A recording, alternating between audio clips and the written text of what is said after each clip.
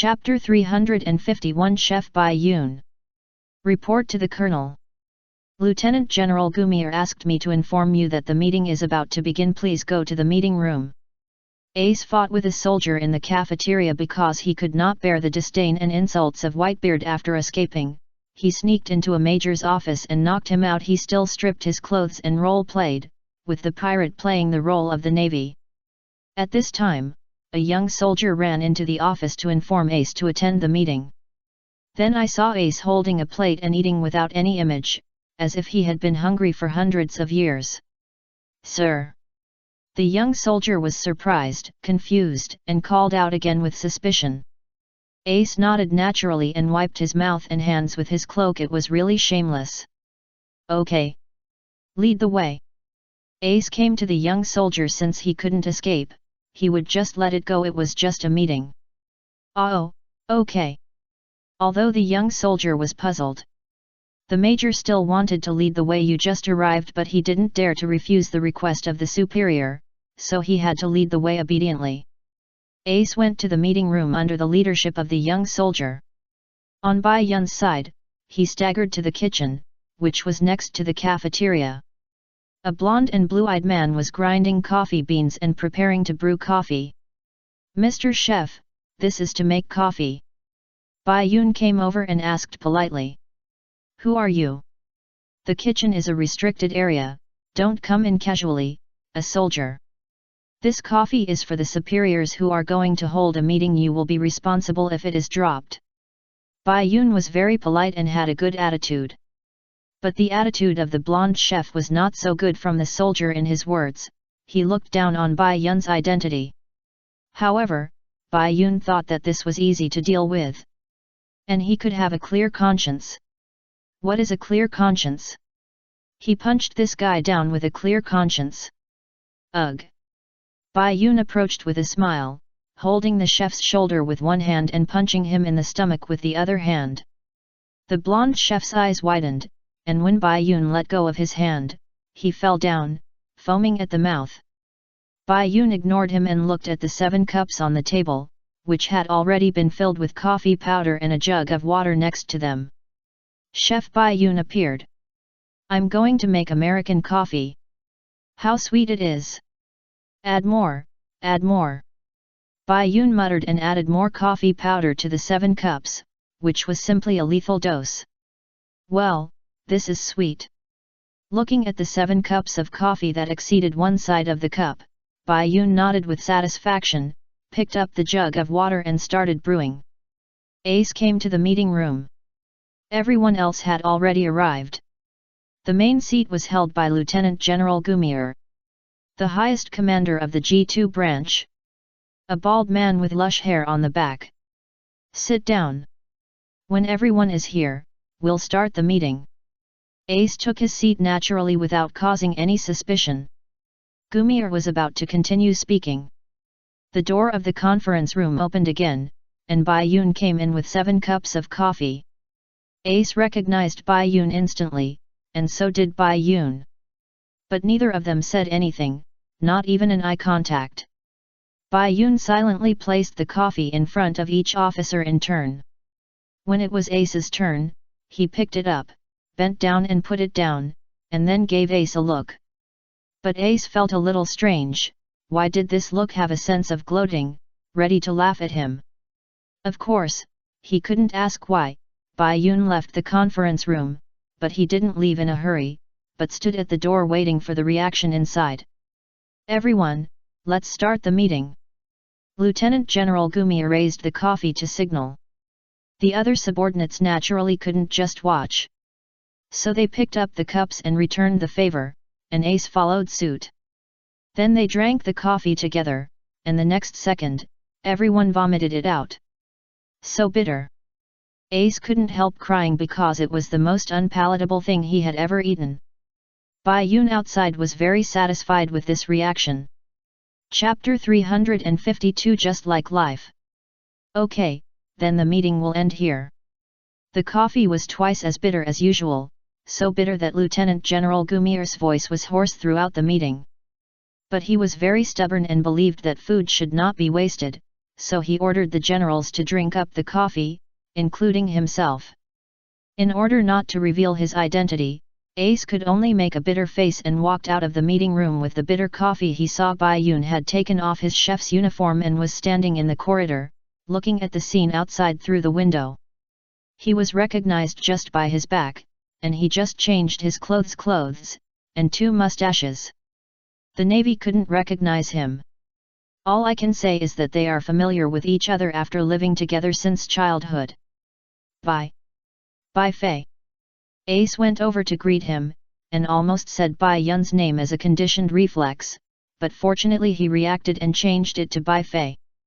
Bai Yun turned around and looked at him, although he complained in his heart, Bai Fei Bai Yun plus Luffy, right? But his expression naturally accepted the name. What's wrong, Major Abo? Abo. Ace repeated in his heart, Ace plus Sabo, right? Nothing, can't we chat? Ace sat on the windowsill with the cup of coffee in his hand. Bai Yun saw this and smiled, is it delicious? Combining these 3 words with Bai Yun's gloating look before, Ace came to the conclusion that the scheming frog kept touching his belly.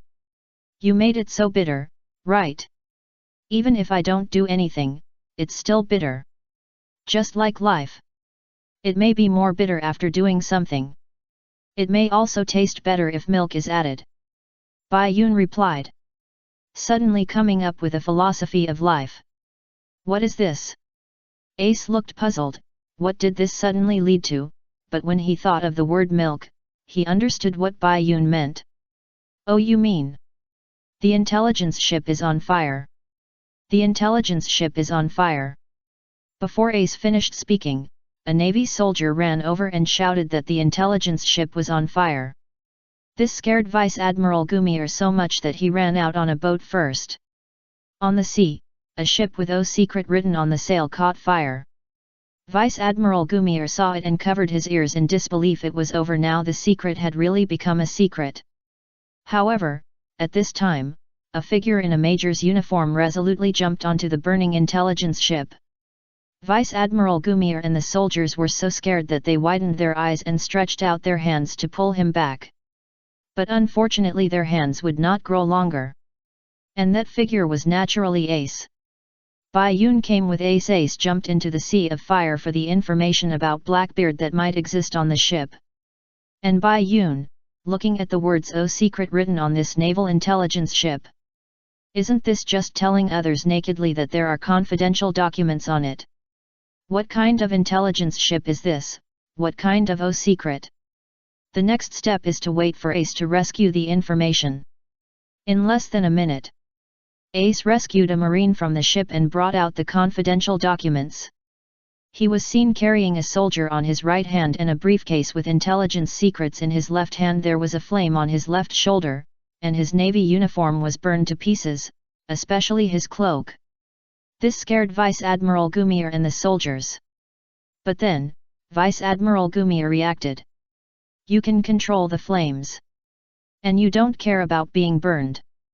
You are the captain of the 2nd Division of the Whitebeard Pirates who ate the flame fruit Fire Fist Ace. Vice Admiral Gumier said his guess. What? Bai Yun, who was supposed to cooperate with the performance, performed the most vigorously, but a little too much.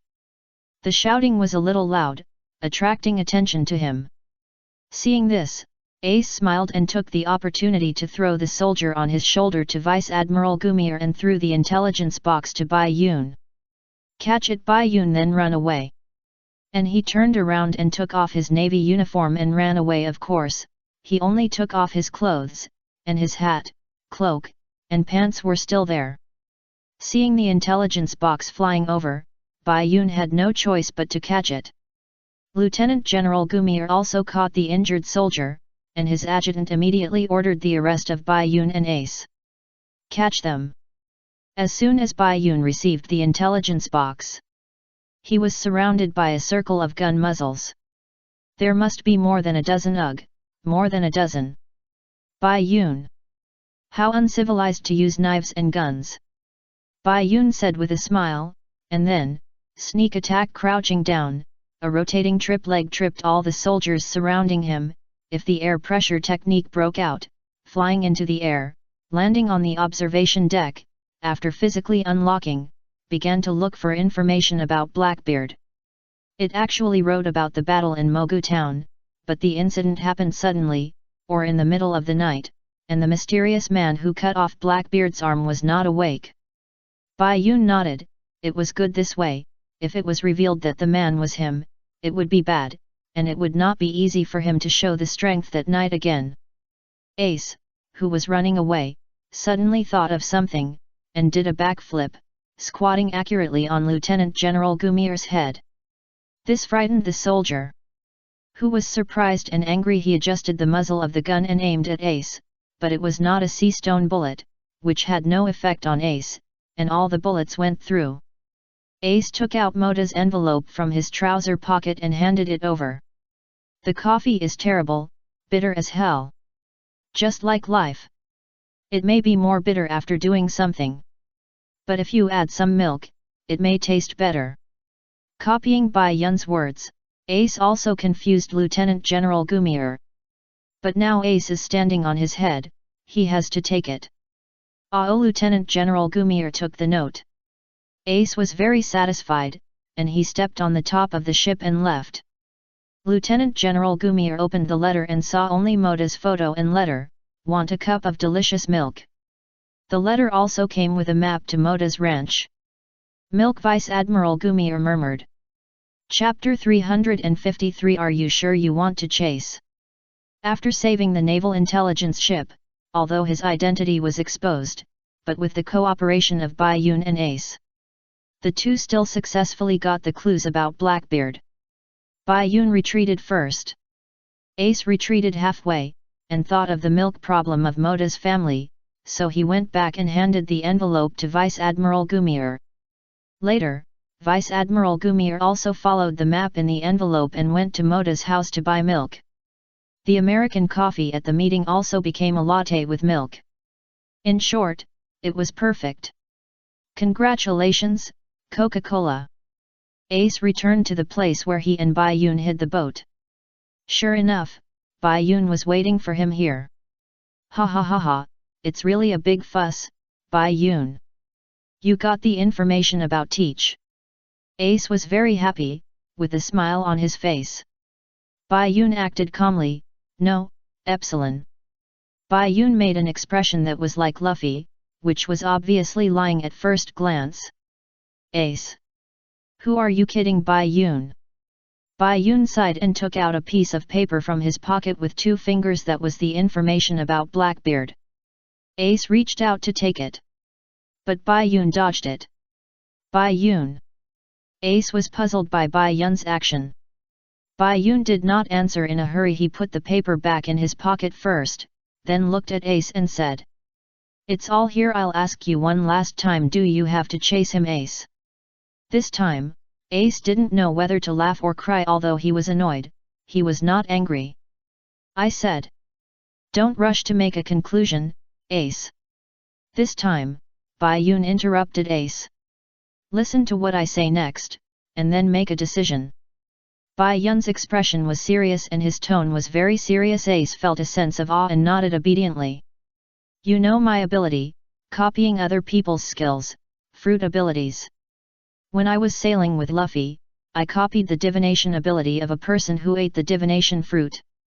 So I tried to predict the future of our 4 brothers. For some reason, the future of Luffy, Sabo, and me is foggy and we can only see a few fragments. But you, Ace. I can see your future clearly. The consequence of you continuing to pursue Blackbeard is the collapse of the entire Whitebeard pirates. You die, and Uncle Whitebeard also dies." Bai Yun told Ace the results of the war on the top that he knew, combined with divination, and changed his statement. Ace knew Bai Yun's character, he would not joke about such things. So, his expression now did have a little more disbelief. He also didn't believe that Blackbeard had such a great ability. How could it be? No Teach can't have such a great ability. Bai Yun guessed that Ace would say this. Blackbeard didn't. But the Navy did. What do you mean? Ace was puzzled. What does this have to do with the Navy? Blackbeard handed you over to the Navy in exchange for the identity of Shishibukai because of your identity. The Navy was going to execute you in Marineford. Uncle Whitebeard led the entire Whitebeard pirates to rescue you. The opponent is the entire Navy headquarters. The result is just as I said. Uncle Whitebeard is indeed strong and one of the tops in the world today, but the opponent is the entire Navy headquarters. Bai Yun continued to tell Ace in detail about the top war that would have happened in the original historical trajectory. Ace was confused, his eyes were full of helplessness. Bai Yun would not lie to him. Is this true? It was really because of him that the entire Whitebeard pirates were destroyed and his father was killed.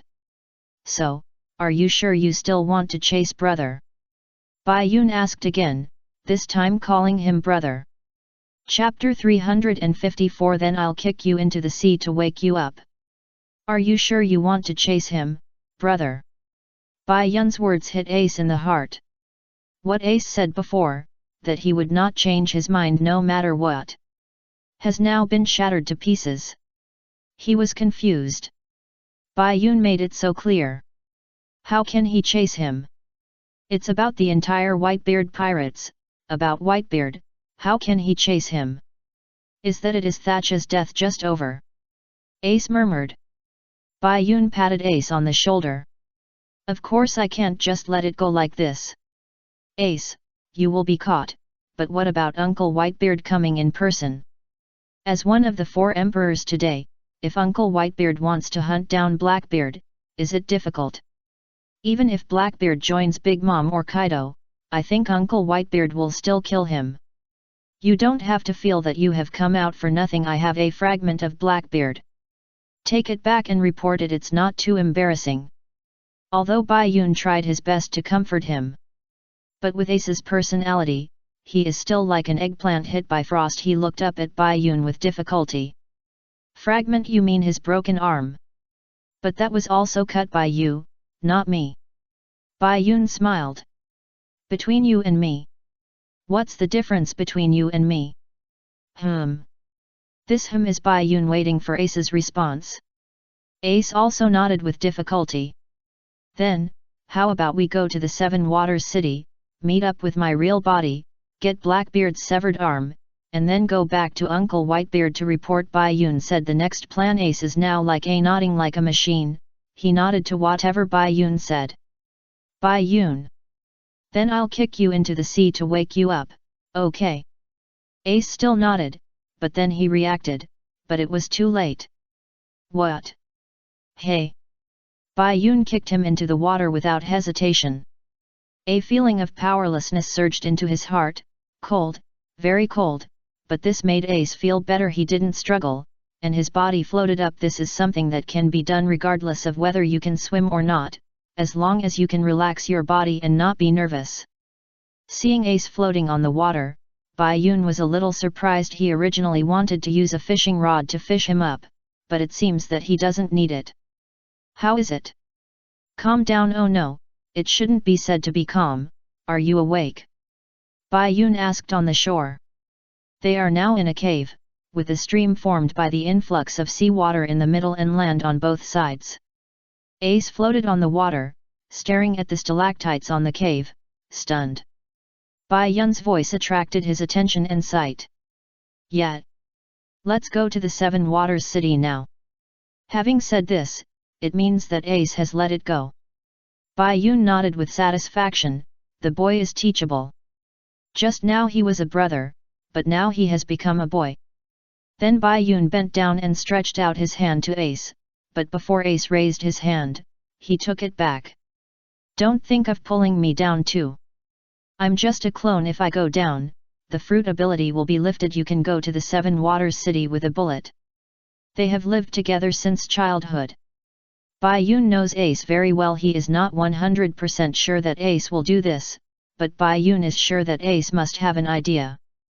Ace was stunned for a moment after hearing this. And then laughed out loud. Ha ha ha ha, goo.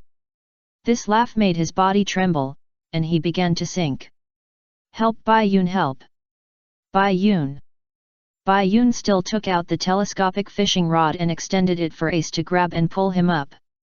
If he used his hands, he was afraid that he would be pulled down. Chapter 355, Perfect Pass of Sky Island Dungeon.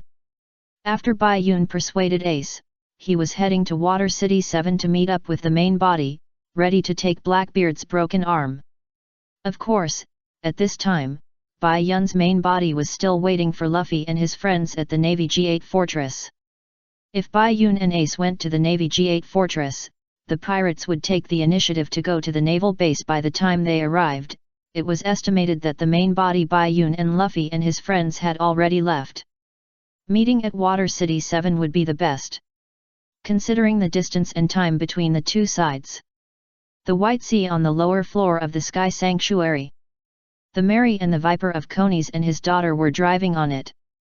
Luffy and his friends were leaving, and Bai Yun had already left in advance. There was no chance to take revenge on the gatekeeper Amazon Granny, such as stealing all the money she collected, but forget it, why bother with an old lady? The other party didn't do anything wrong except not explaining it clearly. On the Mary, looking at the gold piled on the deck, Luffy and his friends are already looking forward to a big shopping spree.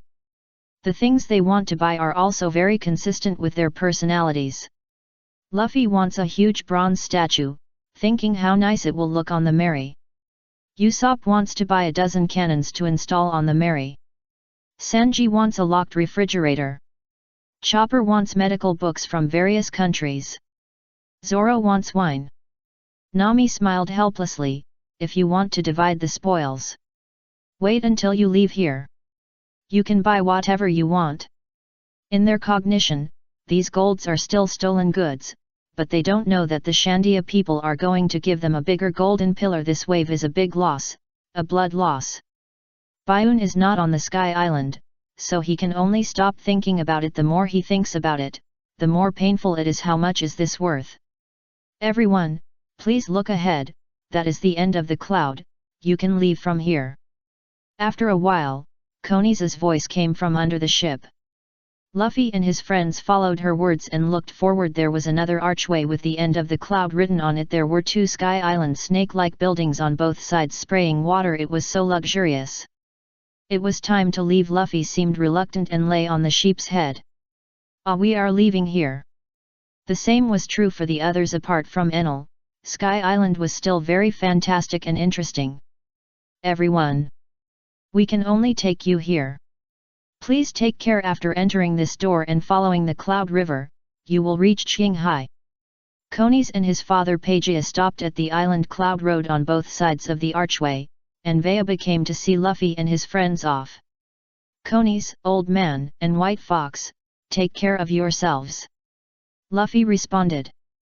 Then please put down the sails and hold on to the hull. Pagia reminded. Nami quickly asked Luffy and his friends to do as Pagia said, and to put the gold in the cabin. At this time, Luffy and his friends rushed back from Mogu Town with the little Southbird, shouting.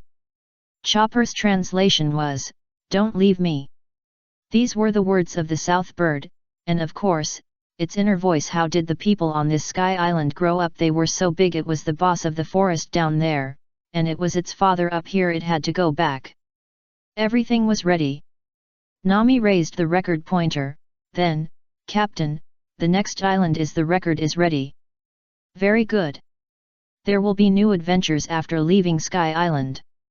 Then, brothers, we will meet Qinghai.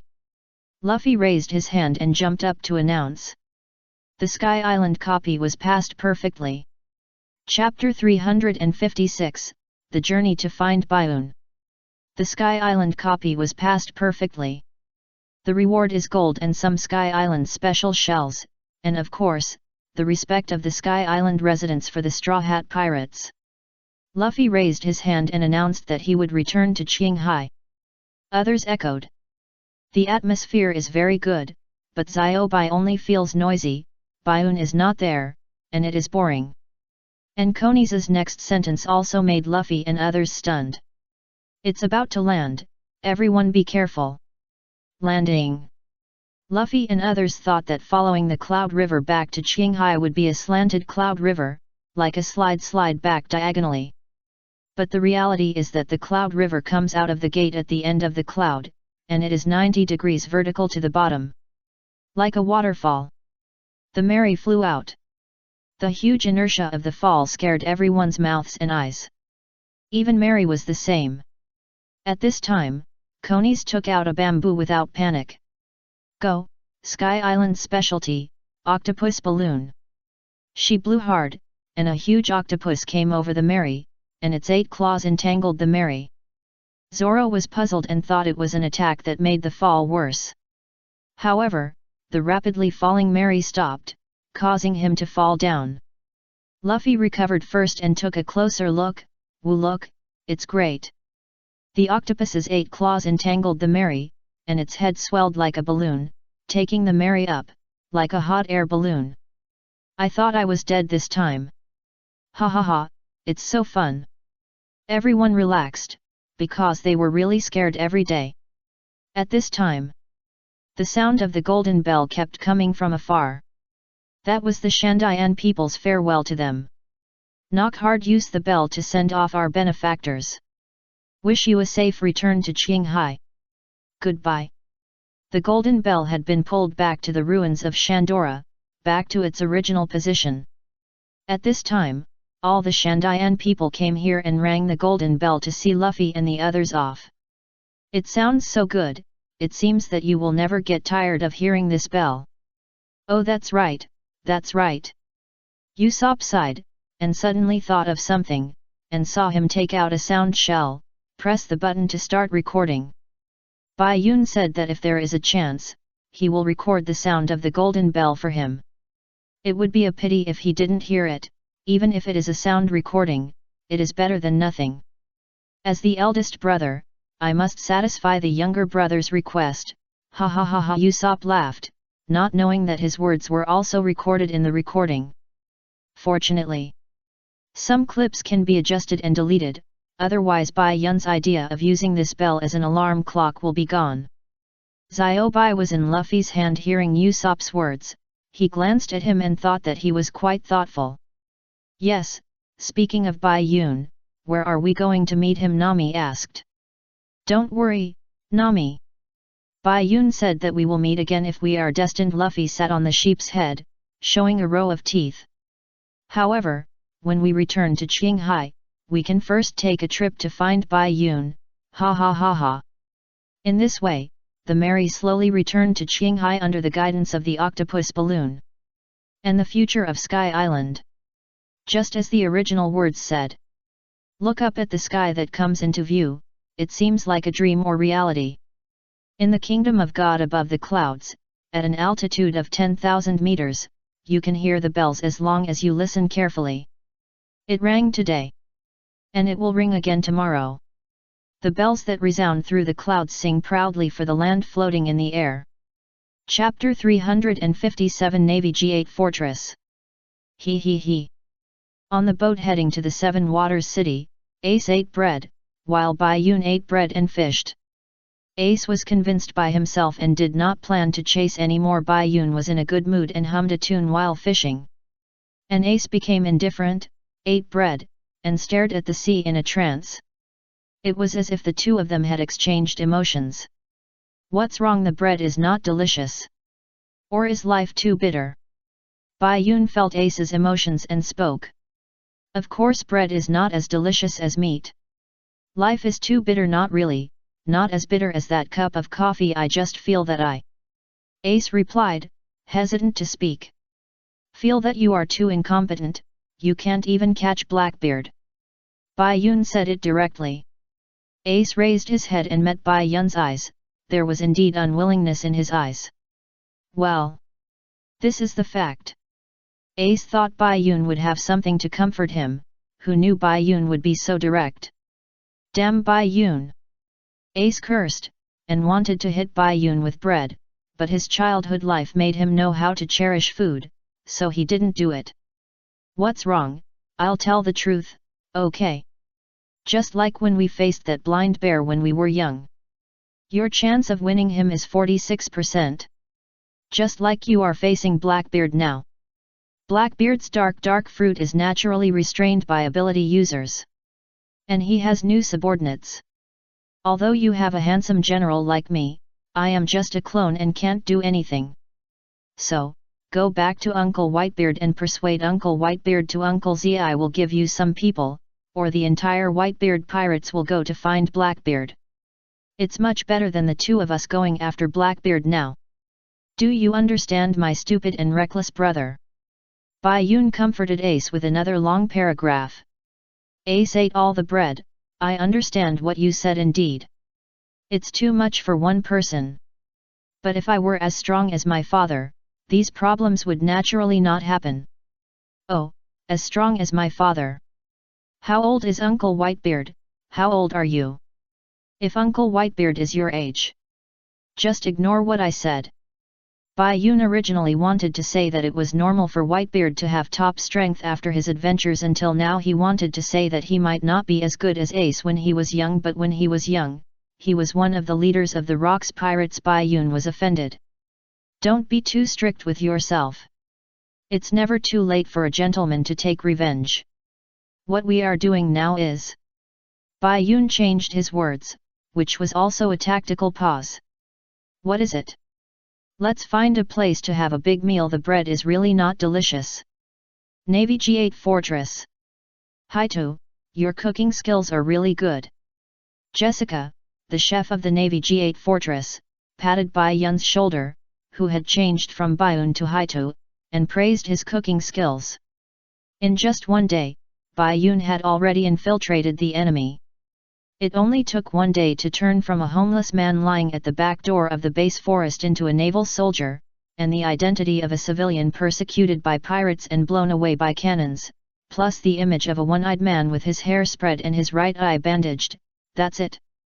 Ms. Jessica, you are complimenting me. These are all I can do. Thank you for taking me in.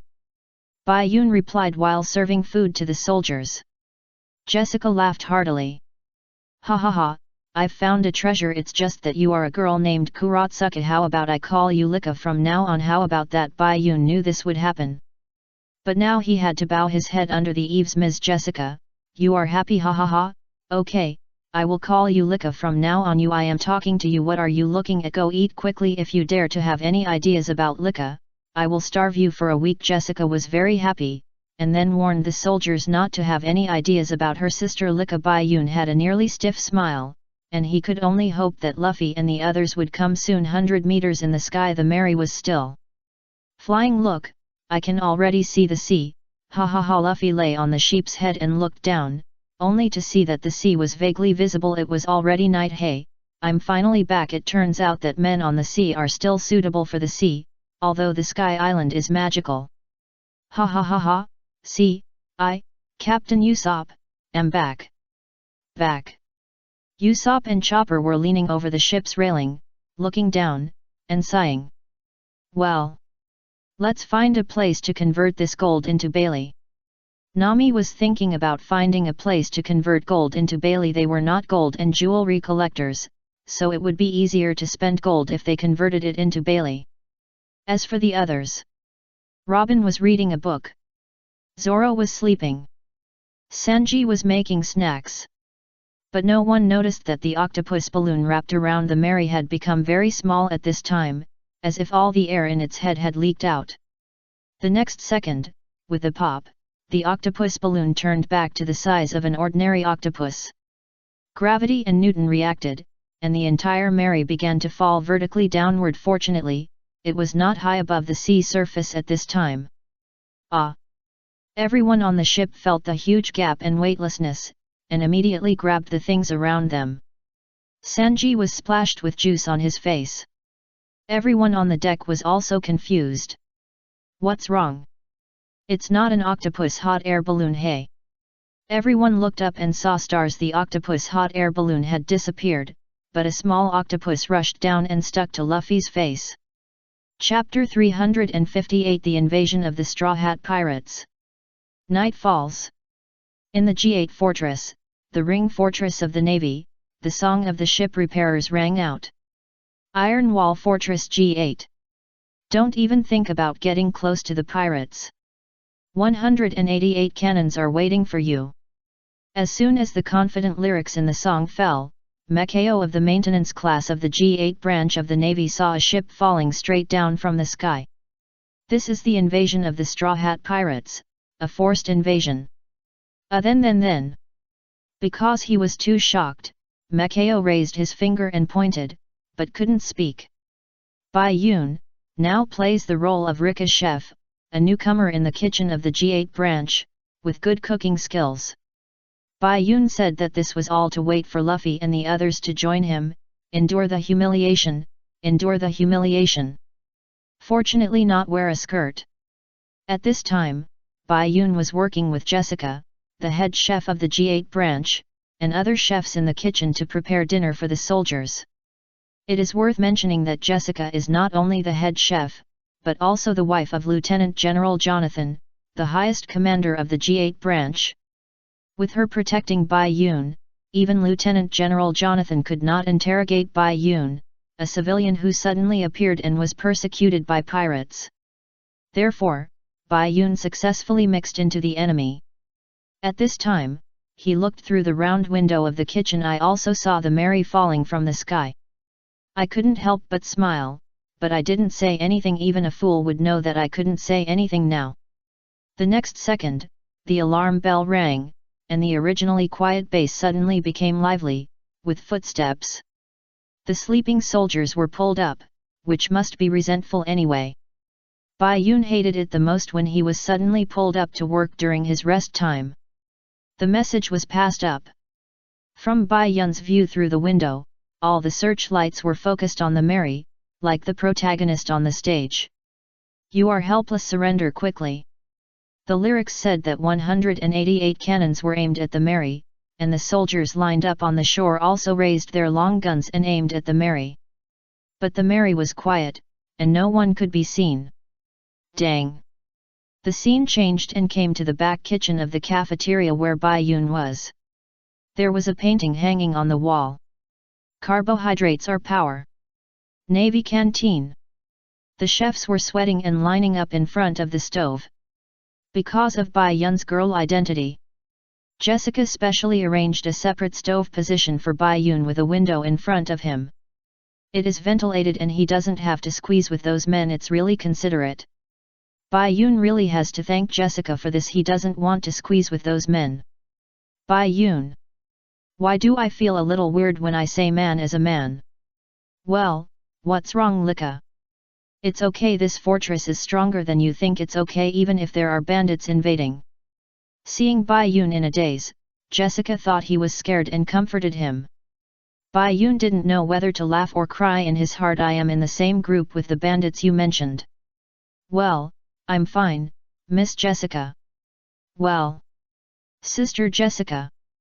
Jessica asked Bai Yun to call her sister. What could Bai Yun do? He could only bear the humiliation. Jessica smiled, very satisfied, scooped a spoonful of Bai Yun's soup with the spoon in her hand, tasted it, and was even more satisfied. At this time, most of the male chefs behind her were talking in a low voice. Jessica's eyes condensed, and she splashed the remaining soup in the spoon over. Accurately hit the two chefs who were chatting. Chapter 359 Ghost Ship. Navy G8 Fortress. Outside, the invasion of the Straw Hat Pirates was treated in a mighty manner. After all, Luffy is also a man with a bounty of 100 million. But what they don't know is that the long-haired Bai Yun, the second in command of the Straw Hat Pirates with a bounty of 80 million Baileys, is in the kitchen of their fortress, cooking dinner for them. Jessica spoke softly to Bai Yun. It was not the same for the two chefs who were chatting. First, a mouthful of hot soup was thrown over, hitting the two people's faces accurately. There is no time to chat now. No matter what happens outside. In a while, the soldiers on duty will rush in. What we have to do now is to prepare their meals. The rest is none of our business. The two chefs covered their faces and admitted their mistakes, but they were still puzzled. But, the noise just now. At this time, a male chef who should have been here for a long time also spoke up. Haha, don't worry. If this fortress is breached, then the world will be over. Said confidently. Bai Yun listened to it and said that he would just listen. The Navy headquarters base did not dare to guarantee this. In the absence of the sea tower stone wall, Whitebeard came over and shook it with a punch, and this G8 iron wall could not be blocked. But Sister Jessica got angry. The man continued, he shouldn't have said it, facing his crime against the wind. Jessica picked up the frying pan and turned into Red Wolf and gave him a frying pan. I told you not to chat, but you still said so. Hurry up and cook. Bai Yun smiled as he watched all this and walked forward and said, Sister Jessica, don't be angry. Even if you are angry, you really shouldn't throw soup on them. When Bai Yun said this, he was like an angel in the eyes of the two chefs, but Bai Yun's next sentence was, what a waste of soup. So ruthless. The two chefs were so shocked that the screen turned grey. And Jessica listened to Bai Yun. Ha ha ha, Lika, you are right. Such delicious soup should not be wasted. And you, hurry up and cook. Yes. Navy G8 Branch Commander, Navy Vice Admiral Jonathan. For this branch Vice Admiral, although he rarely appears in the plot, Bai Yun still has a deep impression of him. Flexible mind, good at strategy. If it weren't for him, it wouldn't be so difficult for Luffy and his friends to leave the G8 fortress. Moreover, he and Admiral Akainu have been friends for many years. Knock knock. Sir. Bai Yun came to the door of Jonathan's office with a lunch box. The door was not closed, but he still knocked on the door to signal.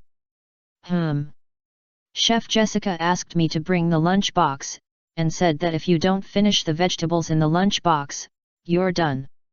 Ah, Jessica's loving vegetable lunch box. Okay, bring it in. Jonathan replied. At this time, in his office, there was also Major G8 of the Navy branch, Drake. Not the supernova dinosaur Drake, but just the same name. Drake was obviously here to report the invasion of the Straw Hat Pirates. And also complained that Jonathan was always not in the office at important moments. But he didn't know that Jonathan ran out to fish and happened to see the Mary falling from the sky. At this time, another soldier came to report that they were gathering the first to witness the Mary falling from the sky. The conclusion drawn by the G8 branch maintenance team of the army. That's a ghost ship. Chapter 360. You'd better hide. That's a ghost ship. This is the news brought by the soldiers after the interrogation of the first witness of the Mary falling from the sky by the G8 branch maintenance team of the Navy. Ghost ship. Bai Yun was still there at this time, and he was trying his best to perform with the performance, repeating the three words ghost ship in a fearful and terrified tone. Don't worry, Miss Lika, that is definitely not a ghost ship, it is the ship of the Straw Hat Pirates, I can guarantee it. Drake assured Bai Yun, swearing. Bai Yun didn't know what to do. How could I not know that it was the Mary? Moreover, as a girl persecuted by pirates, do you think it is better to think that it is a pirate ship or a ghost ship? Is that so? Then, Major Drake, please be careful when you search. Bai Yun bowed slightly and left the office. Drake suddenly felt like something was stabbing his heart. Its heartbeat can't avoid the bad look. Bai Yun, you'd better hide, please. Jonathan glanced at the vegetable lunch on the table, then looked at Drake. Ah, Drake. Ah yes, Vice Admiral, you say. Let's go search this ghost ship first. When disaster strikes, everyone flies. Luffy and the others fell from the sky and dispersed in this G8 fortress. Now it's time for everyone to rely on their strength. Chopper landed in the forest, still using the same perfect hiding method as before, hiding behind a tree. Just then a searchlight came on. Fortunately, after these days of adventure, Chopper was no longer a stupid fool. He turned around and ran without being illuminated. What is that? Sanji also landed in the forest, but on the left of Chopper. It's really a great place. Sanji squatted on the tree, looking at the surrounded Mary in front and the patrol soldiers passing under him, and couldn't help but sigh. And suddenly a bullet was shot, but fortunately Sanji reacted quickly and dodged it by tilting his head. What are you doing? Just now I seem to see a fire on the tree. You must have seen it wrong. The two soldiers talked, there was always one smart and one idiot. The two left. Sanji's figure appeared from behind the tree trunk, and his hand pressed the cigarette on the tree trunk and rubbed it. The fire that a soldier saw just now was the cigarette in his mouth. Really, it makes me feel uneasy even when I smoke a cigarette. Nami and Zoro both landed on the sea. I saw a green algae head floating on the sea, and a warship came over, scaring the green algae head to sink again. Swim to the shore. Zoro took off his shirt and wrung it dry, looking around. Next, where should I go? Nami had Viva, and rode Viva quickly to the sorghum field on the shore. Luckily I have Viva. At this time, a soldier happened to pass by, and Nami immediately lay down in the sorghum field with Viva. The soldier passed by and did not find her. Nami hid Viva in the sorghum field and then climbed up the hillside, just opposite Zoro. Unfortunately, it was dark and the distance was too far, so she did not see the other party. It is because of the tight security, we have to escape from here quickly. Looking at the base in the middle and the Mary on the sea, Nami only felt that the situation was a bit urgent. They were like a sheep walking into a tiger's mouth. Luffy was alone. He just happened to land at the back door of the base. He was the only one in the base at the moment. This might be the treatment of the protagonist's halo. However, the four identical doors in front of him made his brain CPU unable to react. Chapter 361 Role-Playing. Luffy and others fell from the sky. Only Luffy's protagonist halo was the brightest. He landed on the base, at the four back doors of the base. Hey! Luffy took a deep breath and glared at people with his nostrils, but his main purpose was to choose which door to enter by smelling the aroma of food. What a pity! I didn't smell anything. It would be great if Chopper was here. He could use his nose to help me smell it. Goo goo goo goo. I'm so hungry. As we all know, when Luffy is hungry, his combat power is reduced by half. The remaining Usopp and Robin, they just happened to fall together. I'm so worried I can't get close to the Mary now. Usopp looked at the Mary surrounded by warships on the sea with a worried look on his face. Robin took 2 steps forward and crossed his hands. Ears bloom. The Mary stretched out arms one after another. And the front arm had an ear on its palm. On the 100 uses of the flower fruit.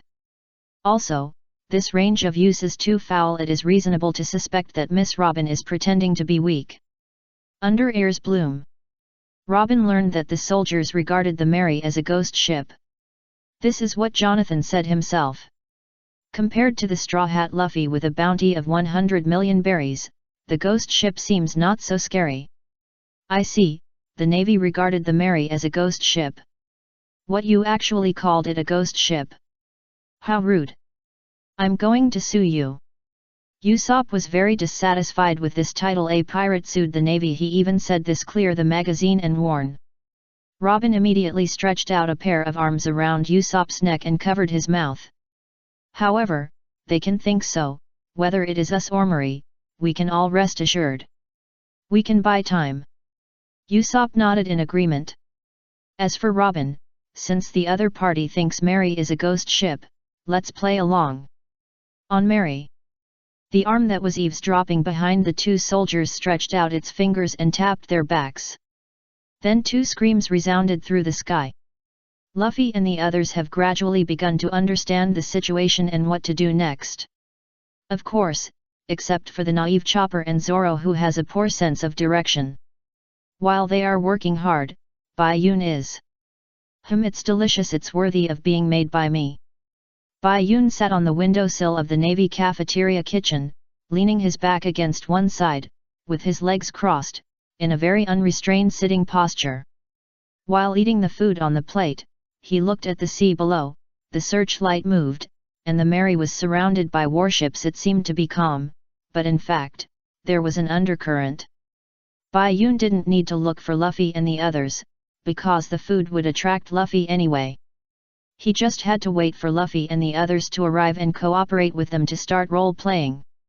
Lika. Jessica pushed open the door of the kitchen. She seemed to be in a bad mood.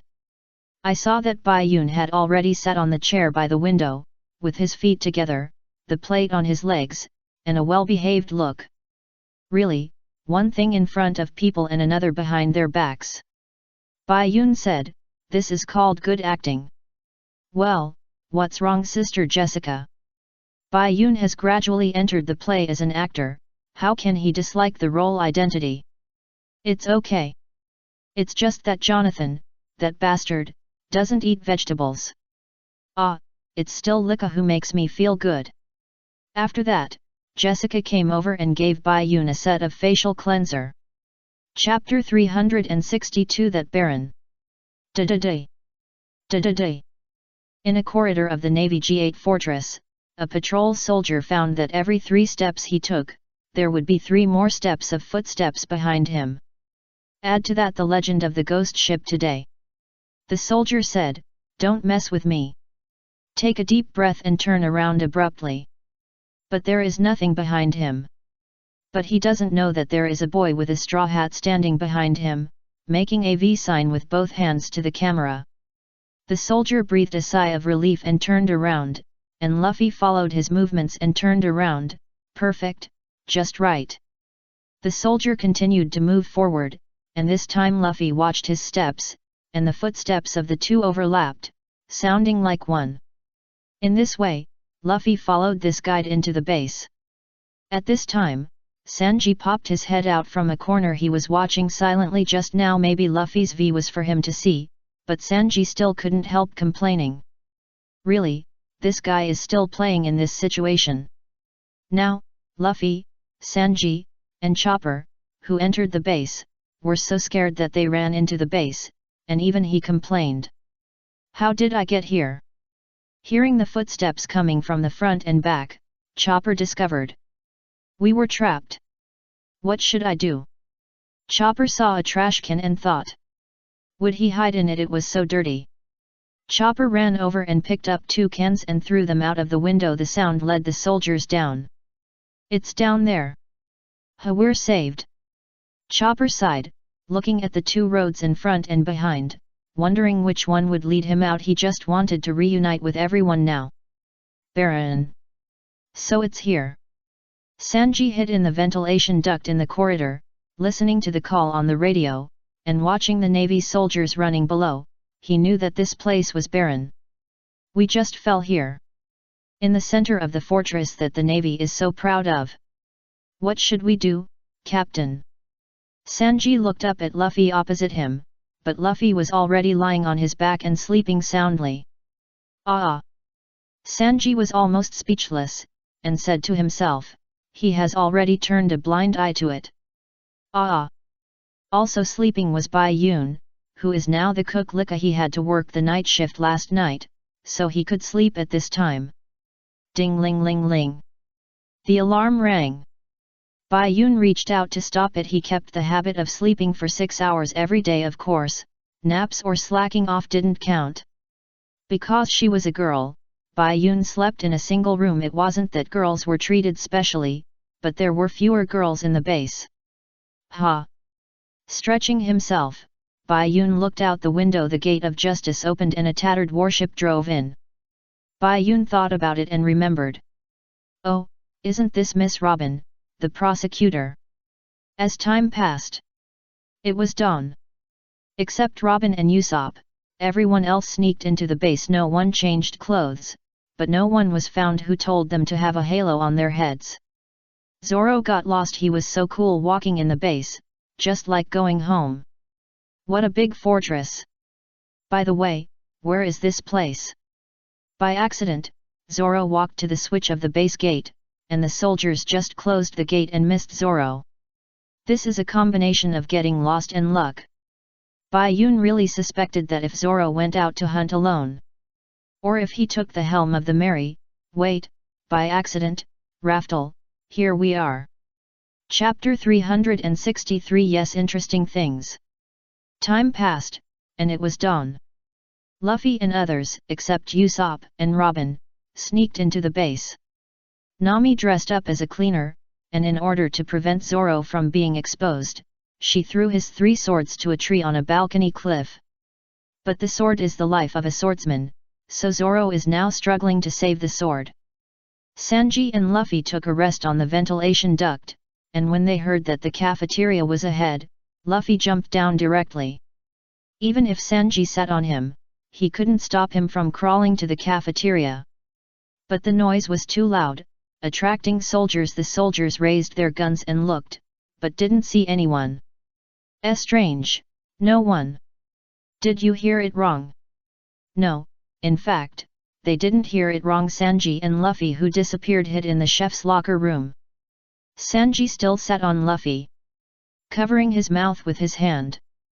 You are really noisy. Luffy mumbled and didn't know what to say. At this time, they both sensed that there was someone in the locker room. The two turned their heads immediately. They only saw a back figure, with a naked upper body, long black hair that looked very soft, and a slender waist that seemed to be enough to be embraced by one hand. Sanji's eyes turned into hearts in an instant, and he turned around and put his hands on his chest and bowed slightly. This beautiful lady, we. However, when this beautiful lady turned around, Sanji was hit hard. What's wrong with you, Sanji? The front is flat, and men are not flat, unless they have trained their chest muscles. Bai Yun. This beautiful lady is Bai Yun. Even though Bai Yun is now wearing a Navy chef uniform, his hair is not tied up, and one eye is still bandaged. Luffy recognized him as Bai Yun at a glance, and so is Sanji. So now he is petrified. Bai Yun responded with a smile and replied while putting on his clothes. It's me. Dang. After a while, Sanji and Luffy also put on the Navy chef uniforms. Well, perfect disguise. Bai Yun looked at him, not knowing whether he was complaining. Let's go to the kitchen. I think you should be hungry. Bai Yun said. Yes, I want to eat. Luffy replied. Sanji has almost recovered from the shock brought by Bai Yun just now. Although there is a disguise, it would be too rash to go in directly like this. Wait and... No, your identity is reasonable. Bai Yun replied, and then opened the door of the locker room and walked out. Sanji and Luffy followed. At this time, a soldier walked over. He saw Bai Yun and the 2 men behind him. Ms. Li Lika. This is... Bai Yun smiled back. Why, can't we do something interesting in there? The young soldier's face flushed when he heard this. Just kidding. They are new here and don't know where the locker room is. So I brought them here. Bai Yun explained. That's it. The soldier scratched the back of his head and replied. Okay, let's go eat. You have to eat well to have a good physique to catch pirates. Food is power, you know. Bai Yun smiled and instructed. The soldier's body straightened. Got it. Then he ran to the cafeteria immediately. Looking at the soldier's back, Sanji complained in his heart. I'm really being manipulated. Then he looked at Bai Yun. Also, how far have you gotten in this, Miss Lika? Chapter 364. 2 very interesting gentlemen. Then time passed, and the Straw Hat Pirates gradually mixed into the enemy. Now, Nami, Bai Yun, Luffy and Sanji have different roles. Nami became a cleaner. Bai Yun, Luffy and Sanji became chefs. 2 real chefs, and a chef who can be considered a chef, take a super foodie on an adventure in the Navy cafeteria. Well, it's very interesting. Looking at the back of the young soldier who was fooled by Bai Yun, Sanji couldn't help but complain in his heart. Bai Yun, what kind of status have you achieved here? And Sister Lika? Hey, Bai Yun, what do you mean by saying that our identities are reasonable? Sanji asked in a low voice. Call me Lika, understand, chef? Bai Yun crossed his arms and smiled. Sanji, you are really into the role. And just when Sanji wanted to change the name and continue asking. Meet the smell of meat. Luffy's brand smoke machine turned on, and the smell of meat was directly hooked. Sanji immediately grabbed him, laughing to death, and couldn't stop him at all. Don't you know what patience is? I only know what it means to eat meat as you like. Luffy drooled and replied, flying down 3,000 feet. Bai Yun smiled and shook his head slightly, and walked over. Luffy is like this. Okay, I said, your identities are reasonable, just cooperate with my performance. After that, Bai Yun put his hands on the door and pushed it open. Dang dang, a sound effect. The intrusion of the three people also attracted many eyes. Miss Lika. Are these two the so-called Merry brothers? A chef spoke up. Bai Yun knew him, his name was Luffy. Merry. Hello. Luffy was puzzled, but still stretched out his hand politely said, in his cognition, chefs are very good people, and music festivals are very interesting people. Yes, they couldn't find the kitchen, and they happened to meet me, so I brought them here. Two very interesting gentlemen. Bai Yun knew that Luffy and Sanji would be mistaken for chefs from the Marijoa Navy headquarters, so he told Sanji and Luffy at the beginning that your identities were very reasonable. As for the last sentence, two very interesting gentlemen, it was just to add fuel to the fire. It seems to be very useful. Originally, because the original Mari brothers said that the chefs of these branches were poor and remote and didn't know how to cook. These chefs hated him. Now he just came and wanted to hook up with the cooks who were finally added, except for Sister Jessica. How can I bear this? Uncle can't bear it. I saw that Luffy and the others all had flames in their eyes, as if they wanted to devour Sanji and Luffy. You are the annoying chefs from Marijoa. You dare to say that just after you arrive, Miss Lika, you really don't take us seriously. Luffy didn't appreciate Luffy's friendly greeting. Hey! Luffy was confused. Chef, I'm not, I just came here to eat a lot. How dare you call us chefs from a remote area? You can only cook randomly.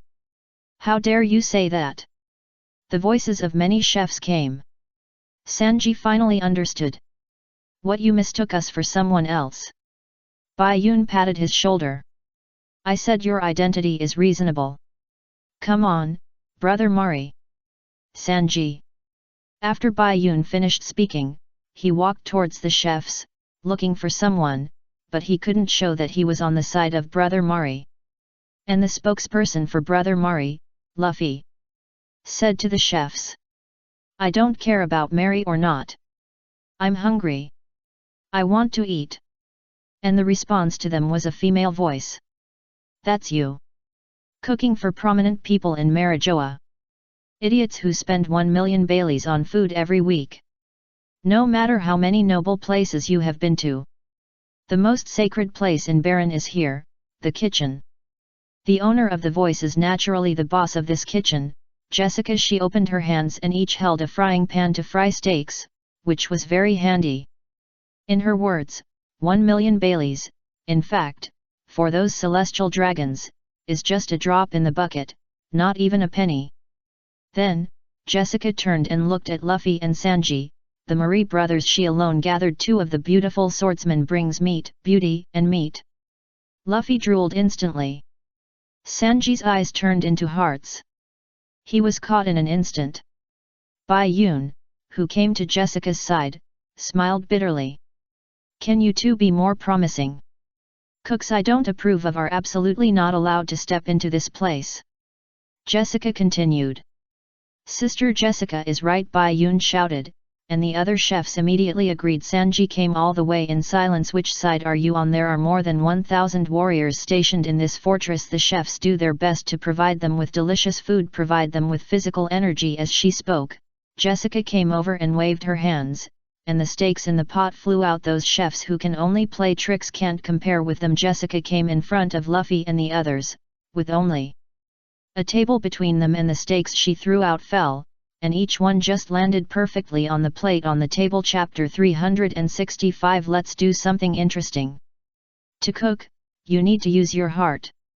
Instead of just saying that others are chefs from remote areas to show off your superiority. Continuing from the preface, Jessica came to Sanji and Luffy. Waved her hand and a dozen plates of steaks were served, showing off her power. Luffy looked at the steaks. Wow, are they for me? As for Sanji's reaction, he probably only admired the old man's F in his cooking. Unhurriedly, Sanji took out a cigarette, lit it, and exhaled the smoke. So, are you teaching me how to cook? There was a sense of, you are teaching me how to do things, and the words contained either confidence or blandness, because he knew that he would not lose in cooking. I don't have the ability or intention to do that. I just want to tell you, don't look down on any chef. No matter who you are, it has nothing to do with this place. However, if you don't have the skills to show off, you will only cause trouble to others. Put it bluntly. If you can't get my approval, you can't even think about being a chef in this baron. While Jessica was talking, Sanji raised his head proudly. He had the qualifications to do so, of course. Bai Yun guessed that he might also be suppressing his lust for Jessica. Although Sanji was very lustful, cooking was still half a step higher than women, only half a step, but it was also a lot. I see, it sounds quite interesting, ma'am. Dang dang dang. The sound of cutting vegetables continued to ring. The mall is like a battlefield, this is what businessmen say. The kitchen is like a battlefield, this is what chefs say. Jessica's words are easy to understand. Naturally, it is a cooking competition. Even the soldiers in the cafeteria hall crowded in front of the food window watching the battle inside. But the chefs of Baron kept working, but Sanji didn't move. We must win this cooking competition.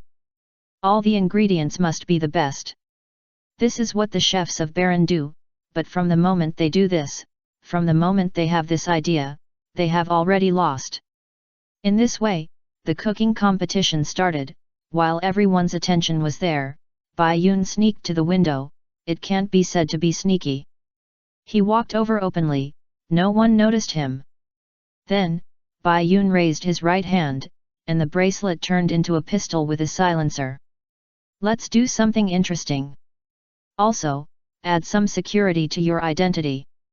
Bai Yun smiled and talked to himself, pulled the trigger, and the bullet flew out. Perfect. The bullet shot out from the kitchen turned into the appearance of Lika in the air. The appearance of the clone depends on the current appearance of the original body. And Bai Yun did not shoot the bullet with his arm straight, but shot it diagonally towards the ground. When the bullet was about to hit the ground, it changed and turned into Lika Baiun. Then Baiun landed perfectly with a 360-degree rotation in the air, looking up with both hands raised, a gymnastics landing posture. His landing was not perfect, but it was not perfect. Well, so where should we go now? Baiun himself said that if he wanted to add some security to his identity, it would naturally be the identity of Lika. So, of course, there can't be two Likas. This is much simpler. Baiun tore off a piece of cloth from his apron and tied his hair up as a simple headband, and then took off the fake gauze bandaging his eyes. Then he is not Lika now, but long-haired Baiun. Chapter 366. It's normal to feel a little pain. The clone Baiun is the real Baiun, but he is a clone. The real Baiun is still Lika in the kitchen. I said this, you understand? Bai Yun knew that he couldn't do anything in the kitchen, so he created a clone to see if there was anything interesting. Moreover, this would also confirm that Lika was a girl persecuted by the navy, killing two birds with one stone. Ah, what's going on with this fortress? The real Merry brothers were still wandering around the base this time. They pushed open a door, and behind the door was a utility room, but they couldn't find the kitchen. When they turned around and wanted to go out, a face suddenly appeared in front of them. And the two were startled. Ah! Hello! The person who came was really the clone Bai Yun, who greeted the two Merry brothers with his iconic smile. Who are you? The Merry brothers were the Merry brothers. As for their names, it didn't matter. The main thing was to know that they were one fat and one thin, so they were called Fatty and Thin. The sentence, "Who are you?" was asked by the fat man. Isn't it obvious? The clone Bai Yun pointed to his chef's uniform and the apron that he had torn off a corner of. The two understood and immediately changed their expressions to mocking. So you are the lousy chef in this lousy fortress. It's true that you live in a poor and remote area. You are wearing a torn apron, aren't you ashamed? Also, why do you have such long hair? You are such a sissy. The fat man and the thin man mocked each other one by one. The previous one didn't matter, but the last one was a landmine. Bai Yun's smiling expression, his lower eyelids trembled slightly, and he didn't respond to the mockery of the two. But said, "Take a deep breath, it's normal to feel a little pain, it will pass in a moment." What? The Merry brothers didn't understand what Bai Yun was talking about, but they only said one word. Then Bai Yun flashed and punched them in the abdomen at the same time. Ugh! The pain came, and the two Merry brothers opened their mouths wide in a second, their bodies flew out like cooked shrimps, with the people flying behind, and the soul and eyeballs chasing in front. They hit the wall with a bang, slid to the ground powerlessly, and could not get up again. What's the noise? There! The soldiers heard the noise and rushed over. Bai Yun was not panicked at all. He retreated to the door and looked at the Merry brothers who fell asleep inside. "I told you, it will be over in a moment." Then he slowly closed the door. The soldiers rushed over from the right at this time. Before they could speak, Bai Yun pointed to the left and said. The pirate ran to the left. His expression, eyes, and tone showed his fear vividly. He was really good at acting. Ah! Oh, chase him, chase him! The leading soldier was stunned, without any doubt at all, and led his men past Bai Yun to chase the pirate who ran to the left. As soon as they passed by, Bai Yun's frightened expression instantly disappeared and was replaced by a smile. He turned around and looked at their backs, praising them. They are all a group of smart people. Then, Bai Yun continued to wander around the base and saw Chopper go to the infirmary, and Nami, who had just become a nurse from a cleaner, happened to be in the crosshairs and was dragged for surgery. Well, there shouldn't be any place where I can help. Bai Yun murmured by the window, but when he lowered his head, he saw a green algae head struggling to save the knife on the balcony below. Chapter 367. Has he always been so arrogant? Hey! Damn, how did Nami throw it? Zoro hung on the balcony, using his fingers to pick up the 3 knives that fell on the tree on the cliff. But after all, it was just a little short. But when he stretched his body down again and finally picked it up, the 3 knives said they were free. It wasted, and they all fell down. Hey! Damn it! Seeing this, Zoro immediately let go and chased after him. The knife was more important than his life. Taking advantage of gravity and Newton's inattention, Zoro ran a distance on the cliff, but when gravity and Newton noticed, they kicked him down directly. 2 gulps. The knife fell into the sea first, and then Zoro also stabbed into it. Jonathan, who had just come out for inspection, saw the whole process of him falling into the sea, so when Zoro came out, he was surrounded, and more than a dozen guns were pointed at him. Hello! Pirate Hunter, Roronoa Zoro! Jonathan said. Zoro naturally looked cold and did not answer. At this time, Jonathan felt someone's gaze shooting at him. He looked up and saw the balcony where Zoro fell at a window a little further up. His clone Bai Yun was waving at him with a smile on his face. Bai Yun! Zoro murmured. He didn't expect Bai Yun to be in the fortress by chance. However, he was not sure whether it was Bai Yun's real body or a clone. Who knew how many clones Bai Yun had left on the Merry? Long-haired Bai Yun. After greeting, Bai Yun shrank back. Jonathan then retracted his gaze and murmured. Has he always been so arrogant? Jonathan asked Zoro. Obviously, he did not get a reply from Zoro. Time passed, and Zoro was arrested. Among the Straw Hat Pirates, only Robin and Usopp did not enter the fortress. After eavesdropping, Robin confirmed again that the Navy knew that the Merry was the ship of their Straw Hat Pirates, not a ghost ship then. Time was urgent because the Navy would start a large-scale search to capture them. Now we need to find an opportunity to leave this fortress. Robin has always been very rational. No, the Mary is a ship more important than my life. I'm going to find it now. Usopp has always cherished the Mary, after all, it is a ship given by the beautiful girl in the village. Looking at his back as he left, Robin reached out and covered her right face, feeling a little helpless. But she had no choice, she couldn't stop Usopp from looking for the Mary, this was her character. Hey! I finally came to this broken place after the storm, no one came to greet me. A naval inspector walked down from the broken warship.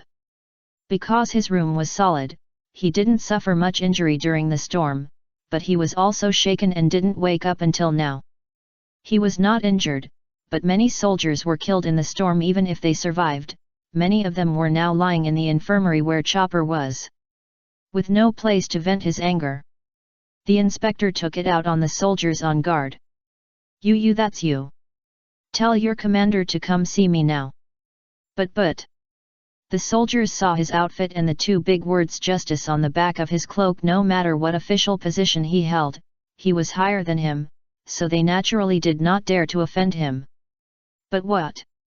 But, it's meal time now, and the commander should be in the cafeteria. Is there any conflict? The inspector was puzzled. Then the soldiers suddenly stood at attention.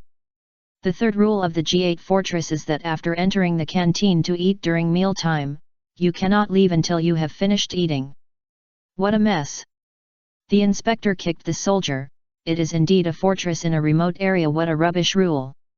While walking and cursing, the inspector left by himself. If nothing unexpected happens, he will have an accident. Day. The inspector walked into an aisle. And his vision immediately darkened. It was also very quiet. He could hear his own footsteps and breathing after his own footsteps. He suddenly noticed that there seemed to be footsteps behind him, so he immediately turned his head to look, but there was no one behind him. Strange. While muttering that it was strange, the inspector turned around, but suddenly a person with hair draped in front of him appeared silently, completely covering his face. In the dark environment, long hair was scattered, standing bent over, not saying a word, and it appeared suddenly. It would be strange if he wasn't scared. Ghost! The inspector shouted and immediately stepped back, and two arms suddenly appeared under his feet, grabbing his feet and pulling him forward. He lost weight and fell backwards with a bang. He fell straight back, and his back head fought against the floor. His back head lost, and he foamed at the mouth and fainted. Robin came from behind, controlled his arms to take out the inspector's ID card, and said as he looked at it, "How long are you going to pretend? Little brother Bai Yun. Oh, you recognized me at once. Sister Robin still loves me." Bai Yong used both hands to lift his hair behind his back, revealing his face, and then tied his hair up with a piece of apron rags. He was now dressed in a soldier's clothes. Hee, chuckle, I just didn't expect that Bai Yun was also in this fortress, what a coincidence. After reading the message and memorizing it, Robin put the certificate back into the inspector's pocket with her arms. I cried to death. But the next second, the arms stripped off the inspector's navy uniform. Or, Bai Yun, you just knew that we would just end up in this fortress. Robin smiled and looked at Bai Yun. Bai Yun acted calmly. This is the ability of divination, I have it, so it shouldn't be strange. That's true.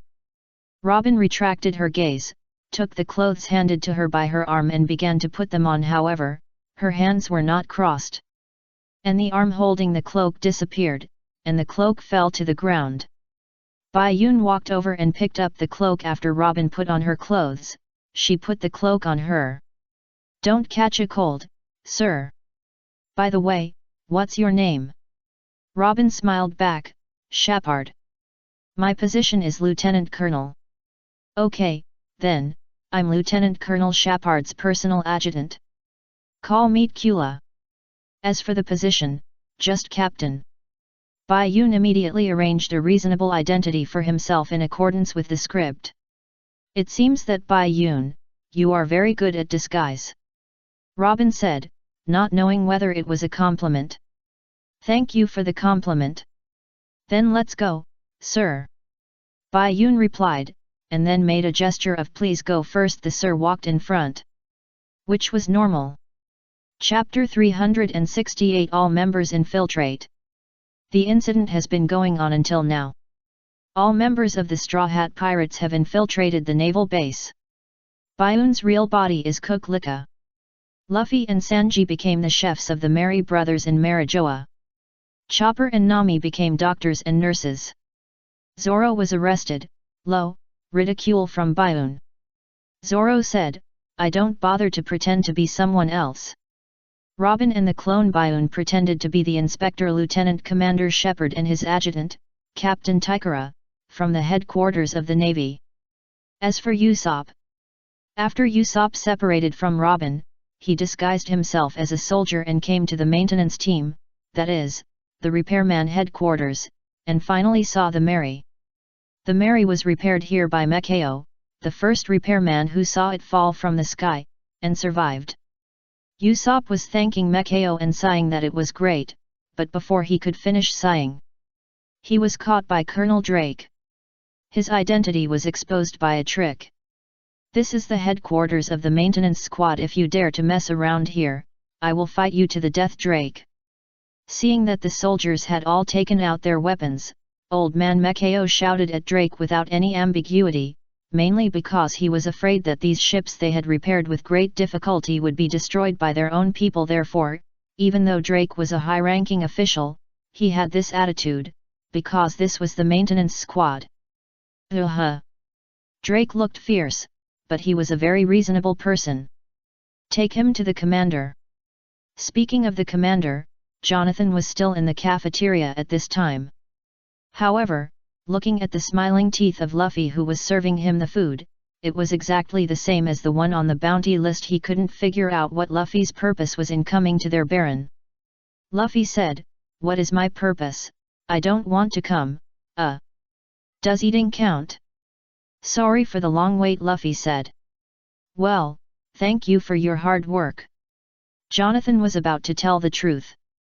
Well, Luffy hummed, and then left. Jonathan picked up a meatball with a fork, put it in his mouth and chewed. His expression became cheerful.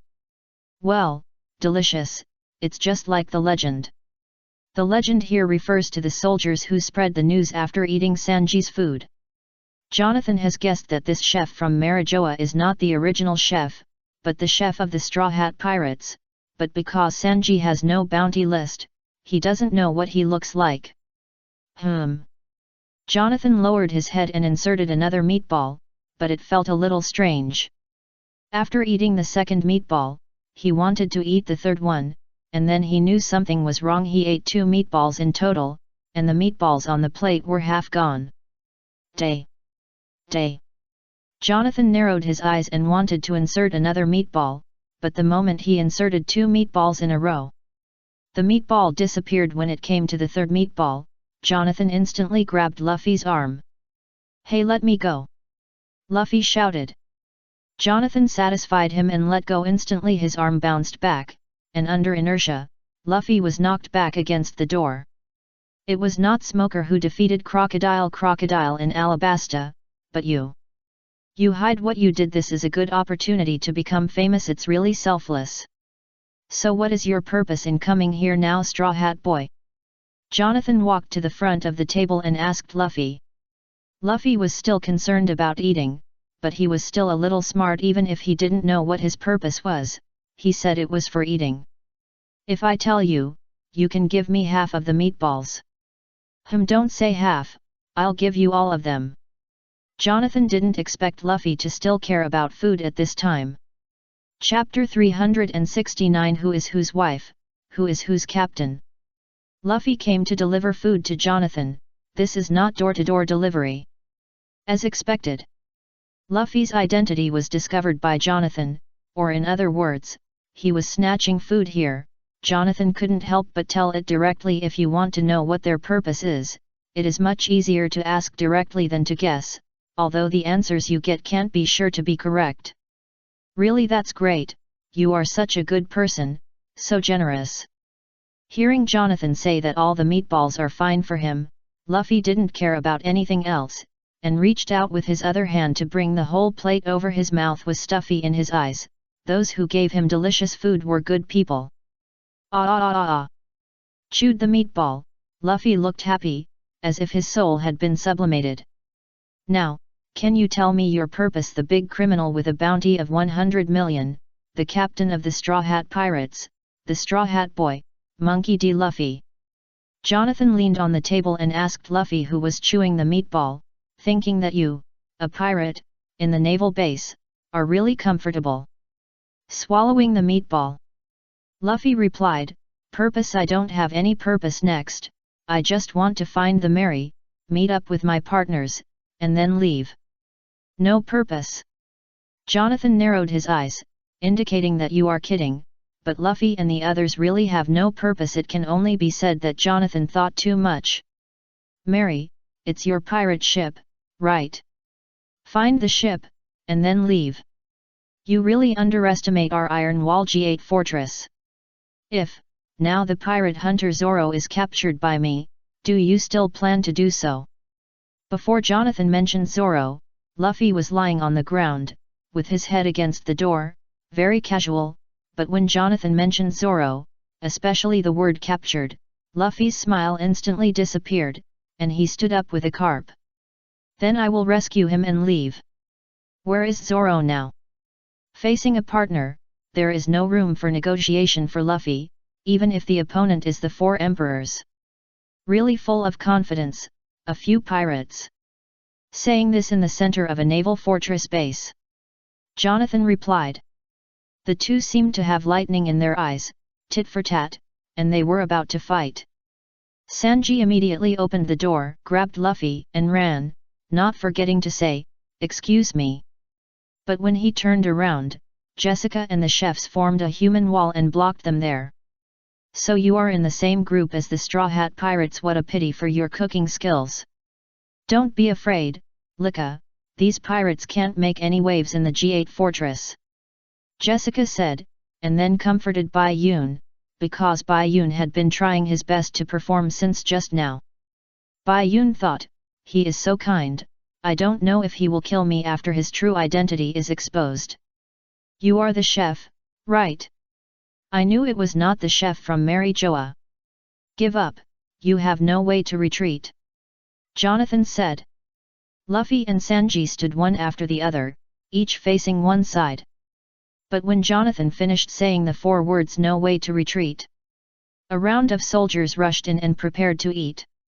Sanji took Luffy and ran against the current in the chaos of the crowd. Sorry, Miss Jessica. Straw Hat Boy. This is what Sanji and Jonathan left behind when they escaped. Really, who is whose wife, who is whose captain? Chapter 370. Very safe.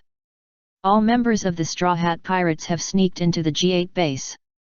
The current situation is that Zoro has been arrested. Usopp was taken to Jonathan's office by Drake. Sanji and Luffy escaped from a group of chefs led by Jonathan and Jessica. No one knows where they are now. Nami and Chopper are still saving people in the infirmary. As for Bai Yun's real body, Cook Lika, it is not time for him to play a role yet. And the clone and Robin swaggered to Jonathan's office. When Jonathan returned to the office from the kitchen, he saw a group of soldiers and Drake holding Usopp inside. It's really working every moment. But Jonathan likes this feeling, for him. A naval commander who likes to compete with pirates. This made him feel better because he was a little upset about Luffy and Sanji's escape. Ah, this man. Report to the commander, this man claims to be a navy, but he can't tell me his position or the unit he belongs to. Combined with the analysis, he is very likely a member of the Straw Hat Pirates. Drake reported. Jonathan walked up to Usopp and asked him. Name, secret. Unit, secret. Why did he go to the dock where the pirate ship was moored, secret? This answer, it's a prank only if he's not a pirate. But Jonathan didn't expose Usopp. He wanted to use Usopp to lure out the others. Take him to prison immediately and torture him severely. Drake suggested. No, wait, Major. I heard that the Lieutenant Colonel Inspector from the headquarters has also arrived at our base. The identity of the inspector is a secret. Every time they carry out a mission, they will observe secretly first. Jonathan replied, and he said this to Usopp obviously. Usopp jumped straight in, and felt that the opportunity to escape had come. The show begins. He. That's right, I am the Lieutenant Colonel Inspector from the headquarters. Why don't you let me go? Usopp sneered, and then shouted very powerfully. The soldier who was holding him down immediately let go. Sorry, Lieutenant Colonel. Usopp stood up with a smug smile like the Dragon King, and patted the dust on his knees. Impossible, you look like a lieutenant colonel in the headquarters. Drake was unwilling to admit it. But apart from anything else, the overall image of a real lieutenant colonel inspector is even worse than Usopp. Hey. What do you mean by that? Usopp walked over arrogantly and pressed Drake's chest with his finger. He was so arrogant, and he was completely different from the timid one. Just know it's completely different. A small branch major, are you doubting me, your superior, the headquarter lieutenant colonel? Usopp said confidently, with overwhelming momentum. As if it was true the two actors in the Straw Hat Pirates were him and Bai Yun. Drake doubted himself for a moment. Is this guy so confident for real? And Jonathan wanted Usopp to pretend so as to attract other people, but at this time, a soldier rushed in and saluted. Report to the commander, the inspector from the headquarters, Lieutenant Colonel Shepard and his adjutant, Captain Taikula, are here. Usopp's momentum was instantly lost. I didn't expect the real one to come. Drake immediately grabbed the back of his collar. You kid is really fake. See how I deal with you. Where is the arrogant momentum just now? It's over. It's over. Usopp lowered his head again. But suddenly he heard a familiar voice. Hello, Commander Jonathan.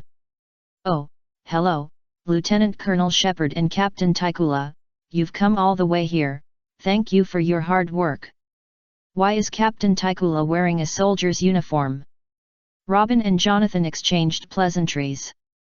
Usopp also looked up at this time, only to see Robin and Bai Yun in military uniforms.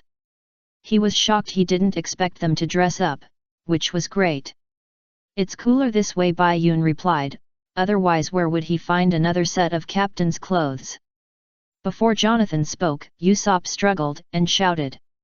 Ha, it's you, Lieutenant Colonel, Captain. It's me, Lieutenant Colonel Usopp, who came to Baron with you. Don't let me go just because I'm dressed like this. We should change clothes together, right, Captain? Usopp's words were equivalent to selling out his teammates, but in this situation, it's normal not to be able to think with your brain. Do the Lieutenant Colonel and the Captain know this person? Bai Yun and Robin shook their heads at the same time. I have never seen this person before. Me too, and I am not used to changing clothes with others. Usopp was petrified instantly. It's me. Drake shouted. Put him in jail. With a bang, Drake closed the door, and the room became quiet instantly. So, from now on, we will start investigating Baron. Bai Yun was still smiling, and Robin adjusted her mood and started to get to the point. Please feel free, Lieutenant Colonel Shepard, Captain Taikula. Jonathan said you are free. Robin turned his head and smiled back. Thank you very much. Robin is just revenge for me and her acting separately.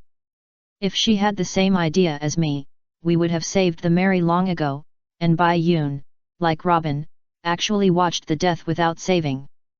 There is one more guest in the prison. Usopp still blamed Robin and Bai Yun. Zoro, who was sleeping beside him, opened his eyes.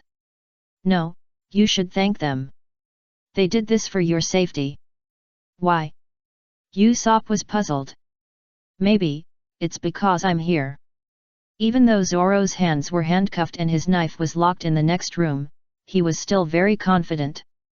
Is that so? I didn't expect that they were doing this for my own good. Usopp was a little touched, and he admitted that it would be much safer with Zoro. But is it really safe here? Usopp looked up at the iron bars, and more than a dozen guns were pointed at him and Zoro. It's really safe. At least, if there are enemies of the pirates, they won't chase us. It's better not to investigate. There's actually an exit in this place. But there's only one exit. Robin and Bayun came to the library, looking at the overhead view of the G8 fortress, and knew how it was deployed and where the exit was. What Robin meant by this? Knowing that there is only one exit is really difficult. Chapter 371 Secret Weapon. Each naval fortress, whether it is the headquarters, the branch, or the push city, has only one exit to the outside world. Unless you can fly, you can only go out through this exit. And this exit is the huge iron gate with the word justice written on it, also known as the Gate of Justice. The Nobilan G8 fortress, known as the Iron Wall, is naturally the same. There is only one exit, shouldn't it be normal? Bayun said. He also held a book in his hand and flipped it. But he didn't read a word, he was paying attention to the soldiers who were secretly observing them with Jonathan's wisdom. He could guess that their identities were strange. Yes, it's normal. Robin replied, but his eyes were still on the map. If you can't get out of the iron gate, you can't blow it open, this is a problem, right? Bayun continued. Robin motioned for him to continue. But the mountain wall next to the iron gate is much easier to blow up. It's still called an iron wall. However, I guess iron wall doesn't necessarily mean the defense, but describes someone inside. For example, the commander. Bayun closed the book and pointed a finger at the mountain wall next to the iron gate on the map. Robin's eyes lit up slightly, then what's next? It's up to them. I'll go check the situation, maybe I can help them. Can you do it yourself? Bayun asked softly, tucking the book under his arm. Hee. Robin chuckled back, of course he could. Is that book good? Yeah. It's really written, they will like it. Bayun replied, and then took people out of the study. Roya still had a smile on her face, she didn't know who else liked to read books on the ship besides her and Bayun. The books Nami read were all about sailing. Where are you going, Captain Taikula? Bayun walked out of the study, and there was a soldier standing on each side of the door. When he saw Bayun coming out, he asked. Where am I going? Do I need to report to you? Bayun smiled back. Sorry, Captain, this is a special situation, and we are also for your personal safety. The soldier replied. Is that so? Then you can follow me. Is this okay? Bayun countered the two soldiers' moves and looked at each other in confusion. Excuse me, where are you going? Prison. I heard that you have captured 2 members of the Straw Hat Pirates. I'll go and take a look, it should be okay. I'm extremely curious if you are like me, that's really annoying. Please wait a moment. A soldier saluted and said, then ran away and took out a small den mushi. Naturally, he went to ask his superiors for instructions. Soon he ran back. We will lead the way for you, Captain. Bayun smiled back, thank you for the trouble. In Jonathan's office. Jonathan leaned back in his chair and put down the den mushi receiver in his hand. He looked at the chessboard on the table in front of him. The captain in the straw hat and the chef with first-class cooking skills. The 3 swordsmen and the long-nosed man, these 2 have been caught. The doctor and nurse I have never seen before. Add to that the historian who claims to be the inspector and the arrogant long-haired boy who is the adjutant. Then the number is right. So, Straw Hat Boy, how are you going to play this game? Jonathan muttered to himself, with the confidence of a chess player behind the scenes. Unfortunately, he didn't know that the Straw Hat Pirates had more than 8 pieces, and there was also a piece that could split into 2, which would be the general's secret weapon. Chapter 372 Comrade Contigliano. Jonathan has recognized all 8 members of the Straw Hat Pirates, only the swordsman and the long-nosed man are in the net. Now, it depends on how Luffy plays this game with him. Unfortunately, no matter how smart he is, he can't guess that there is a chess piece here that can perform magic. Ah! The soldier who was pushing things found the fainted Lieutenant Colonel Shepard in the aisle. He immediately called people to surround him. Lieutenant Colonel Shepard was kicked awake, and when he opened his eyes, he saw 3 black guns pointed at him. "What are you doing? I am Lieutenant Colonel Shepard from the headquarters. Your fortress is not clean. Soldiers are so rude, right?" Shepard. Lieutenant Colonel Pad sat up and said arrogantly. This time he didn't even have a navy uniform on him, and the soldiers would not tolerate him. "Lieutenant Colonel Shepard, right? Who are you kidding? Put him in jail."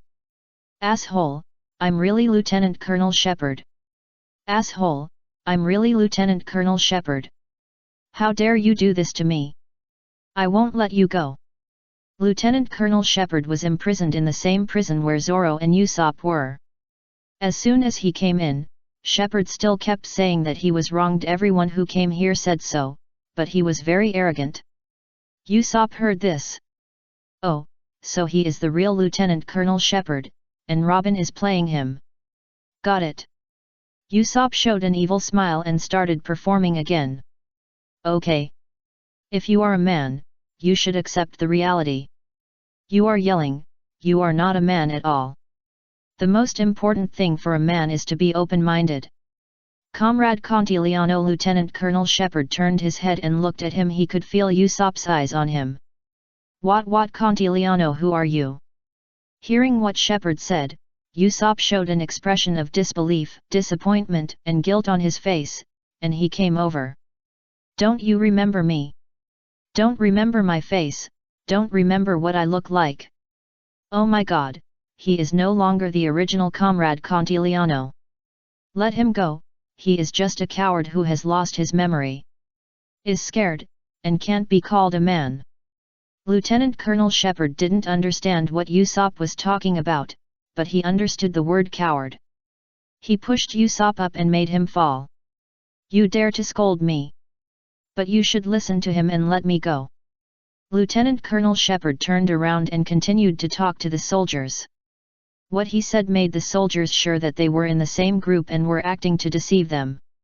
"Sure enough, you are in the same group. You can't run away, just stay here." After saying that, he left the iron bar. Lieutenant Colonel Shepard couldn't believe that he, a dignified lieutenant colonel of the headquarters, was treated like this. "What did you say? You can't run away. Give it to me." "Hey!" Lieutenant Colonel Shepard shouted.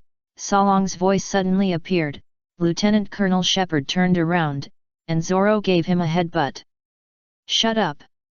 Usopp, who was knocked to the ground by Lieutenant Colonel Shepard, also showed a triumphant smile. "Usopp! Zoro! Your expression is too obvious, Usopp! Usopp, N. Chapter 373. I'm just here to see the doctor." "Hey!" Luffy's head popped out of the window. "Where is the prison? That separate building is really suspicious." "Yeah, it should be there." Sanji nodded, and he stood next to Luffy, at the edge of the window. "Look at this road, there is no soldier, it's empty. What does this mean?" "I know, it means that the fortress uncle is a good person." Luffy stood up and answered. Sanji immediately gave him a headbutt. "Idiot, it's a trap, a trap. They must have set a trap in the prison to let us in. Think about how. But, no matter what, we have to go in to save Zoro, right?" Lumang noticed Huafei. "Sanji, why would you enter someone else's trap, idiot?" Hey!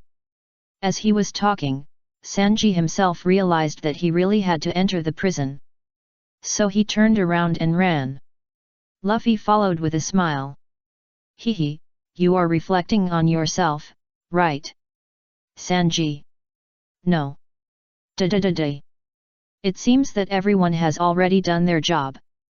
Then I can't continue to be a delicate cook here." In the cafeteria, the atmosphere was obviously much lower after knowing that Sanji and Luffy were actually pirates. They probably felt sorry for Sanji's cooking skills. As for Luffy, who is he? Bayun didn't have any ideas anyway, he would be able to eat Sanji's cooking in the future. However, he should be out of trouble now. These chefs are good people, but not good enough for him to stay here. So, the next second, Bayun scratched his finger with a knife. Ah! What's wrong, Lika? Why are you so careless? Jessica came over and asked worriedly. Bayun looked at a loss and guilty. Jessica was also upset by Sanji's departure and the words he left behind, so she took out a band-aid from her pocket and put it on Bayun. I'm sorry, Lika. You must be scared by what happened in the base. Don't worry, our iron wall baron can't be broken so easily. Well, I know, Sister Jessica. Can I ask for a leave? I'm afraid that staying here will only cause trouble. Bayun replied, looking pitiful. Well, go, don't come out of the room, and have a good rest. Jessica nodded in agreement. Seeing her like this, Bayun felt a little guilty, but it was only a flash. It was not him who made her like this, but Sanji. Thank you. Bayun took off his apron and said, this thank you is sincere, whether as Lika or as Bayun. Infirmary. Dr. Kobit, the operation has been over for a long time. You also know that there is a strange doctor in the base. Let us go in and check it out. Outside the infirmary, 2 soldiers were still begging Dr. Kobit to let them in. Who knew that after hearing this, Kobit closed the door directly. Ran back to Nami and Chopper. It's terrible. Dr. Tanuki, there is a strange doctor in the base, I didn't even know. Good guy. This will be a problem for Chopper and Nami.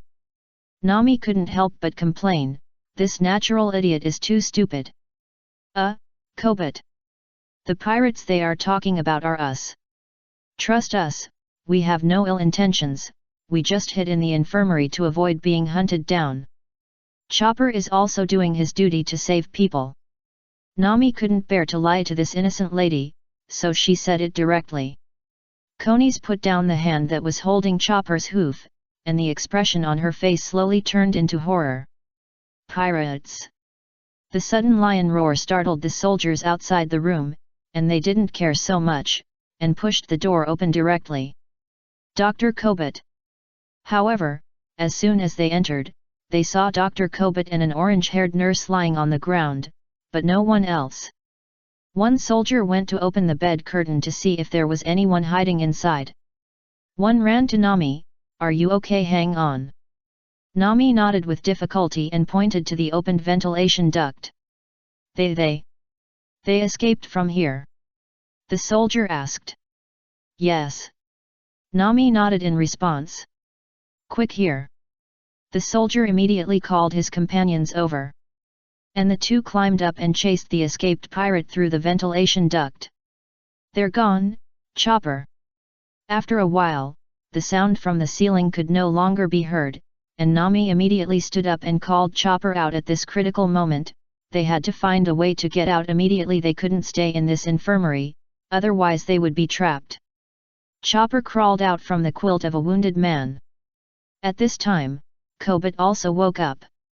Chopper and Nami panicked again. Dr. Kobit. Quiet, quiet.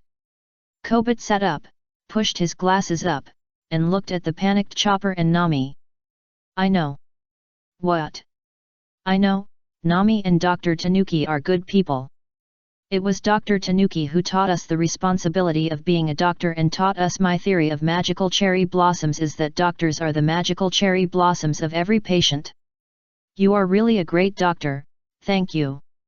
I won't scream anymore. Kobit smiled. Nami breathed a sigh of relief. When Chopper heard what Kobit said, he twisted his body happily. No, bastard. Also, I'm a raccoon cat, not a reindeer bastard. Is this the kind of person who is so happy that he forgets his species? That's great, thank you for your understanding, Dr. Kobit. Nami said.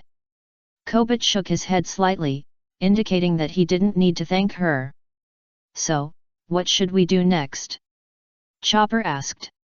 Nami thought about it and was about to answer when she heard the door of the infirmary being pushed open. There was no warning, which frightened his pupils, and he immediately turned around to look. Bai Yun smiled back and raised his finger with a band-aid on it. I'm just here to see the doctor. Chapter 374. I have more important things to do. In the infirmary, Bai Yun, who looked like Lika, stretched out his finger with a band-aid on it, and said to Chopper, who had turned into a big man and was ready to fight against the panicked Nami. I'm just here to see a doctor. Hearing the voice, Nami's expression changed. As she squinted and looked carefully. Bai Yun. It's me. Bai Yun replied.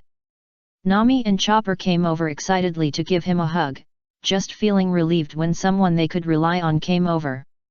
Great. I can't stand such enthusiasm, Miss Nami. Chopper, your horn hit my foot. Bai Yun said with a smile. Kobit hadn't reacted yet. Miss Lika. Do you know Nami and Dr. Tanuki? Yes, you are right to understand it this way. Bai Yun replied. He felt that it would take a lot of time to explain to Kobit that he was the pirate Bai Yun pretending to be the cook Lika. Okay, let's get down to business. Bai Yun brought the topic back on track. Yes, let's get down to business. How is everyone doing now? Nami nodded in agreement. Luffy and Sanji are going to rescue Zoro, and Usopp my clone plans to see if he can help. Ms. Robin. Don't worry about her, she has always been reliable. Bai Yun explained to Nami and Chopper how everyone is doing now. So what should we do now? Everyone has something to do, we can't just wait. Chopper asked. If Nami asked Nami, then Bai Yun would ask Bai Yun. You should prepare to go to the dock now, meet up with everyone, take back the Mary, and then escape. Although, there will be many naval ambushes waiting for us at the dock, but we have to go, because the Mary is there. Bai Yun gave Nami and Chopper the next plan. Nami, dock. Chopper, ambush. The problem is, we don't know how to get to the dock, and how to deal with the ambush there. Then it depends on Dr. Kobit. Bai Yun looked at Dr. Kobit, and Nami and Chopper looked at him, and even Kobit himself didn't believe it. Yes, it's you. You are the weapon of victory. Bai Yun nodded in affirmation. Am I so powerful? Kobit himself didn't think he was so powerful. Of course. You know where the dock is? Yes. Will the Navy in the base hurt their own people? Of course not. That would be great. Bai Yun and Kobit asked and answered. Kobit and Chopper didn't know where the stick was. Nami understood. Bai Yun, what do you mean? Kobit can take us to the dock if we encounter an ambush. We can pretend to take Kobit as a hostage and let the Navy let us go. Snap. Bingo. Miss Nami is getting smarter and smarter. Bai Yun snapped his fingers, praised and said Nami was right. I am very smart, okay. Nami's face was full of joy. Everyone was happy to be praised. I believe that the kind Dr. Kobit will help, right? Moral inquiry from Bai Yun. Although it doesn't matter whether Kobit helps or not. Not helping is the duty of a naval doctor. Helping because he knows that Nami and Chopper are good people, and repaying Chopper for his help. I know that Miss Nami and Dr. Tanuki are good people. Miss Lika, you too. So, I will try my best to help you. Okay. Then we will go to the dock. Nami concluded happily. But Bai Yun suddenly said. Well, come on. It's you, not us. What? Bai Yun, what did you say? Nami and Chopper immediately turned to look at Bai Yun, looking abandoned now. Bai Yun is a protector, but he doesn't follow. I have more important things to do. Believe me, you will find it very important when you know it in the end, Miss Nami. Bai Yun replied mysteriously. This okay? Nami believes in Bai Yun very much. Since this matter is more important than them going to the dock, it should be very important. Well, you guys get ready quickly. Miss Nami, you and Dr. Kobit push the cart, Chopper lies on it to cover it so that he won't be discovered, and then anxiously say that there are injured people. I believe everyone will make way immediately. Bai Yun told him in detail how to act. Nami and the others, it's just like a nanny-level teaching. Do as Bai Yun said. Nami said. Chopper and Dr. Kobat immediately followed her. Bai Yun just smiled and watched them act. Not in a hurry to leave, but walked around the infirmary. How much do you earn a month? Do you work overtime? How do you work overtime? Can you see the future? Do you still think you will be just a soldier until you die, suffering and serving others? After Bai Yun's clone Captain Tekula left the study, the two soldiers followed him all the way. But Bai Yun's mouth was like a machine gun, constantly attacking them mentally. What he said made the two soldiers almost emo. Captain Tekula, where are you going? A soldier couldn't help it and couldn't let him continue. Bai Yun, who was walking in front, heard the soldier shouting and stopped. There was a corner in front of them, and Lika, who came out of the infirmary, happened to come over. Captain Tekula resolutely pulled her over, pinched her neck, and turned to face the two soldiers. This was a self-directed and self-acted play, pinching herself. Miss Lika! The two soldiers immediately shouted in panic. Not expecting Lika to appear here. As the only cook in the cafeteria, Lika remembered her on the first day she came, and she liked her very much. Beautiful lady. Sorry, I need to get out, thank you for your help. Tekula Bayun said with a smile, his eyes full of pride. Lika's original body Bayun showed a posture of looking up with a pinched and uncomfortable posture. It can only be said that there are two good actors, oh no, it's one. If you guys keep following me, I don't know what will happen to this beautiful lady. But you will be miserable, I promise. Tekula Bayun said to the two soldiers, while slowly retreating with his main body, retreating to the corner, and turning to the right. Miss Lika. The two immediately stepped forward to the corner and looked to the right, but only saw an empty corridor without anyone. Chapter 375 Prison Rescue. Brew brew brew brew. Hello. Commander Jonathan, Miss Lika in the cafeteria was kidnapped by Captain Tekula. And now her whereabouts have disappeared. It can be confirmed that Captain Tekula is a member of the Straw Hat Pirates in disguise. Has Lika been kidnapped? Yet okay. Increase the troops to search for Tekula. Oh no, it's the whereabouts of Long Hair Bayun. Make sure Lika's safety is guaranteed. Yes. After hanging up the phone, Jonathan looked at the chessboard in front of him.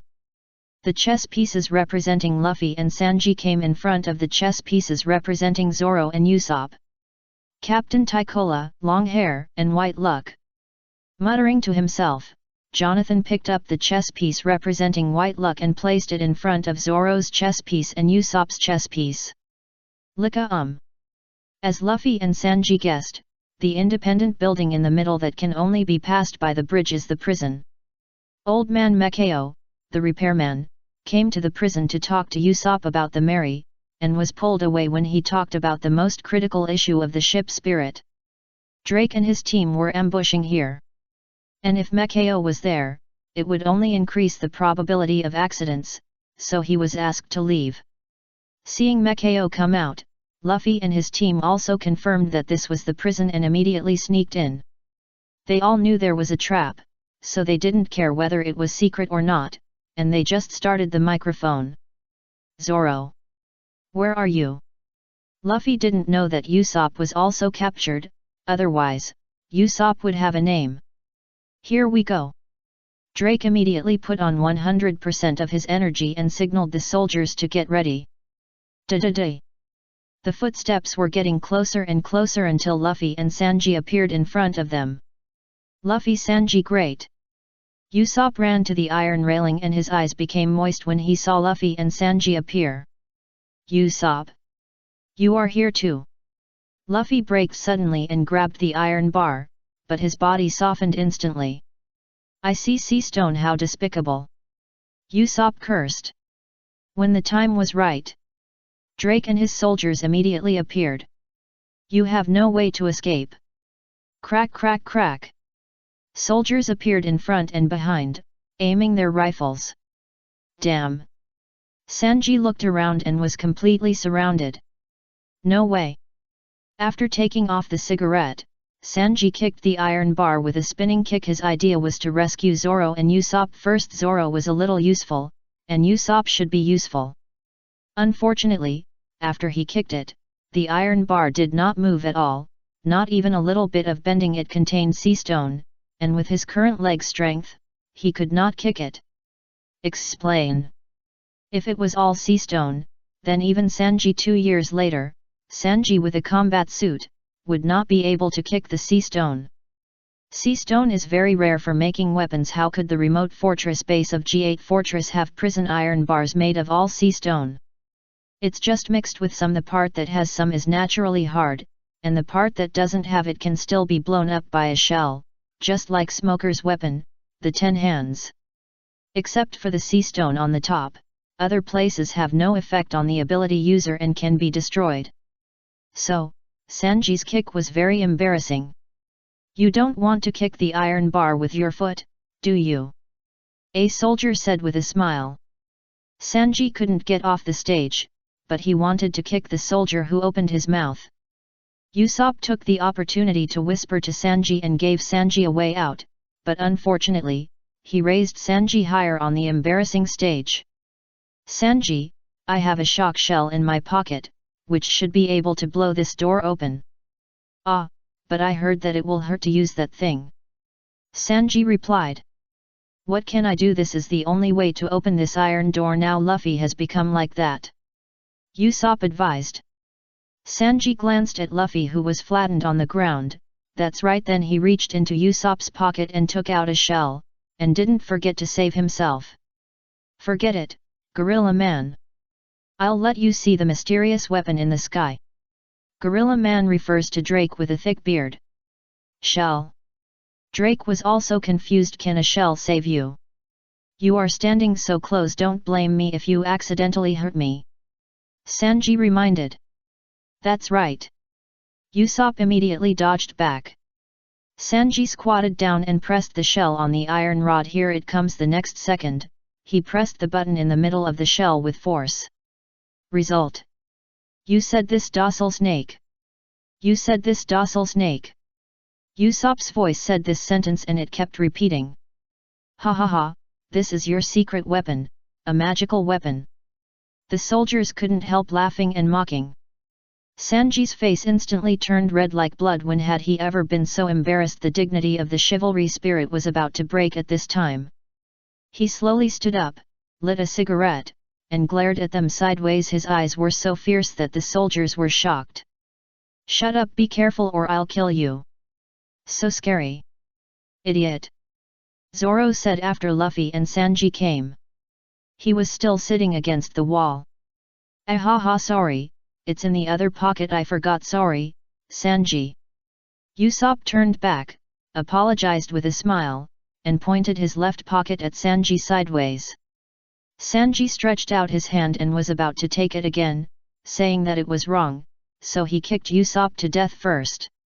But at this time, Bai Yun's voice came over. Oh my, it's really lively. The soldiers heard the voice and suddenly appeared. They were so scared that they turned around to look. Some of them accidentally collided with each other, but they also opened a gap, revealing Bai Yun's figure. What the Navy saw was Captain Taikula holding Miss Lika hostage. What Sanji and the others saw was that Bai Yun was holding Bai Yun hostage, but since it was Bai Yun who did it, they didn't find it strange. Bai Yun! Luffy shouted weakly. Bai Yun nodded to show that he heard it. Ms. Lika! Drake shouted worriedly, and when he looked at the clone Bai Yun, his expression was extremely fierce. You are also disguised as members of the Straw Hat Pirates. Long-haired Bai Yun. Let go of Miss Lika, bastard. You are a man. What kind of man is it to kidnap a woman? As long as I have no morals, don't try to kidnap me morally. Major Drake, we are pirates. It's redundant to say all this. Hand over the key, and I will hand this lady over to you. Remember, you only have this one choice. Chapter 376 Unit 55. Robin is still fighting alone in the wild, but her identity has been exposed. It's just that Jonathan didn't order her to be captured. Moreover, even if the order was given, Robin would not be so easy to capture. Nami and Chopper followed Bai Yun's plan with the help of Dr. Kobat. After Zoro and the others were rescued, they left the infirmary and went to the dock. And the prison rescue part is also coming to an end. Remember, you only have this one choice, the clone Bai Yun said very firmly. Cooperating with the original body, pretending to be pinched and making a sound. Drake's hand clenched tighter and tighter, but he still took out the key from his pocket and threw it over. Sanji caught it with one hand, and without much nonsense, he immediately opened the prison door. Usopp came out immediately. Seeing this, Zoro smashed the wooden shackles that were restraining him with force, then got up and walked out. Sanji threw the key to him. Green algae head, you still need someone to save you, tut tut tut. Zoro took the key and imitated in a strange voice, you said this, docile snake. Sanji's face turned red again in embarrassment, but not as red as before. Shut up. Zoro showed a smug smile, went to open the iron door next door, and took back his 3 swords. Sanji, help me open this. Usopp turned his back to Sanji and asked him to help open the wooden shackles. Sanji smiled, but his expression changed in the next second. With fire in his eyes, and he raised his leg and swung it down fiercely. Sanji. Usopp was scared and thought Sanji was going to take revenge. But he heard a crisp click, the hand behind him loosened, and the wooden shackles shattered and fell. Thanks, Sanji. Usopp breathed a sigh of relief. Sanji hugged his chest and faced Drake and the others, it's a small matter. Usopp pulled Luffy up. Zoro also took back his 3 swords. The rescue was considered a success. Stand in a row. What, you still want to start a war? Come here. The clone Bai Yun complained, the 4 of you are still in prison, why don't you leave, what are you posing for? That's true. The 4 people walked past the soldiers and came behind Bai Yun, and Drake followed them, of course, not behind Bai Yun. It's really a righteous navy, Major Drake. Stop talking nonsense, are you going to go back on your word, long-haired Bai Yun? Drake said with a drooping face. Of course not, pirates are pirates. But they are also trustworthy. Usopp must kill Smoke Star. Just when Usopp came over, Bai Yun whispered to him to listen to his signal and prepare to make smoke. So, as soon as Bai Yun shouted, Usopp immediately took out the smoke bomb and hit the ground. Bang, the smoke burst, and Drake immediately lost sight of them. Let's go. Ms. Lika. Then Bai Yun said to hurry up. Drake thought he was going to go back on his word, but as soon as he took a step, Lika was pushed out of the smoke. Drake caught her immediately. Ms. Lika. Are you okay? Ahem, I'm fine, Mr. Drake, I'm sorry for dragging you down. Bai Yun pretended to be weak and coughed twice. Can you let me go first? Drake realized that he had overstepped his authority, and immediately let go of his hand, his face flushed. Yes, I'm sorry, Miss Lika, I overstepped my authority. You, take Lika to a safe place. Next, follow me to chase the Straw Hat Boys. Yes. After speaking anxiously, Drake immediately fled. Bai Yun looked at his back and smiled. Poor Drake. He was played by the applause. Miss Lika, let's go, the soldier behind her said. Bai Yun turned around and turned into a weak and pitiful woman again. Please, ha ha ha ha, escaped, Luffy said excitedly, but then asked in confusion, but, Bai Yun, why do you still push Bai Yun to Drake? This sounds strange, but it is not strange when it is used on Bai Yun. Don't worry about me, I still have things to do, and I will meet up with you in the end, Bai Yun replied. Hee, that's good. Luffy smiled and showed a row of teeth. He believed in Bai Yun very much. Bai Yun said that he would come back to meet up, and he would come back to meet up. So, where are we going next? Usopp asked, turning his head from time to time to see if there were any navy chasing behind. Leave this prison, cross the bridge and return to the dock on the other side of the base to recapture the Mary. Bai Yun said the next plan. Usopp raised his hands and feet in agreement. Yes, save Mary, save the Mary. We have to do it step by step, let's get out of here first. Sanji replied, but he stopped after turning a corner.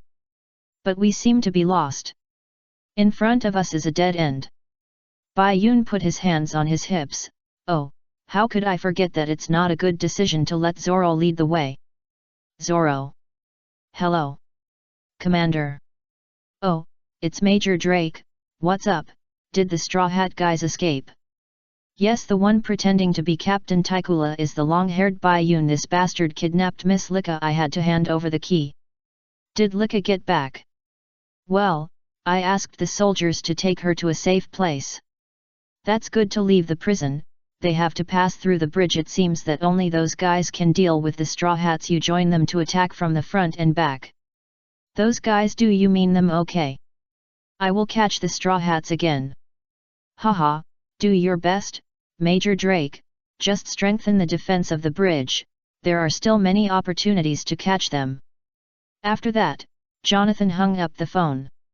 He made a call with some hesitation. Bulu Bulu. We are the elite of Baron. Let us see our fierce wind spirit. The moment the phone was connected, a voice that sounded like a slogan in a song came from the other side. Of course. Let our 55th unit guard the bridge.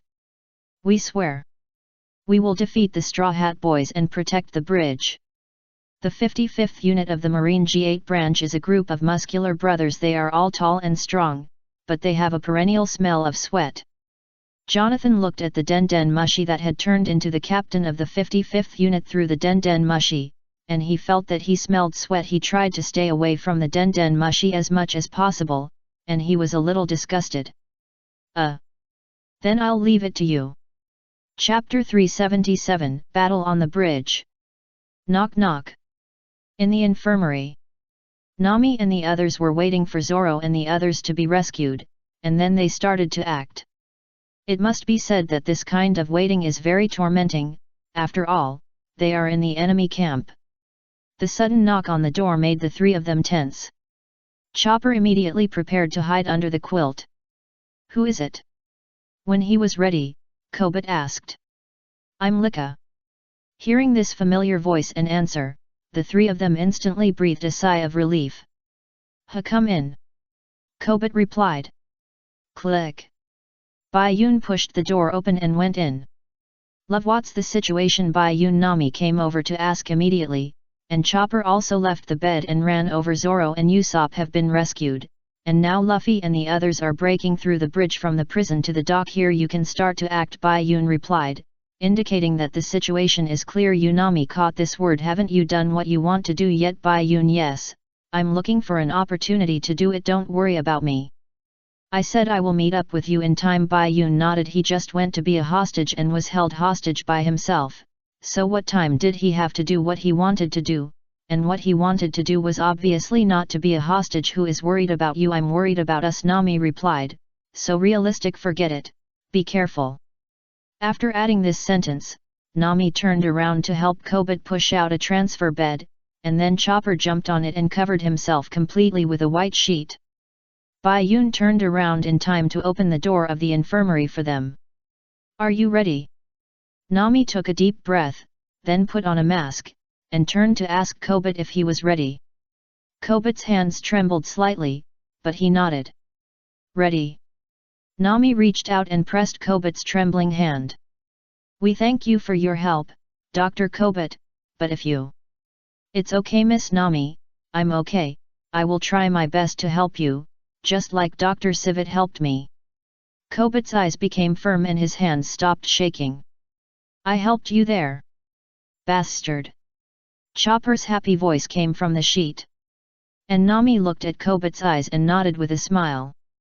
Thank you, Dr. Kobit. Let's go. Okay. After that, the two pushed the transport vehicle out of the infirmary. Bai Yun followed them out, but did not follow them. He closed the door of the infirmary. Bai Yun looked at their backs as they left, thinking about his next plan. Luffy and the others should have just started fighting. Nami and the others have just set off here. Not in a hurry. Well, there doesn't seem to be many people over there. We can go across the bridge to Dock 88 over there and get the Mary back. Behind the boulder, a long nose popped out. Usopp showed half of his head to observe the situation on the bridge, but he didn't see any guards. Don't be careless, the fortress uncle is not easy to deal with. Luffy's head popped out, and he knew that Jonathan was not easy to deal with. I think you are the one who should not be careless. Sanji stretched out his hand to press Luffy's head back, and stretched it so high that the sniper was too disdainful to snipe. There is no one here, it's like they are luring us by saying come on. Zoro knows how to describe it. It's a trap. Sanji added. Bai Yun said. There must be an ambush. We have to go over there, and there is only one way, the bridge. Even a fool knows to set an ambush on the bridge. But even if there is an ambush, we have to go over, right? Or you can fly like me, just fly over directly. After saying that, Bai Yun really stepped into the air and flew directly over. Bai Yun. Usopp didn't expect Bai Yun to be so reckless and fly directly over. Luffy and the other three didn't say anything and ran out following Bai Yun's steps. The bridge that seemed extremely quiet and empty a second ago suddenly had countless gun muzzles, aiming at Bai Yun in the air and firing. Fire splashed everywhere, bullets poured out.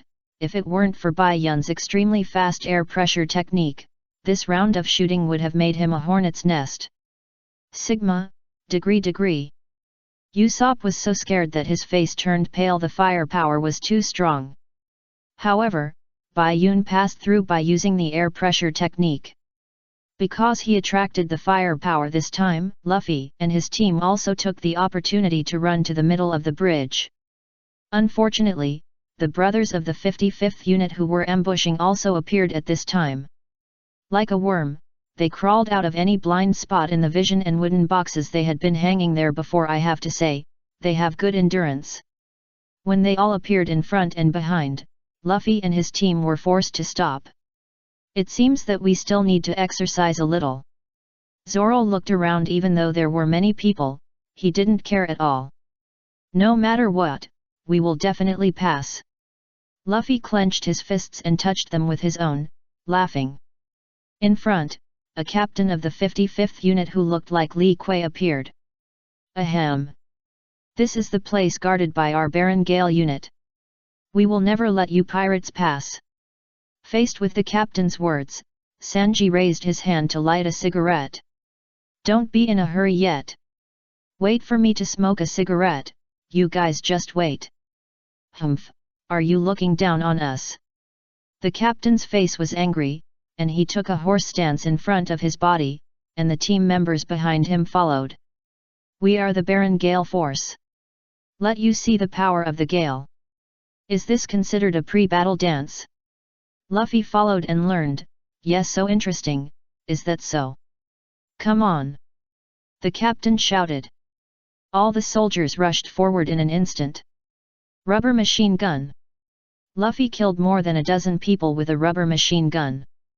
Sanji dodged the attack from behind and kicked several people with a series of kicks. Really, all of them came out at once. Zoro. Usopp was at the end, and immediately ran to the middle to seek protection.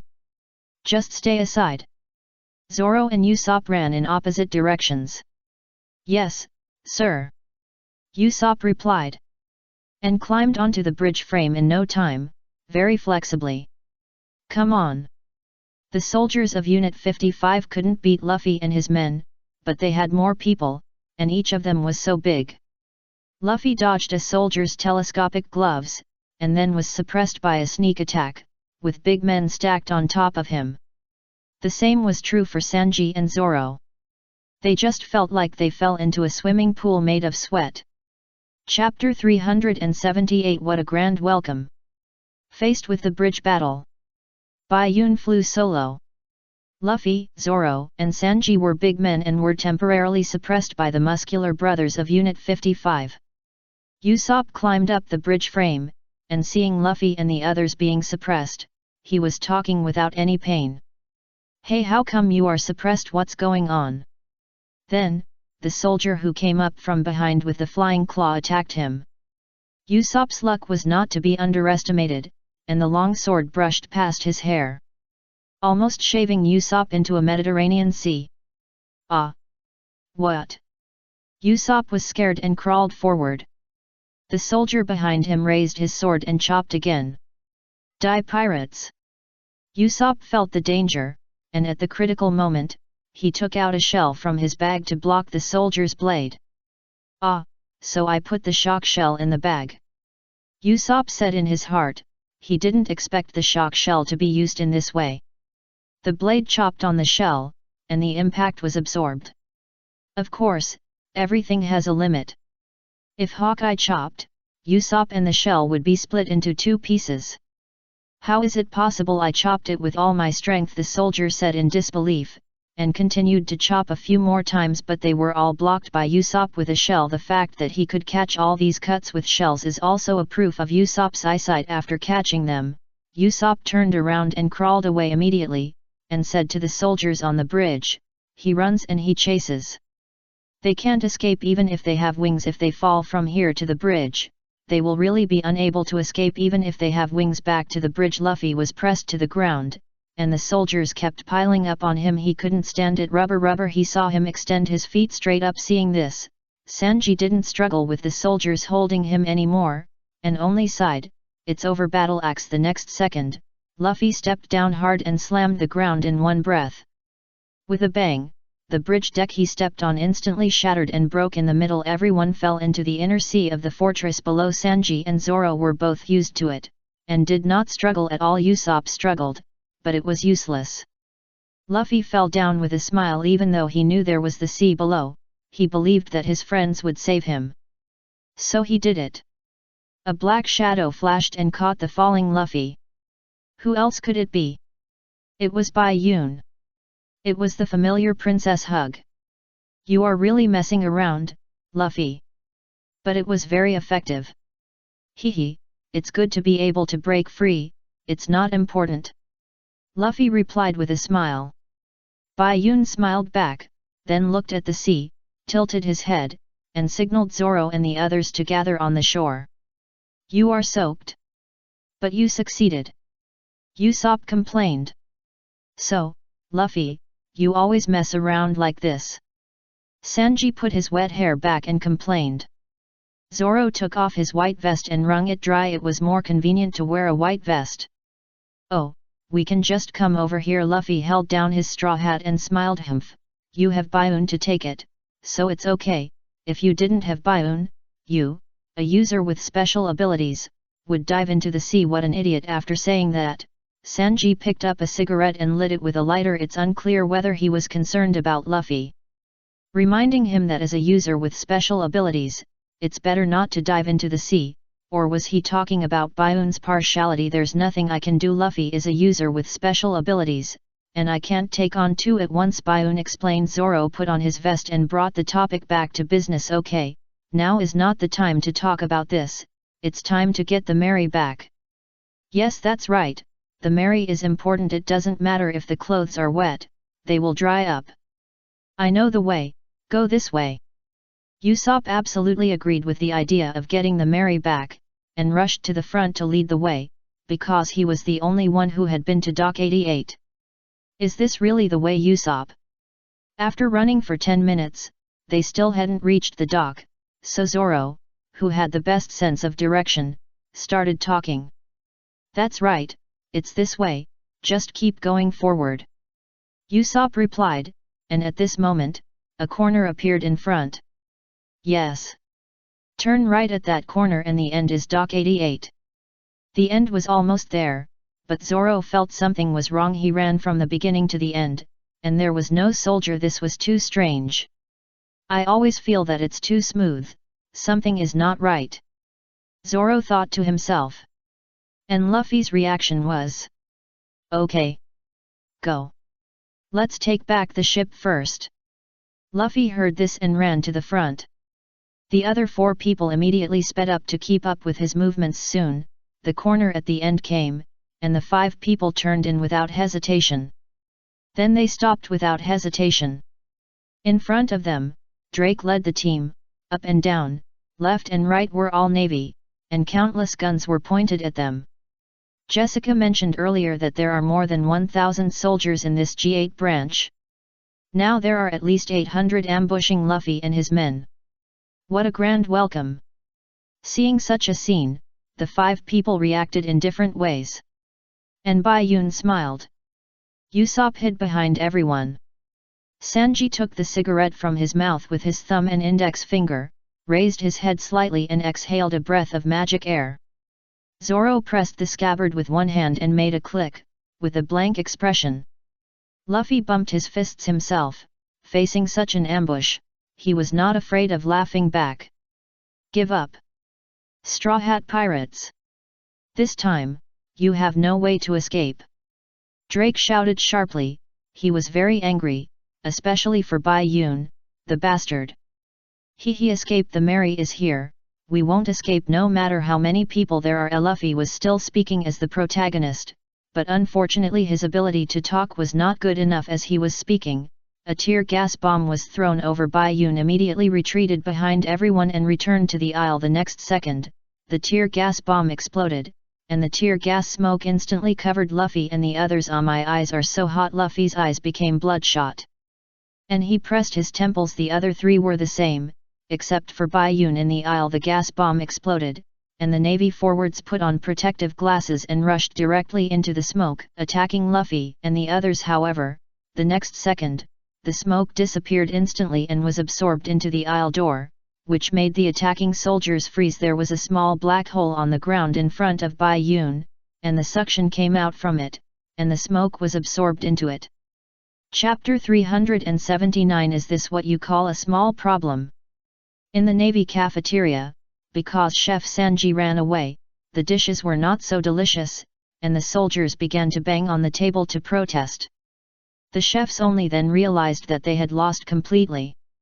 Faced with this situation, a chef took out the recipe left by Sanji. Jessica said righteously that we can't rely on pirates' things. But there were constant protests outside. Jessica felt overwhelmed, thinking of what Sanji had done in this short day. What he did as a chef, and it must be said that as a colleague with a hostile relationship, Jessica had never seen a chef better than Sanji. In addition, she remembered what Lika said when she helped in the kitchen on the first day. I'm not a real chef, as long as others feel happy after eating the food I make, that's enough. So, Jessica was so excited that she posted the recipe on the wall. Follow the steps on the recipe and start cooking. Remember, even if we lose to others now, it doesn't mean we will lose in the future. Since he left the recipe, don't let him look down on you. Yes. The chefs immediately became excited and started cooking. They had memorized the steps on the recipe. Jessica figured it out and felt much more relaxed. Sanji, the chef of the Straw Hat Pirates, I will remember you. I don't know how Lika is doing. Forget it. I'll go see her after work. Muttering a few words, Jessica also started cooking. As expected, Sanji and Lika had a lasting impact on the cafeteria battlefield of this G8 fortress for a long time. Back to Dock 88. Facing Luffy's bold words, the Navy sent tear gas and then launched a charge attack. But just as he entered the smoke disappeared in an instant and was absorbed by Bai Yun, who used the power of the dark fruit. Review. The clone Bai Yun can choose from the 6 fruit powers reproduced by the bracelet. Choose one to have. The duration of use during the day is 15 minutes, and the duration of use at night is 30 minutes. The 6 abilities of the Bai Yun bracelet are now: Explosion Fruit, Light and Heavy Fruit, Human Fruit, Flame Fruit, Flower Fruit, Dark Fruit. If it is presented in the form of bullets, it can be said that it is an explosive bullet, a super heavy bullet, a clone bullet, a burning bullet, a multiple bullet, and a black hole bullet. Bai Yun. Even though Luffy's eyes were still hurting, he did not forget to cheer for Bai Yun. Feeling the gazes of the 4 people, Bai Yun smiled back. I know I'm handsome, but now the main thing is, start fighting. Ha ha ha ha, that's right. Rubber machine gun. Luffy replied with a smile, and turned around to use a rubber machine gun. Seeing this, Sanji and Zoro followed Luffy's footsteps, and now the offense and defense were switched. Sanji kicked out, and instantly kicked more than a dozen times. Zoro's swordless tornado blew away part of the navy. Usopp followed behind and fired bombs. This is the ADC's play style, whose ADC fights straight up. And the 4 people attacked the navy's vanguard was beaten back. Although Drake had no expression on his face, his teeth were almost broken, and his eyes were full of anger, especially for Bai Yun, the bastard. Attack! Drake shouted again. The soldiers with swords and shields launched a charge as for the snipers above. They naturally watched carefully and didn't hurt their own people. Facing the dense navy that was rushing in, Usopp was a little panicked, but Luffy and the others were not afraid. Zoro and Sanji rushed forward in an instant, moving at the same speed. No one gave way to the other. Luffy smiled and tightened his straw hat. Rubber rubber whip. Zoro, Sanji, get out of the way. What? Luffy kicked from right to left in a large sweep. It must be said that the rubber whip move was a very useful move to clear soldiers before the domineering color domineering. With a sweep, the navy in front of him cleared a fan-shaped space. And he spoke after kicking, and was entangled by the navy. Zoro and Sanji didn't have time to jump up and dodge, and were kicked to the left like the soldiers in the attack range. You should warn first and then attack, Luffy. Usopp couldn't help but complain. Luffy waved his hands up and down, apologized with a playful smile, and said he wouldn't do it next time. Sanji and Zoro pushed away the soldiers on their bodies. They were almost immune to Luffy doing such things. Luffy, you bastard! Sanji cursed. You too, don't you know how to dodge, green algae head? Indiscriminate attack, Sanji said. I just want to scold. You are right to bump into me, perverted cook. Zoro scolded back. The two looked at each other, and the lightning of love fighting flashed in their eyes, and the two started fighting. Usopp was in tears when he saw this. Why did you two fight each other? We can only rely on us, Luffy, bye. For the sake of the Mary, Usopp was brave.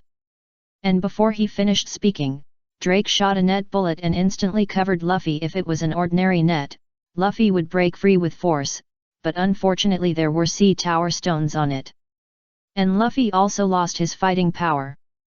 Usopp turned his head and looked at Luffy, who was lying on the ground with his head against the wall after being caught in the net. He had the following 6 points to say. Bai Yun looked at him and shrugged. He did not help Luffy tear open the net because he heard the sound of wheels. Usopp turned his head back and looked at the Mary parked diagonally on the sailing skateboard. His eyes became firm. You attack, I cover you. There is no other way. We can only rely on you. Bai. Get out of the way, get out of the way, there is an emergency patient. Usopp was halfway through his words again, and behind him, Nami and Kobit pushed the transport vehicle, and Bai Yun had already heard the movement and stepped aside to make way for Nami and the others. But Usopp didn't know, and was hit on the back waist by the top of the transport vehicle by Nami and the others, who closed their eyes and rushed hard. And the whole person fell forward. 5 people came. Now 4 people are solved. Only one was solved by the navy. Usopp slammed and rushed to the ground. Chopper, who was hiding in the quilt, couldn't bear to see his miserable state. He immediately appeared in the form of a big man and hugged him.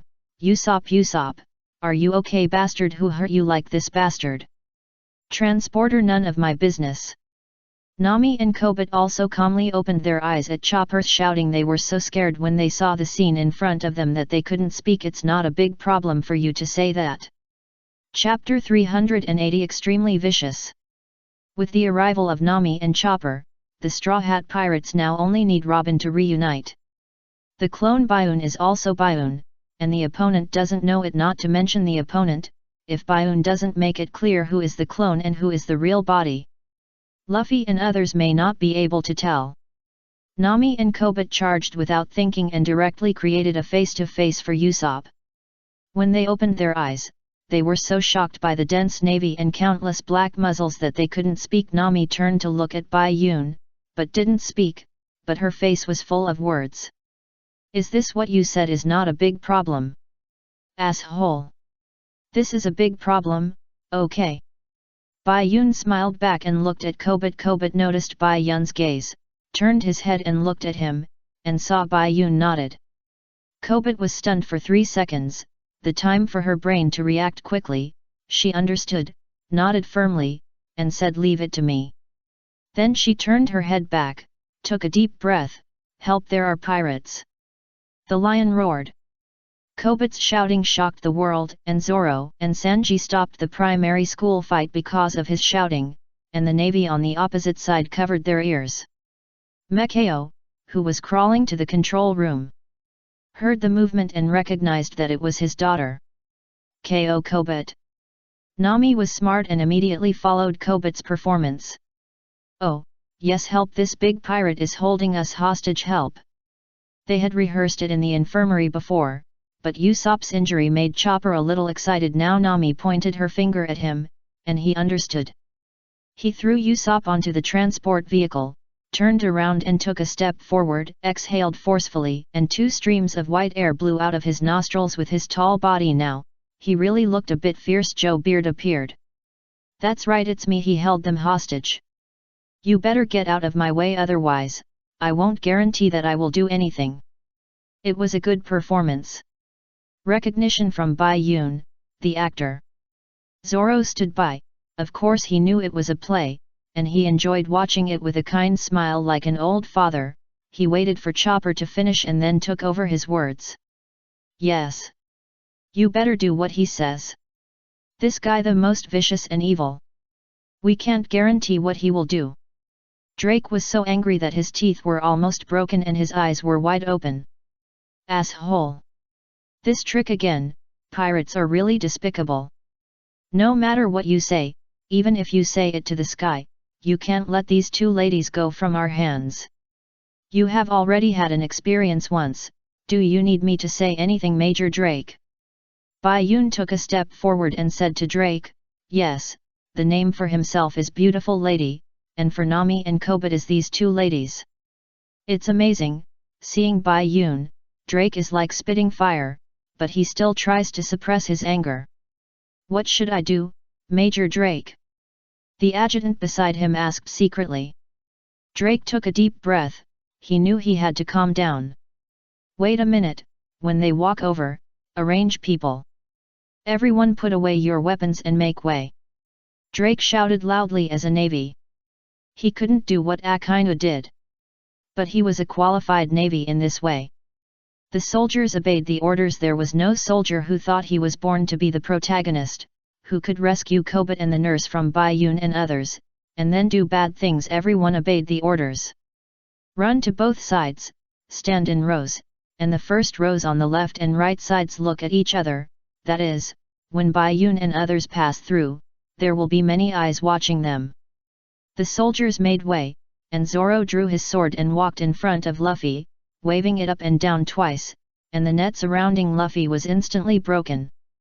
The net is just an ordinary net, and Luffy feels powerless because of the sea tower stones. "Thank you, Zoro." Take Zoro's hand. Luffy stood up with the help of the sea stone, his waist straightened again, and his smile returned. Zoro did not answer immediately, first put the knife back into the scabbard like a cool male god, and then replied, "Let's go." "Yeah, let's go," Luffy replied.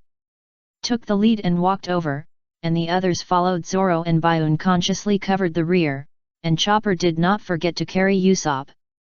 After getting ready, Luffy took the lead and started to walk over. The scene was very quiet, with only the footsteps of Luffy and others.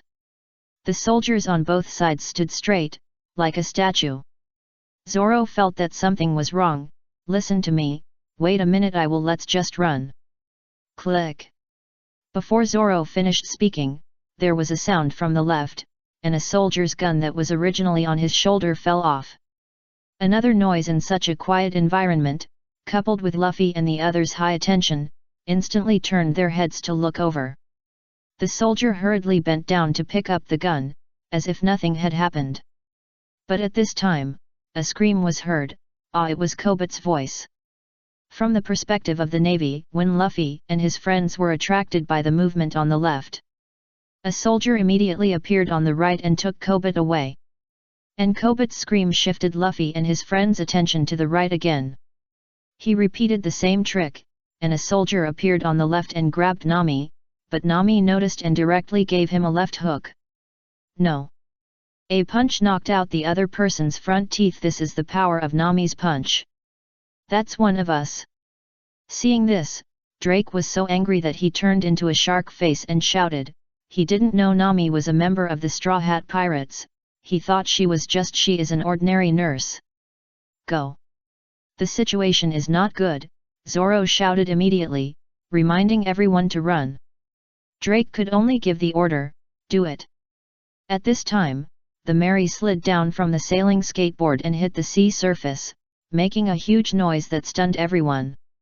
Just now, when Luffy and his friends passed the soldier road, Mekao finally climbed to the highest control console. Looking at the control switch in front of him, he was a little hesitant. But he saw that his daughter was also helping Luffy and his friends. He could tell whether his daughter was really scared or fake scared. And it can give birth to the legendary ship spirit. Such a person really shouldn't spend the rest of his life in prison. Sailing on the sea is their way back.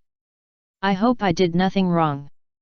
Thinking of this, Mekao resolutely pulled down the switch, and the iron plate holding the Mary shrank under inertia. The Mary slid down directly. Chapter 381 Because I'm smart.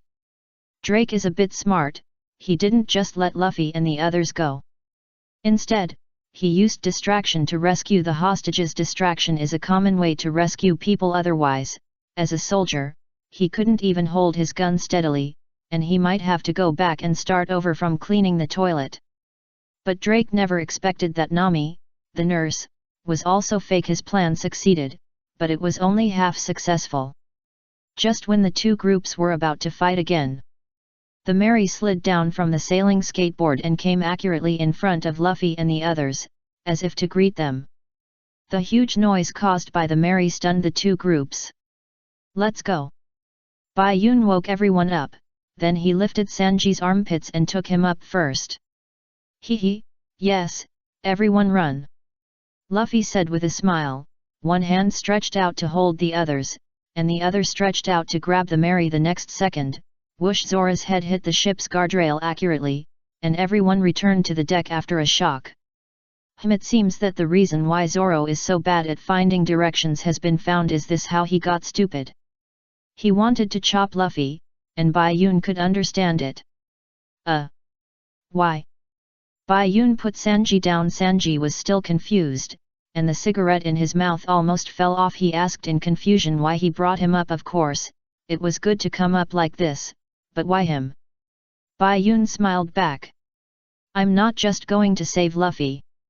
After saying that, Bai Yun stretched out his hand. And Ziobai jumped down from the observation deck and accurately wrapped his wrist around his wrist. Bai Yun's answer reminded Sanji of what he said when he was on the shore under the bridge. So it was because of this. After exhaling a puff of smoke, Sanji thought to himself that he was just talking casually. Asshole, we are mortals, and we will be killed by you sooner or later. Nami stood up and punched Luffy on the head. But she was too modest. If they were really mortals, they would have died countless times. Okay, we've got the Mary back, let's run away. Stand still. Bai Yun said, and he was already pushing the hand paddle. When he said this, he saw the air pressure technique burst out under his feet, and then the impact, the hand paddle rotated rapidly in an instant, and the Mary left the dock at a very fast speed. Damn it! Let them escape again.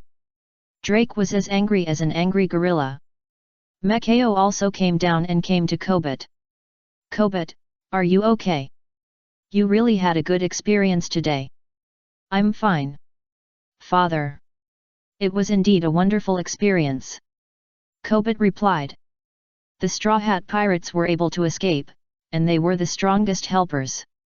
You were the one who lowered the boat, right, Mekao? You should know that helping the Navy will lead to a military court. Drake shouted at Mekao. Old man Mekao was not at all inferior in momentum and shouted back. I just know that my precious daughter is in the hands of pirates. You want me to watch my precious daughter die without saving her? Drake was speechless again by Mekao. Can the boat be used? It's all here, you can do whatever you want. Mekao replied.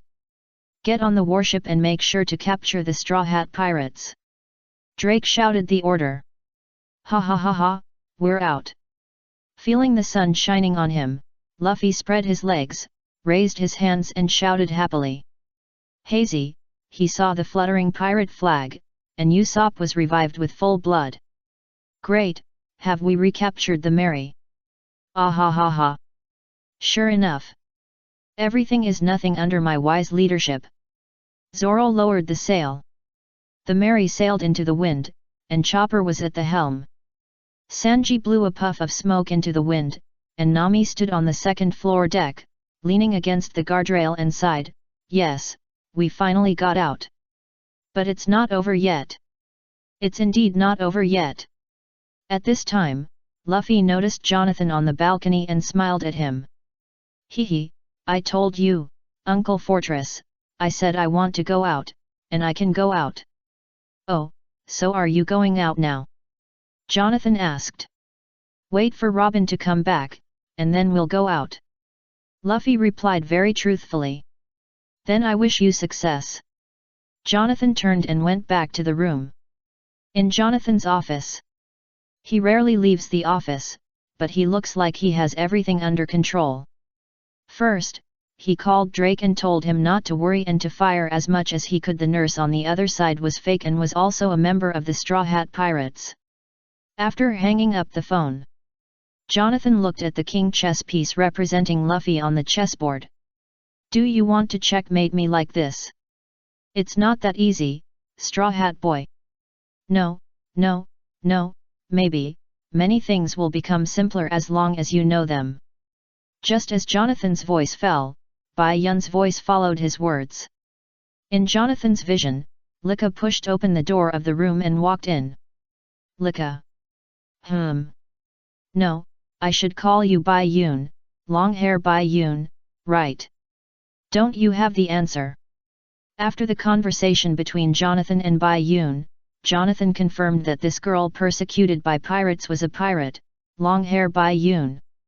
Originally, it seemed that Luffy and his team had won, but in fact Jonathan had a backhand that would lure them into a trap.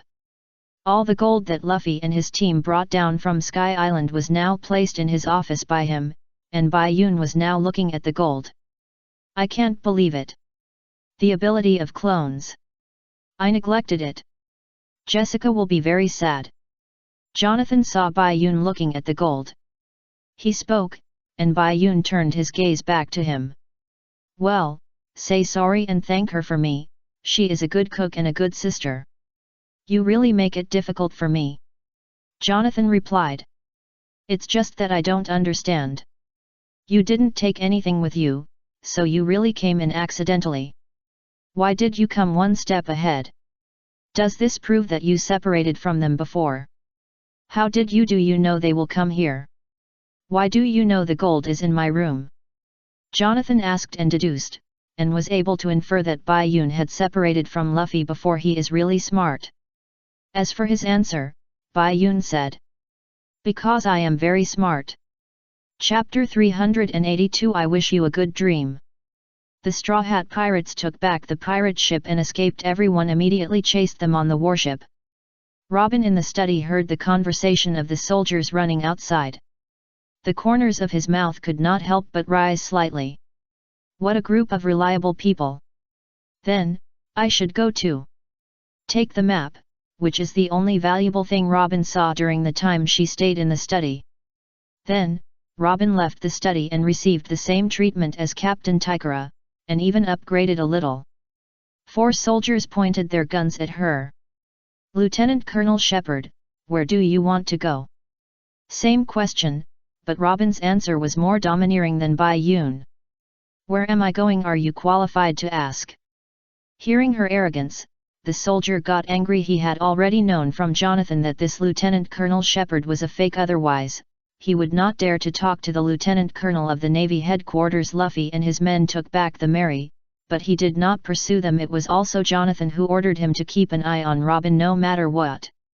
Humph, no matter what, please stay in the study. You are not allowed to go out without the order of Commander Jonathan. The soldier signaled Robin to return to the study in a tough manner. And the finger on the trigger moved as a deterrent. Robin smiled back, raised his hands and crossed them. Sorry, it may not be what you want. Click. The arm stretched out from the four soldiers, grabbed their heads and twisted them, and solved them instantly. It seems that the identity is exposed without a doubt. Then this suit is unnecessary, Robin said to himself, and then took off the Navy officer uniform on his body, feeling a lot more relaxed. On the inner sea of the G8 fortress, the Mary was sailing on it. Although they had recaptured the ship and left the dock, Drake and his men behind them had already chased them in their warships and fired at the Mary. So, now we have to leave quickly. Luffy can block the shells, but if there are too many, he can't block them all. But the problem lies here. Where is the exit? Bai Yun said. Yes, Bai Yun is right, we just don't know where the exit is now. Besides, Sister Robin hasn't come back yet, Nami added. Speak of the devil and he will appear. What Bai Yun said, a proverb, but Nami obviously didn't know what it meant. She looked up at Bai Yun, but she saw Bai Yun looking to the left. She followed his gaze and saw Robin swinging on a rope and flying towards the Mary. Robin, Nami shouted happily. Sanji also turned into a heart-eye octopus. Miss Robin is so cool. As she approached, Robin let go of the rope and jumped down, landing perfectly, and returned to the Mary to reunite with everyone. Are all members reunited? Robin asked. Bai Yun is still missing. Bai Yun raised his hand to answer that Bai Yun was still missing. Robin smiled back, then don't worry about him, Bai Yun is very reliable, isn't he, Miss Navigator? This is the layout map of this G8 fortress. Robin handed the map to Nami. Nami opened it and quickly found the exit. Great, you are worthy of being my only confidant, Sister Robin. You are great, Nami praised excitedly. Robin couldn't stand such great enthusiasm and could only laugh twice in response. Haha. Nami clenched her fists. Okay, Chopper, turn right, and we'll head for the exit. Because I'm smart. Back to Jonathan's office. Facing Jonathan's question, Bai Yun said very confidently, shamelessly. Hehe, you are indeed very smart, long-haired Bai Yun. But you don't think I got this commander position just by using my brain, do you? With only brains, but no force, you can't get promoted in the Navy. Are you confident that you can defeat me alone and then break through the siege and leave? Jonathan got up from his chair, came to the front of the table, and confronted Bai Yun. Although I am confident that I can defeat you, it will take some time, as you said. I don't want to drag my friends down, so Jonathan asked, unbuttoning his sleeves. He was sure that a fight would break out soon. But now he was curious about how this long-haired Bai Yun was going to defeat him quickly by making such a big talk. So, have a good dream. Sleep. Bai Yun looked up and looked at Jonathan, only to see his eyes emitting blue light, and his pupils turned into a whirlpool shape. This is the ability of the sleep fruit of the girl pirate worth 5 million Baileys that Bai Yun and Luffy met when they were about to go to sea. It's time to use it now. After 30 minutes, if you want to have it again, you can only reproduce it again. However, it is estimated that the girl is already living in the city of Impel Down. Jonathan and Bai Yun looked at each other for a moment, and they felt that their heads were heavy, and sleepiness surged like a tidal wave. However, the sleep fruit is not a rule-based fruit. It doesn't mean that if you are hit, you will definitely fall asleep. It depends on personal will. Jonathan bit his lip and resisted the pain and his own willpower. Just like when Luffy was hit. Bai Yun woke him up with a gong sound. He fell asleep, not fainted. However, this was enough to weaken Jonathan's consciousness for a few seconds. In this gap, Bai Yun flashed over in an instant, took out something from his pocket and stabbed Jonathan's arm. Before that, he had unbuttoned and rolled up his sleeves. He really made me cry. After Jonathan resisted the sleepiness, his vision recovered and he saw the syringe on his arm. The liquid inside had disappeared. It was definitely injected into his body. Jonathan looked up at Bai Yun. Bai Yun was in front of him. He didn't speak, but Bai Yun knew what he was going to ask. Strong anesthetic for sea beasts, found in the infirmary. Jonathan was speechless. He even took the anesthetic for giant sea beasts. How much he thought of him. Ordinary ones are enough. I didn't expect you to be the general. Long-haired Bai Yun. Clone, different fruit abilities, you are more dangerous than the Straw Hat Boy. Jonathan stood on the table with his arms and said to Bai Yun before the anesthetic took effect. Bai Yun just shrugged his shoulders and walked to the table to bring the chair to Jonathan. Jonathan glanced at the chair and then looked at him. What do you mean? Just think of it as my repayment for Jessica's care. You decide for yourself. Do you want the commander to lie on the ground or sit on the chair when the soldiers find you? Jonathan sat on the chair without hesitation, and the anesthetic began to take effect, and he couldn't stand. Chapter 383. Do you believe it or not? Bai Yun is a scripted person. Of course he knew that the gold brought down from Sky Island was brought to his office by Jonathan, so that even if Luffy and his friends escaped in the end, they would come back. Not to mention pirates. Who doesn't love money? So, Bai Yun's clone came out to act. One is to hide the identity of Lika, and the other is to take back the gold with this identity. So that Luffy and his friends don't have to take risks again.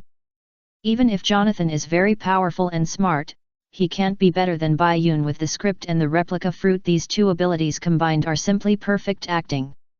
So, Jonathan was a general. Even if he is not weak, the powerful anesthetic for sea beasts is enough for him to sleep for a while. Consciousness was gradually eroded, and vision became more and more blurred. Jonathan sat on the chair that Bai Yun said was brought to him in order to repay Jessica's care for him, and just watched Bai Yun pick up the packages of gold and walk to the window. He knew that he had lost, and he didn't feel unwilling or unconvinced. He had to admit that he was inferior in skills. Bai Yun walked to the window and pushed it open with one hand. From here, you can see the Mary fleeing to the gate, and the warship led by Drake is chasing after it and firing. Bai Yun cast his eyes on the Mary. Well, everyone is here, so I should go back. Well, I wish you a good dream, Commander Jonathan. The G8 fortress is indeed a good fortress. At least, the officers and soldiers are still normal. After saying that, Bai Yun jumped onto the windowsill and flew away. Before Jonathan's consciousness finally disappeared, he murmured. Still normal. Fire. But, sir, there are still. That's fake. Commander Jonathan said that all the nurses in the infirmary were there, that one was with the Straw Hat Boys. Ah yes. This is the conversation between Drake and the soldiers after he chased out in a warship. Without the help of the maintenance team such as Mekao, Drake and his men only sailed out one warship, but there were also shells attacking the Mary. The shells and gold on the Mary were all moved away by Jonathan. Damn it, all the cannons on the ship have been moved away, and we can only passively take the beating. Usopp clenched his fist and hit his thigh angrily.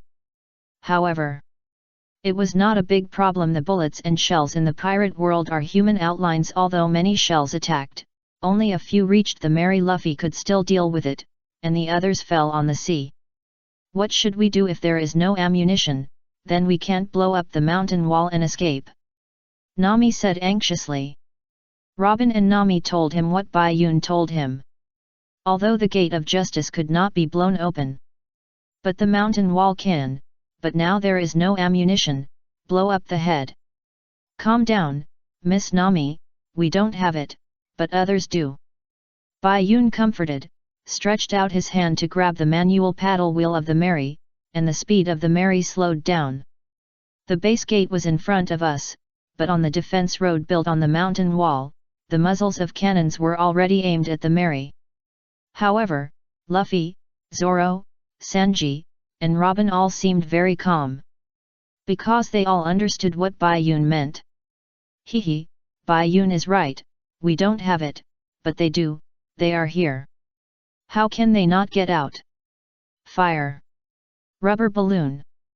Luffy squatted on the sheep's head and smiled and replied, during this period, more than a dozen shells on the defense road hit at the same time. Luffy took a breath and turned into a rubber balloon to catch all the shells, and then bounced them to the right of the gate. More than a dozen shells exploded at the same place, and the power was self-evident. The firelight illuminated everyone's face on the Mary, and the violent explosion and the smell of gunpowder filled people's ears and noses. When the firelight dissipated, the smoke was everywhere, but looking at the edge, it can be seen that a big hole was blown out of the mountain, leading to the outside. So this is also possible. Good, then quickly. How could Nami not be happy when she saw the exit? If they drove out, they would have successfully escaped from inside a naval base. But she suddenly thought of something, and her expression changed instantly. As terrified as she could be. No. She immediately climbed down from the second-floor deck, and quickly came to the door of the warehouse at the stern of the first floor. She opened the door and saw that the bags of gold that were originally placed in the center of the warehouse were all gone. Gold! Nami wailed. What's wrong, Miss Nami? Sanji ran over and asked, and of course the others followed, except for Chopper, who was at the helm. The gold is gone. The gold we brought down from Sky Island is gone. It must have been taken away by the Navy. Nami fell to the ground, looking distraught. What? Luffy was surprised. It's so despicable. Usopp cursed. Zoro and Sanji remained silent. Robin cast his eyes on Bai Yun, who smiled in response. Nami, if you wish for the gold to come back now, maybe they will come back, believe it or not, Bai Yun said. Nami looked up at him. Now it's like this. What, are you kidding? How could it be? Before she could finish her words, Nami saw that everyone was looking at her back. And she couldn't help but turn her head curiously. Bai Yun slowly fell from the sky, her hair flying in the wind, the light behind her was shining, and the white chef's uniform on her body looked holy, like an angel descending from the sky. But the most important thing was the 3 bags of gold filled in his hands. Please, I'm not late, everyone. Bai Yun landed on the deck completely, smiled and asked, and put the 3 bags of gold on the deck. Nami looked at the gold, then looked at Bai Yun, and excitedly stood up and gave Bai Yun a hug. Great, I'll give you more money later, Bai Yun. The funny thing is that Nami was crying a little when she said this. She was crying with joy. Everyone was naturally happy that the gold was back. Sanji was a little different. Nami hugged Bai Yun, which made him so envious that his teeth were almost broken. Ha ha ha, I'll be very happy then. Now, I want to leave here first, our naval base tour time is about to end. Bai Yun replied. While extending his right hand to Takula Bai Yun was sucked in and merged into the bracelet, and Xiao Bai also came over and put it in his hand. Chapter 384 Special Training. Just as Bai Yun said, the exit was blown out, everyone was gathered, and the gold was taken back, so their time to visit the Naval G8 branch base was over, and it was time to leave. They had to leave, and it was already this time, so there was no need for clones, so Bai Yun took back Takula clones. Nami let go of Bai Yun. You are right, Bai Yun. Luffy shouted with his hands on his hips. Hee. Full speed ahead, we should leave. The captain ordered, and everyone immediately moved. Chopper continued to steer the ship. Usopp climbed up to the observation deck to see the direction. Luffy returned to the sheep's head. Robin sat back in her chair, and now she could read with peace of mind. There happened to be a book on the table that was left by Takula Bai Yun, which was taken out from the Navy study. Zoro and Sanji pushed the manual paddle of the Mary to increase the speed of the Mary. Nami took the gold to her room, so that she could rest assured. Only Bai Yun was left with nothing to do. At this time, he noticed a gaze from behind, so he turned around and looked. Since just now, there has been no more shells from behind, because the commander who gave the order has been stunned. Yes, that gaze was from Drake. Ms. Lika. Drake still couldn't understand why Lika would go to the Straw Hat Pirates' ship and get along so well with them, talking and laughing. And, did long-haired Bayun disappear just now? Bayun looked at his expression, smiled back at him, took off his apron, and let it fly away with the sea breeze. Then he took off the gauze on his left eye and threw it away, only his left eye was not injured at all. Finally, Bayun took out a blue hairband from his pocket and tied his hair flying in the wind into a ponytail. During this period, Drake kept watching, and his eyes widened as he watched until now. Miss Lika opposite him has become the appearance of long-haired Bayun and stood there. Long-haired Bayun. Drake's eyes looked like he had seen a ghost, and he couldn't believe what he saw. Bayun tried hard to hold back his laughter. That's right, believe what you saw. I'm sorry, Major Drake, my heart has long been on the man with unlimited fries at the dock at the end of the world. Goodbye, but I believe you don't want to see me again, although I'm almost the same. After saying that, Bayun turned around resolutely and walked back to the bow. Drake was petrified, his brain crashed, and his worldview was severely damaged. Major Drake, what should we do next? Major Drake. Hey Major Drake, are you okay? The soldier just touched Drake lightly, and Drake fell straight down like a statue. The soldiers immediately caught him, and they were all at a loss. The commander fell asleep. The major was petrified. No, without the leader. The soldiers of the G8 fortress were like headless flies. The Straw Hat pirates sailed away directly without any warships chasing them. Everyone cheer up. After a visit to the naval base, the Straw Hat pirates returned to the free sea again. The sky was blue, the sea was the same, and the sea breeze was gentle, making people want to lie down. But head coach Bayun would not allow it. Luffy, you still want to eat? Can you use armament haki freely? We'll talk about it after you can. Zoro, go to sleep. How can you sleep at your age? You have practiced Zantetsu, but you don't want to practice armament haki, right? It's up to you to do it with hegemony. Armament haki must be practiced. Also, Sanji, you have mastered the air pressure technique, right? How long can you fly? How fast? Finally, Usopp, as a sniper, observation haki is the most important. Don't think about being lazy. Bayun was lying on the observation deck, sunbathing, blowing the sea breeze, and occasionally motivating Luffy and his 4 clones who were training.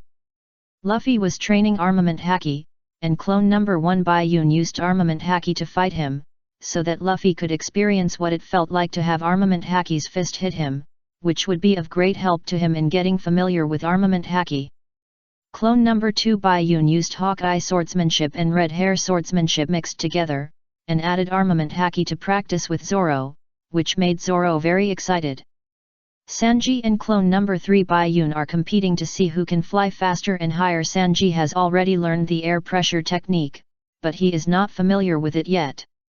Clone number 4 Bayun's training for Usopp is very simple. Clone number 4 Bayun stands in the northeast of Usopp and shoots forward. What Usopp has to do is to shoot bullets to hit the bullets fired by clone number 4 Bayun. If he hits, the special training is successful. How about it? It's very simple. The special training assistance work is done by the clone. And Bayun himself lies on the observation deck, which makes him sigh that this is life. If the training of the clone can also be fed back to the main body like the forbidden technique of a certain village, it would be even better. Ding-ling-ling. At noon, the lunch bell rang. The only 2 people on the ship who can cook. Sanji is in special training. Bayun is thinking about life. Anyone who lies down is called thinking about life. So who cooks? Of course, it is clone number 5 Bayun. It's already the limit, because number 6 is with Ace now. It's time for dinner. Luffy immediately became energetic when he heard the dinner bell.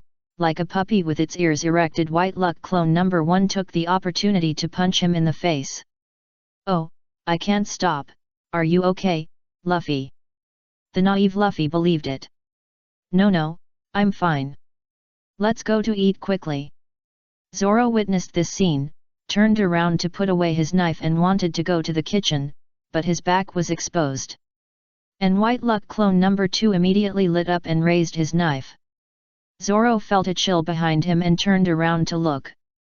But what he saw was the smiling expression of White Luck clone number 2, with his knife put away. "What's wrong, Omega? Go to eat quickly." Zoro. Above the sky, Sanji and White Luck clone number 3 were still confronting each other. After a morning of ups and downs, Sanji was able to stand steadily in the air. "Did you hear that?" said Bai Yun's clone number 3. Sanji lit a cigarette. "What? It seems that you really don't know the haki of observation." Bai Yun's clone number 3 reached out and patted Sanji's shoulder and replied. Then he flew up instantly, stepped on Sanji's shoulder and shook him down, and explained to Sanji considerately. "Dinner is ready. Here."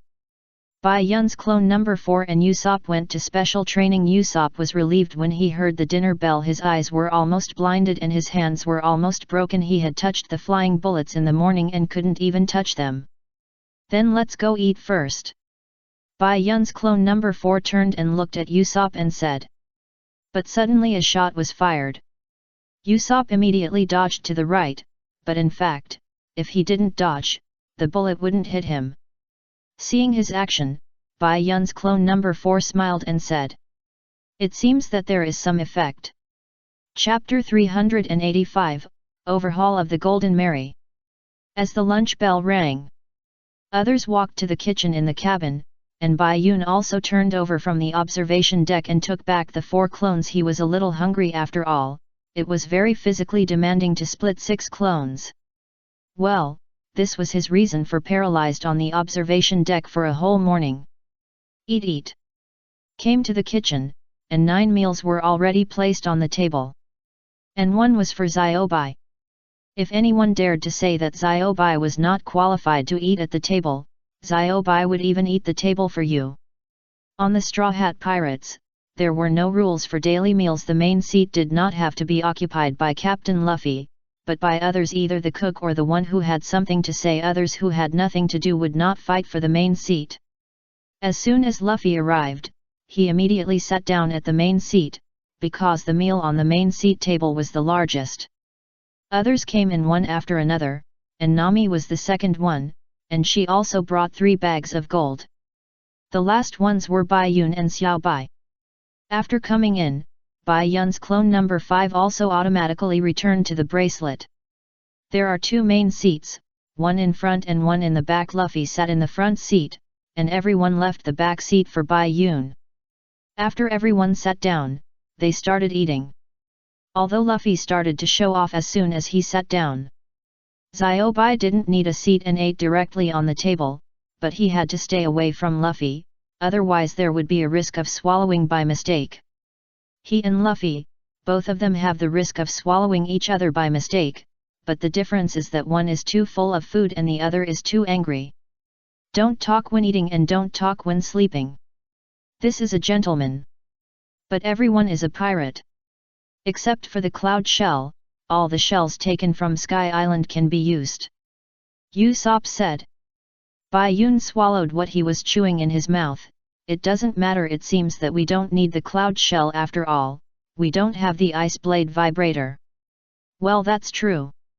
Usopp rubbed his chin and suddenly thought of something. He took out a shell from the bag he carried and handed it to Bai Yun. By the way, this is the sound shell of the golden bell that you asked me to record, Bai Yun. You still remember it? I was just thinking that if you forget, the special training in the afternoon will be doubled. Thank you. Bai Yun took the sound shell, but did not rush to press the button to enjoy the bell sound. Usopp gave him a forced smile, thinking that it was a good thing that he remembered it, otherwise he would suffer a lot. However, even if there is no ice blade vibrator, there are ordinary vibrators, but only Nami and I can use it, right, Luffy? Bai Yun specifically mentioned Luffy. This morning, he tried it 3 times out of disbelief, and he was full of water. Knocking on the deck indignantly, I thought it wouldn't work on Sky Island, but it would work on the sea. I must Viagra. Luffy replied while chewing something. He meant that he must learn to use Viagra. Although we didn't see him conquering Viagra later. As the saying goes, take 100 steps after a meal, and you will live to 99. But, as the saying goes, lie down after a meal, and you will live to 880. Plus Nami has something to say. So now is the time for after-meal talk. Everyone. Sorry to have kept you waiting for a long time, the treasure obtained by the pirates is of course shared by everyone. So much gold is worth a lot of money. Yet. I've been waiting for a long time, I want to buy a bronze statue. Luffy's inexplicable obsession with the bronze statue. I can buy books. Chopper is still studying hard, he wants to buy medical books from various countries. You can drink freely. Only when talking about drinking, Zoro's face will show a bright smile. New stove and frying pans, tableware and a large mousetrap. Sanji put on his glasses and took out an abacus to calculate how much money he needed. The previous ones were all normal. As for the large mousetrap, there were indeed large rats on the ship with large bodies and even larger appetites. Robin remained silent. What she wanted was history, and some things could not be bought with money. As for Bayun, there was nothing he wanted to buy. By the way, there were some small accessories that he wanted to buy, such as pirate hats, eye patches, pirate hooks, etc., which would be helpful for his role costumes in the future. Everyone was talking happily, but Nami said, "Well, first of all, 80% of it is my private money." Nami gave away 80% of the pile of gold. It would be strange if Luffy and the others agreed. They all stretched out their right hands.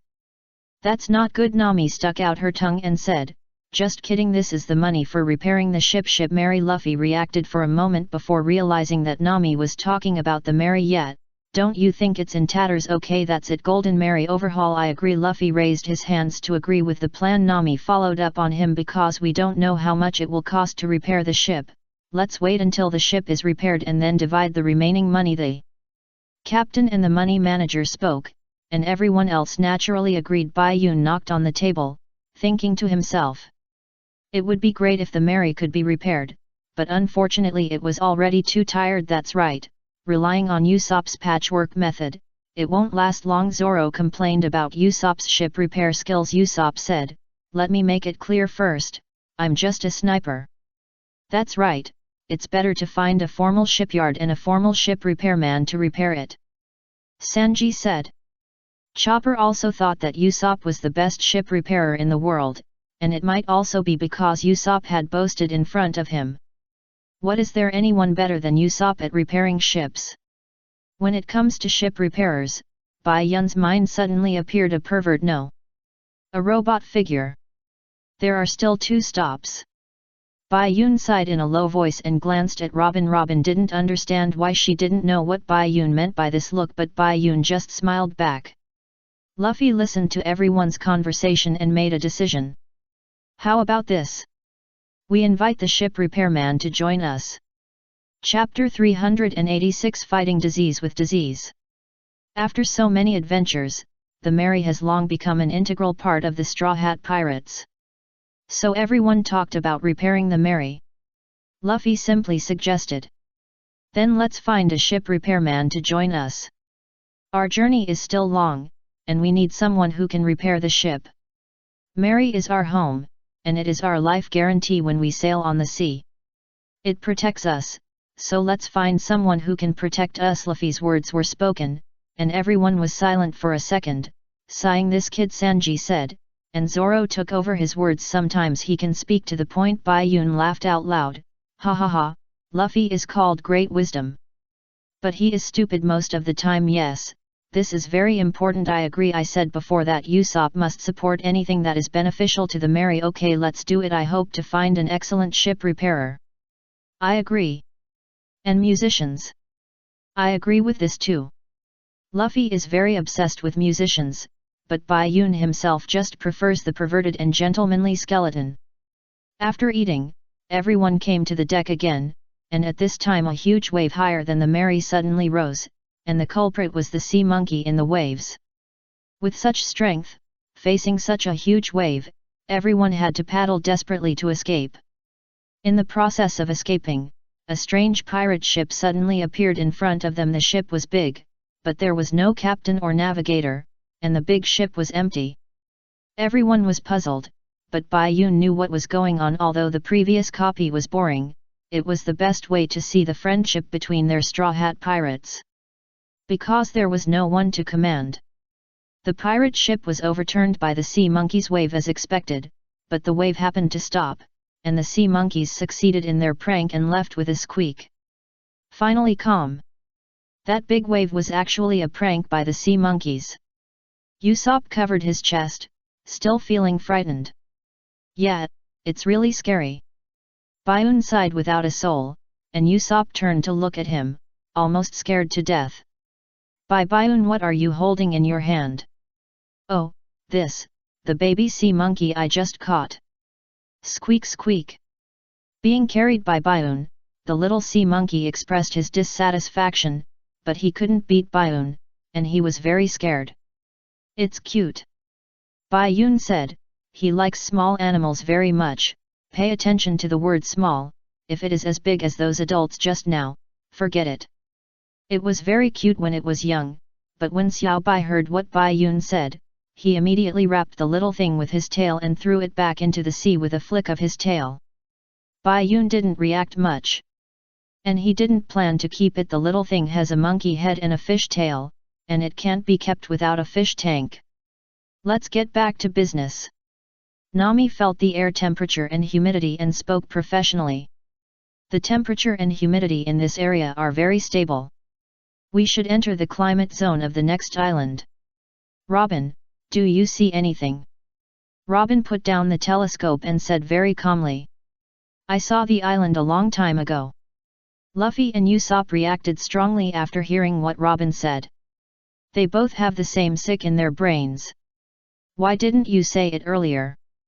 You unromantic guy, you should say this when you see an island. Brothers, I saw the island, long live. Say it again. Robin was crazy and said, the fog is quite thick nearby. Fog? Then we are not sure if there is any danger. Chopper, determine the direction to go, and remind us immediately if there is anything. Chopper, okay. Nami heard Robin's words below. And she was the only one who cared about the business. Luffy was still denouncing Robin. Do you know how much I look forward to the island? So persistent, although Robin didn't understand, she apologized. Sorry, I will pay attention next time. Really, if you can correct it, then forget it. Luffy replied with a smile. He was not angry, he was not really angry like this. By the way, thinking back to the pirate ship just now, don't you think it's strange? There is no captain, no navigator, no pirate flag, not even a sail. The atmosphere of the whole ship is at its lowest point.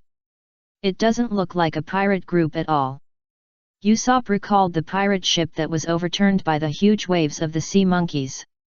Zoro crossed his arms and replied, maybe they lost the naval battle, the captain was killed, and the things were robbed.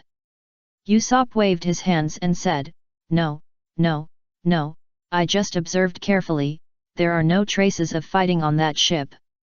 But there is nothing on the ship that is as important as life to pirates. Maybe they are not pirates, don't worry about it. Sanji replied. Usopp narrowed his eyes, well, I always feel that they are pirates. I have a bad feeling. When have you ever had a good premonition? Sanji complained.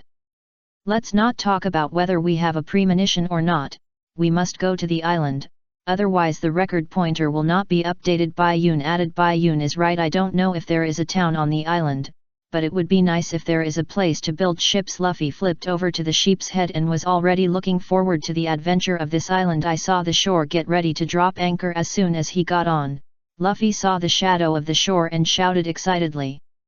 Zoro was silent, but very efficient. He had already picked up the anchor and started waiting. Wait, everyone, I hearing that he was going to go ashore.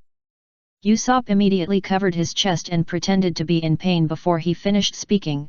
Sanji knew what he was going to say. Chopper, Usopp has the disease that he can't go to the island. Ah, there's no cure for this. Chopper replied. Baiun came over and flicked Chopper's horn. Not necessarily, Chopper. I'll teach you. Sometimes, diseases don't have to be cured with medicine, just like Usopp's mental illness. Then you can use disease to treat disease. I have the disease that if Usopp doesn't go ashore, his training will be increased tenfold. I think Usopp should be able to cure me. Right, Usopp? Bai-Yun smiled and looked at Usopp. Usopp was sweating profusely. Well, this of course, ha ha ha ha, how could I watch someone die without helping him?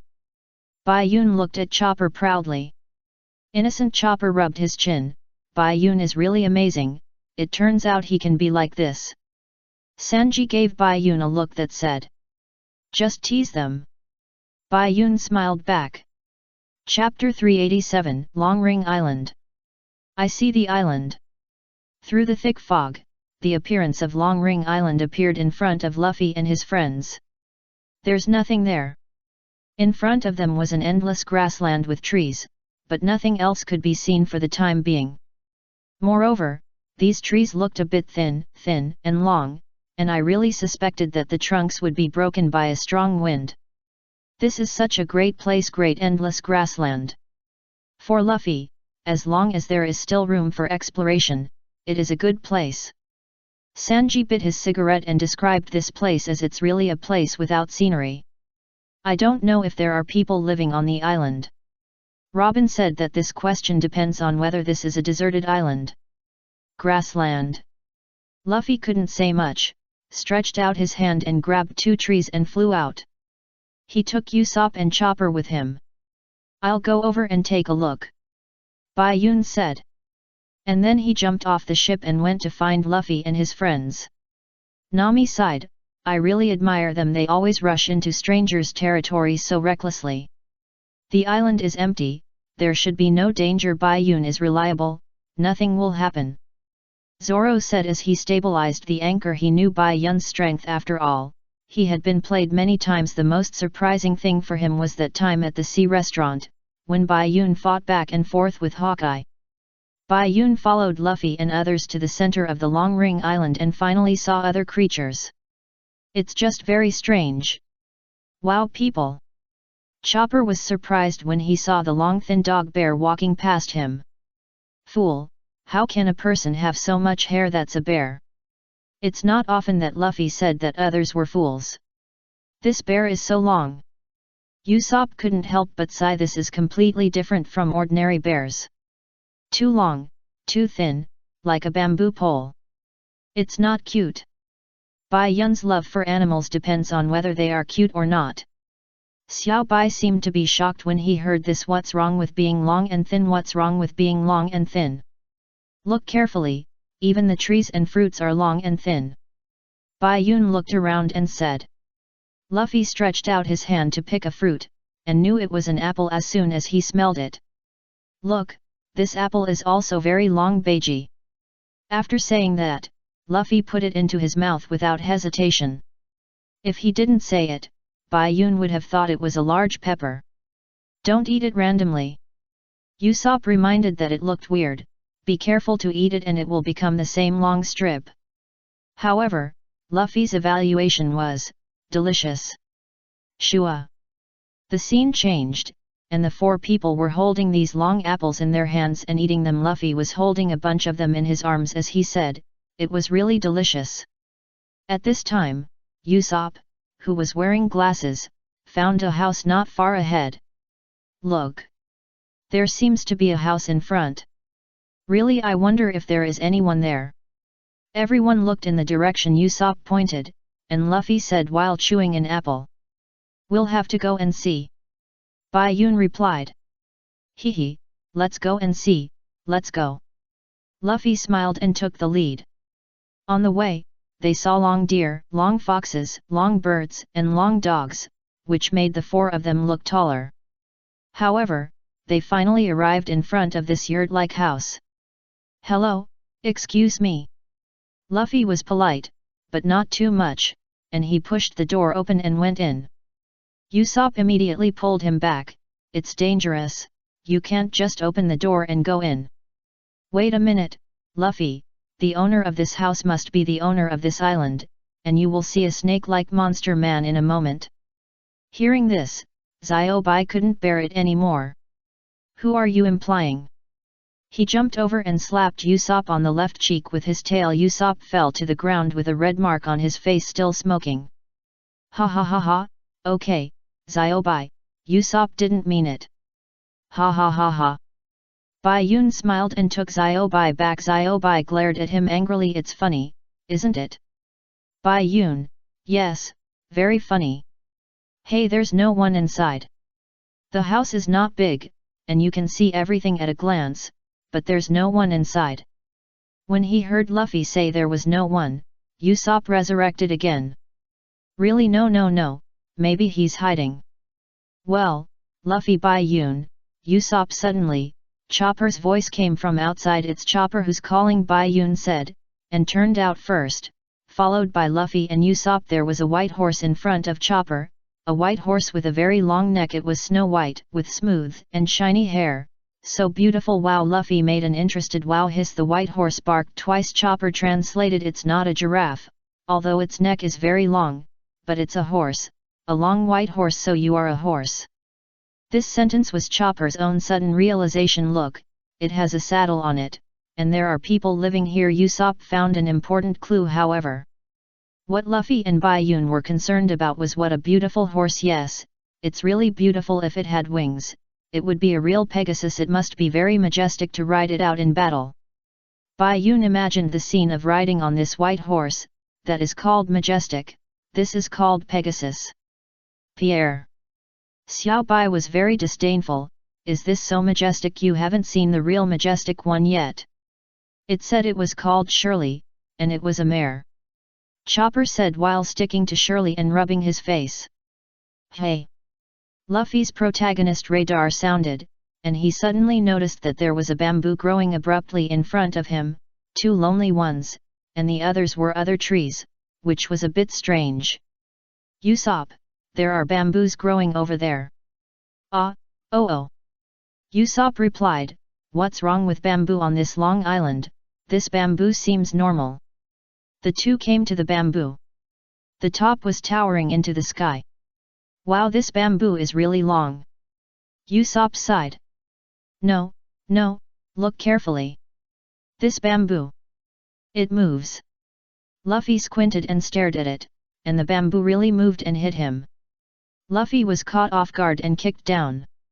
The bamboo killed the four emperors alone. Chapter 388 Foxy Pirates. The Straw Hat Pirates came to the magical Long Ring Island. For this copy, Bai Yun only cared about the Admiral Aokiji. As for the others, they're others. The current situation is: everyone was divided into two groups. Luffy, Bai Yun, Usopp, and Jobbard went on an island expedition. And Zoro, Sanji, Robin, and Nami stayed on the Mary, waiting for Luffy and the others to bring back news. At least Bai Yun should not mess around with Luffy. It's hard to say. In the center of the island, there is a yurt-like house. Luffy and the others did not find anyone, but found a beautiful white horse that is only as long as a giraffe's neck. If it could fly, Bai Yun would have thought of using it as a mount. Then, Luffy found two bamboos growing out of nowhere among the many fruit trees. He didn't expect that the bamboos would move, and then he was killed by the bamboos alone, and slapped them hard.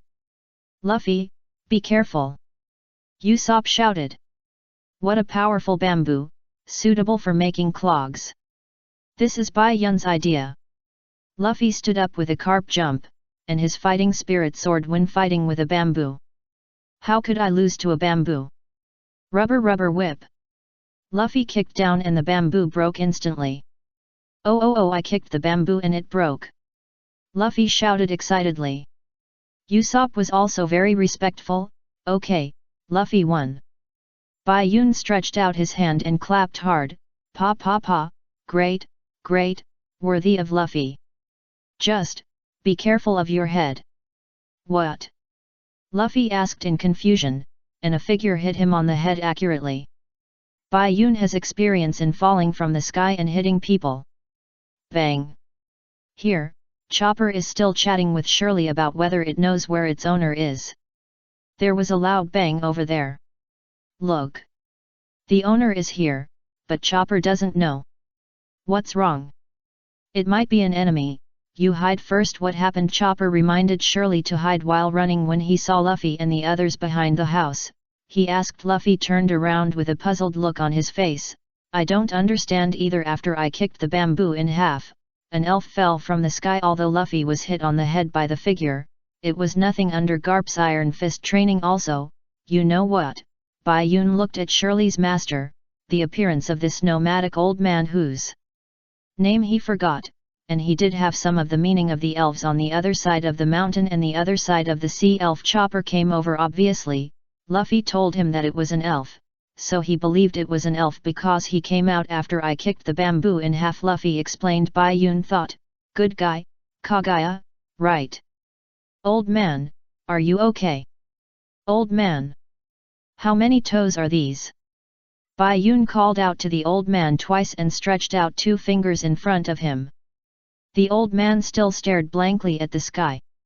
Okay, I fell and became stupid. I can't even recognize how many toes I have. Bai Yun retracted his fingers and made a conclusion. What you stretched out is not a finger. Usopp complained. Bai Yun shrugged. You can't just stretch your feet in front of someone when you meet them, right? Usopp was speechless. At this time, the old man finally reacted, sat up, and looked at Luffy, Bai Yun, and Chopper, who were squatting in front of him. Of course I still remember you. Long time no see. Are you all okay? Usopp was confused. Hey! Do you know him? Luffy and Chopper shook their heads. I don't know him. Me too. Me too. In my memory, there are not many old men that can impress me. I have never seen this old man in front of me. Needless to say, the last 2 answers were all answered by Bai Yun. After Usopp heard the answers of the 3 of them, he hadn't said anything yet, and the old man spoke first. Ah, no wonder I think you are unfamiliar. Usopp was surprised. Are there any normal people in this world? Ah, you just said it casually. So, who are you, old man? The old man wiped the blood from his nose. My name is Dongjit, thank you for saving me. You are the ones who knocked me down from the stilts, right? Stilts? That bamboo that is so high that you can't see the top is your stilts, old man. Luffy raised his hands and tried to make a very tall gesture. Well, I'm standing on the top of the bamboo. Old man Dongjit said very calmly, looking like a hermit. But the reality is, I have always liked stilt walking, so I want to use the long bamboo on this island to challenge the world's tallest stilts. But I didn't expect that I couldn't get down after stepping on it. Puff. Bai Yun almost couldn't help laughing. Merit 1. Ah, are you stupid, old man? Luffy's attitude also changed from thinking Dongjit was a stilt master to are you stupid? And old man Dongjit hadn't finished his words. This stay is 10 years. Luffy was so shocked that he opened his mouth wide. The word idiot was not enough to describe it, so he had to add a big idiot. Usopp was also shocked and suspected that he had heard it wrong. You have been on stilts for 10 years. Yes, and the bamboo is still growing taller and taller, which scares me even more, and I dare not come down. I was scared to death. Dongjit replied, and when he said he was scared to death, there was a scared expression on his face. He also explained that because there were trees of the same height on the island, and he could eat the fruits on them to fill his stomach, he could live on it for 10 years. But Bai Yun still admired him. That was 10 years, not 10 days. He lived alone on a pair of stilts in the wind and sun for 10 years. You must be a legendary figure. Old man. Bai Yun was also thinking that until now, they had met the old man who lived in the box, and now this old man who lived on stilts. He didn't know if he would collect any other strange old men in the future. Under Luffy's question, Dongjit also explained why the animals on the island were so long, because it was so vast.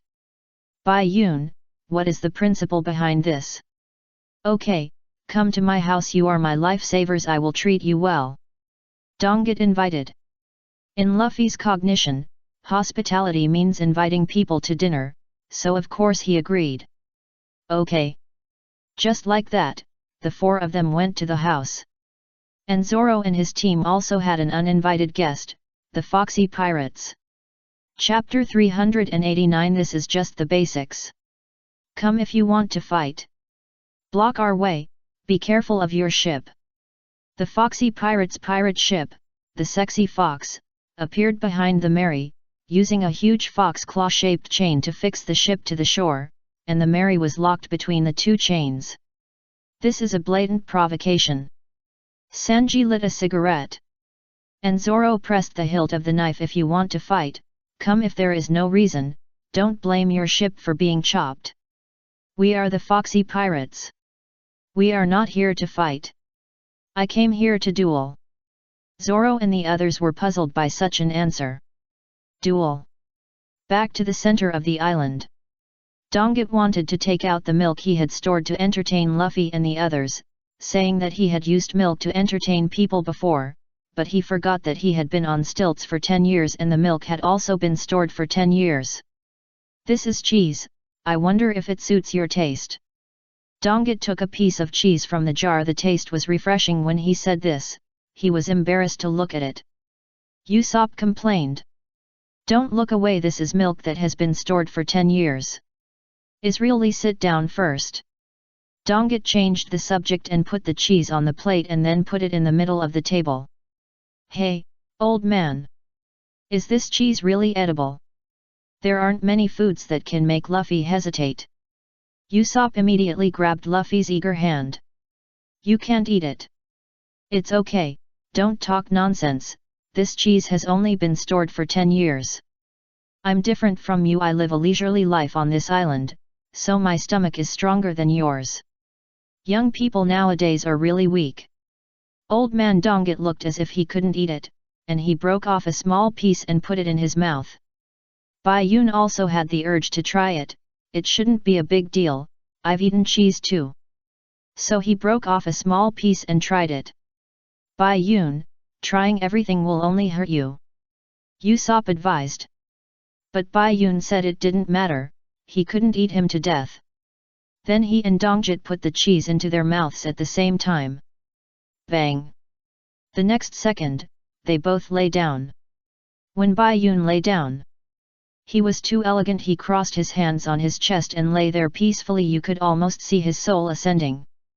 Old man Dongit was different. He foamed at the mouth and shouted weakly. Help, Kala, doctor! Ah, doctor, doctor! Hey, I am! Chopper panicked when he saw this, and then realized that he was a doctor, so he immediately diagnosed old man Dongit. Bai Yun over there had already gotten up by himself, untied the kettle around his waist and rushed out of the house. And Chopper's diagnosis came out. It's food poisoning. Usopp's complaining energy is full today. You don't even need to tell me.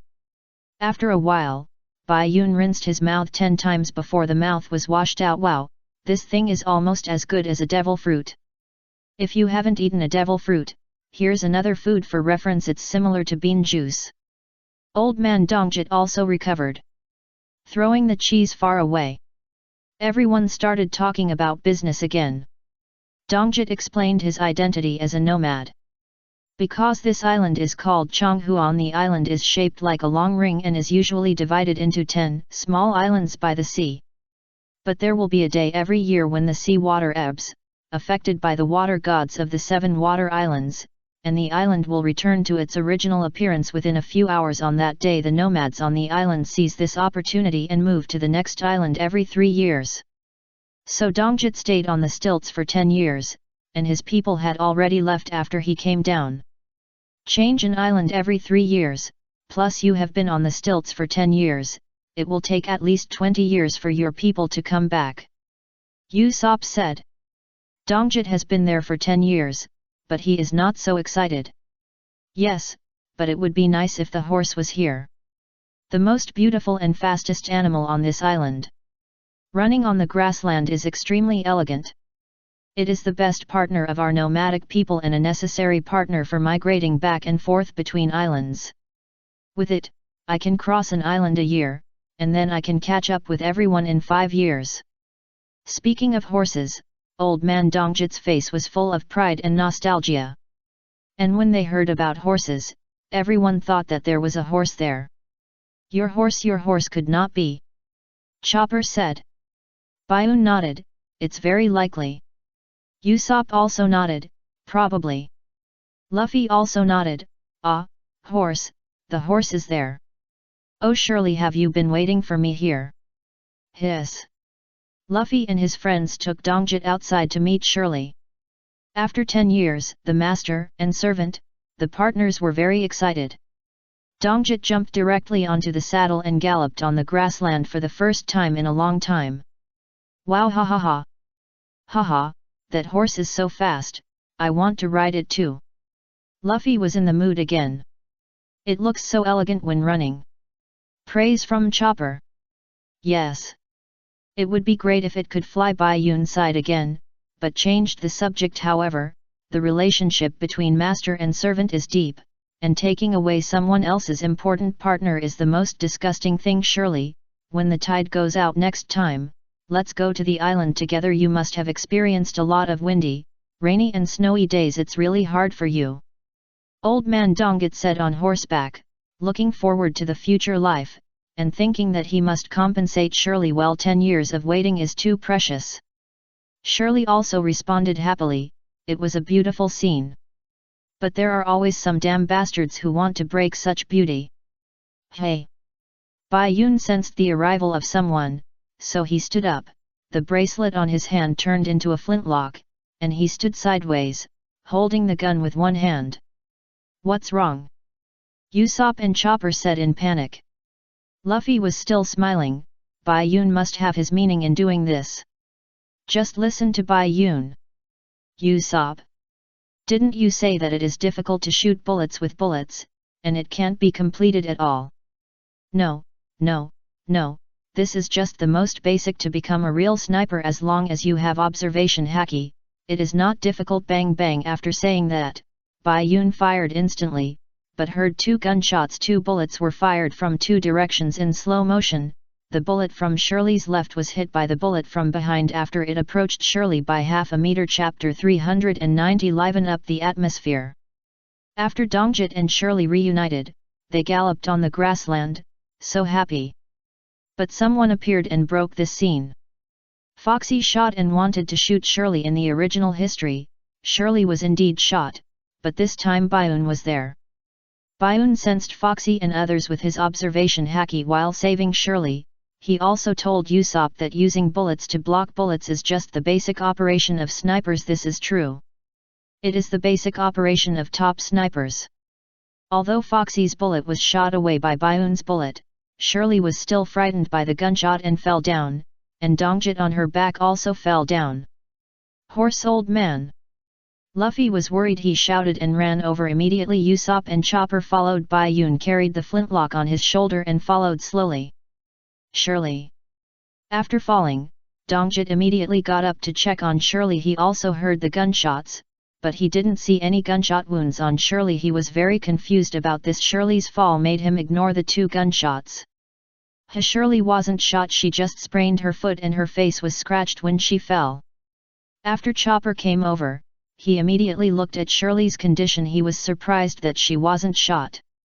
Usopp suddenly felt that he stepped on something. He raised his foot and saw 2 bullets in a cross shape, crossing together. Seeing this thing, Usopp opened his mouth and fell to the ground. He looked back at Bai Yun, who was walking slowly with surprise. Not only can he intercept bullets with bullets, but he can also control their force, just to intercept and penetrate them instead of bouncing them away. What a terrible technique! Usopp sighed in his heart. Let's put it this way, Bai Yun now has the skills, such as stick techniques, swordsmanship, air pressure steps, etc., but the strongest among them is undoubtedly his shooting skills, because not only did he replicate the shooting skills of the 2 top sniper masters Beckman and Jesus Bulletin and get feedback, but he also received the devilish special training from the 2 of them, which made Bai Yun have the current shooting skills. That's good. Hearing Chopper's diagnosis, Dongjit breathed a sigh of relief. Even if he was injured, it was better than being shot. He. At this time, 2 mocking voices came. It was Foxy and his 2 men. Hamburger who looked like a gorilla, and Porchy who was dressed like a cheerleader and was actually the cheerleader captain of Foxy Pirates. I shot that horse, it's mine, don't move it. Yes, it's our captain, don't move. Although the bullet didn't hit Shirley, Luffy was still angry. He was angry. Foxy admitted that he was the first to do it, and Porch was also fanning the flames. Who are you? Luffy shouted. You ask who we are? How dare you say you don't know us? Foxy said confidently, but it was true that no one knew them except Bai Yun, and Bai Yun did not think it was an honor to know them. I don't care who you are, I'm going to beat you up. Luffy would say this even if I'm came if he didn't know them and the other party was malicious. When Luffy said this, Foxy was shocked and fell to the ground. You don't know me. Porky comforted her immediately, and only Hamburger was still laughing. After Porky comforted her, Foxy was resurrected again. My name is Foxy. I will do everything I can to get whatever I want. Why get angry over a horse? Hunting is just a form of entertainment. You bastard! Rubber. Luffy couldn't bear it when he heard this, and raised his leg to gather strength, but Foxy interrupted the spell directly. Wait, Straw Hat Luffy. Luffy paused. Hey, how do you know my name? Of course, I have already checked your background, Foxy said proudly. Porchy took over his words.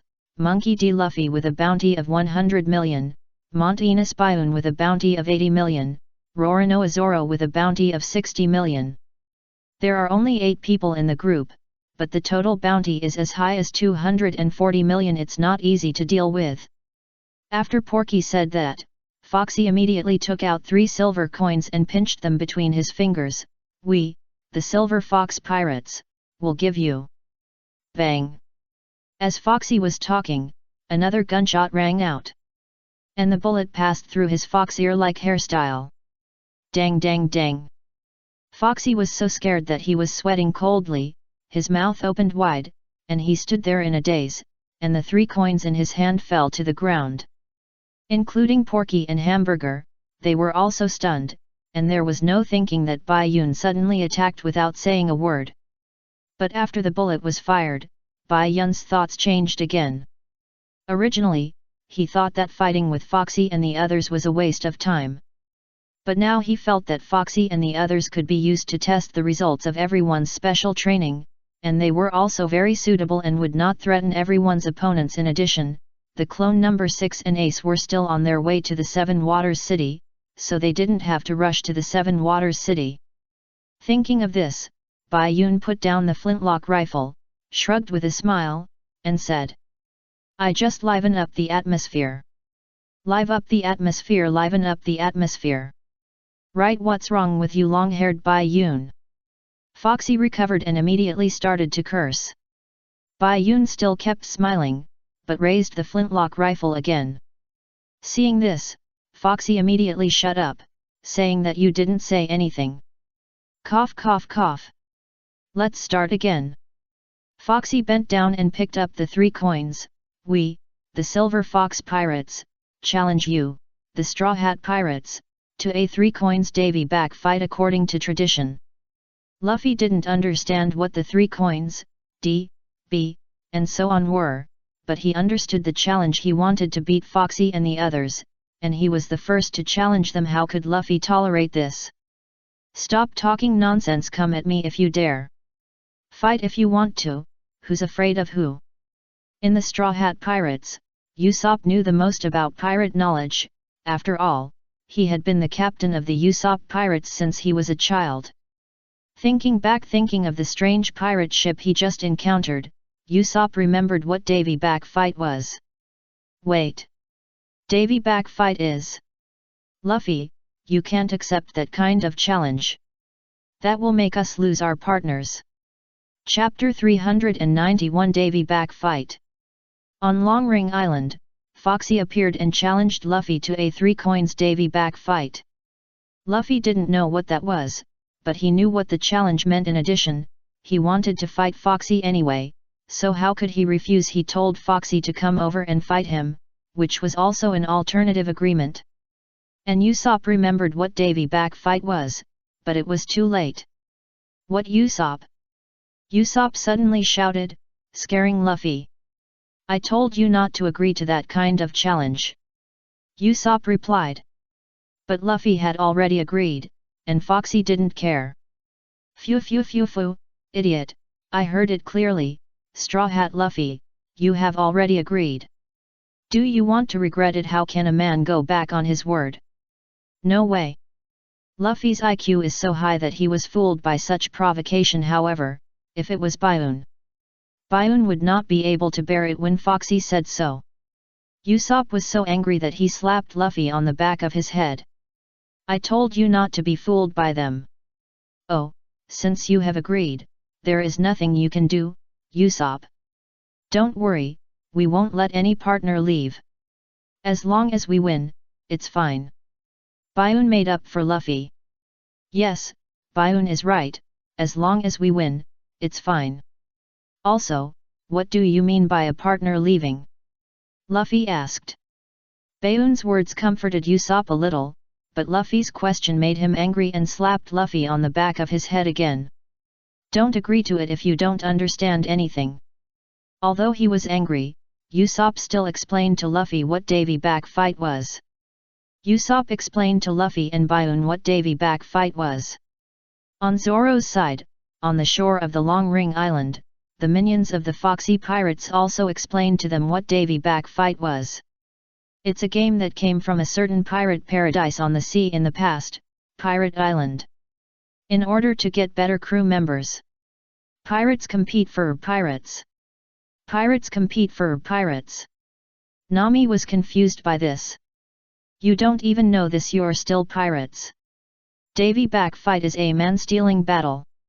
And the rule we're going to challenge is 3 coins. That means 3 rounds to decide the winner. Each time, the winner can choose a crew member from the other ship at will. The chosen crew member must swear to the deep-sea pirate Davy Jones and immediately become a loyal subordinate of the captain of the enemy pirate group. Nami was shocked when she heard this. If you lose, your companions will be taken away. What's going on? Foxy's men didn't care about her shock. Of course, if there is no crew member you like at the time, you can also take the pirate flag that is regarded as life. Sanji took his hand away and exhaled a puff of smoke. The stakes are companions and dignity. If you win, you can increase your combat power, and if you lose, you will suffer heavy losses. A dirty and cruel game. Otherwise, it's called a pirate game. Bai Yun's voice floated out, and he suddenly appeared behind Foxy's men like a ghost. No one knew whether Bai Yun's real body had left a clone on the Mary, and if so, how many clones were left. So when Bai Yun suddenly appeared, there was no need to be surprised. Scared?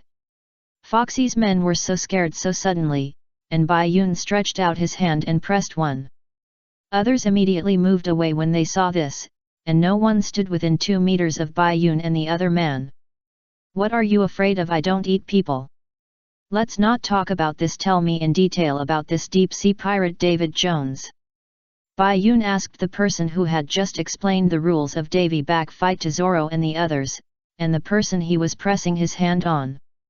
When he heard the name of the deep-sea pirate, David Jones, he couldn't help but show up. Davy Jones, the deep-sea pirate, the king of the sea, the extraditor of the dead at sea, the character that even Jack is afraid of on his ship. The one with the octopus face. I didn't expect to hear this name in the world of One Piece. It is estimated that this name has only appeared once in the whole story so far, so it is normal that Bai Yun didn't notice it, but now that he heard it clearly, it is hard not to pay attention. Long-haired Bai Yun. The younger brother who was questioned by Bai Yun said Bai Yun's name and title, and Bai Yun grabbed it with his hand. Whether I am myself or not, you don't need to tell me. Also, what I'm asking is the character Davy Jones, the deep-sea pirate you just mentioned. The shoulder blade felt like it was about to break after being grabbed by Bai Yun, and the younger brother's face twisted in pain. I'll tell you, I'll tell you. Bai Yun let go of his hand after hearing this. Thank you for your cooperation. The younger brother raised his shoulders and thought to himself, how can I not cooperate? You look at the scumbag. The look in his eyes was exactly the same as the one on the bounty list. Deep sea pirate. Davy Jones has always been the person that the crew members selected in the Davy back fight game need to swear to. It is rumored that he has been living in the deep sea and has the ability to control the dead. He is the incarnation of the world's first pirate who died on the seabed. Foxy's younger brother expressed his understanding of Davy Jones in this world. It is similar to what Bai Yun knows about Davy Jones, except that he is the world's first pirate. That's all. That's all I know. The younger brother replied truthfully. Bai Yun reached out and patted his shoulder, smiling. What a waste. Being called a waste with a smile, the younger brother had a feeling that, yes, I am a waste. Since there was no more news to dig, Bai Yun stepped into the air and returned to the Mary to stand with Zoro and the others. Let's get back to business. It's ridiculous. We will never accept that kind of game. Nami said. Fool, this kind of thing is not something you, a small crew member, can decide. As long as the captains of both sides agree, we can start the war. It doesn't matter what you do, as long as Monkey D. Luffy nods, all of you present have to participate in this game. Someone else said, the one who had been psychologically traumatized by Bai Yun. That's right, Miss Nami, there is an unwritten rule in the pirate world, whoever escapes in the face of battle will bear great shame. Sanji said. What does this shame matter? Nami replied, maybe in her eyes, partners and life are the most important. Chapter 392. I'll say it. What does this shame matter?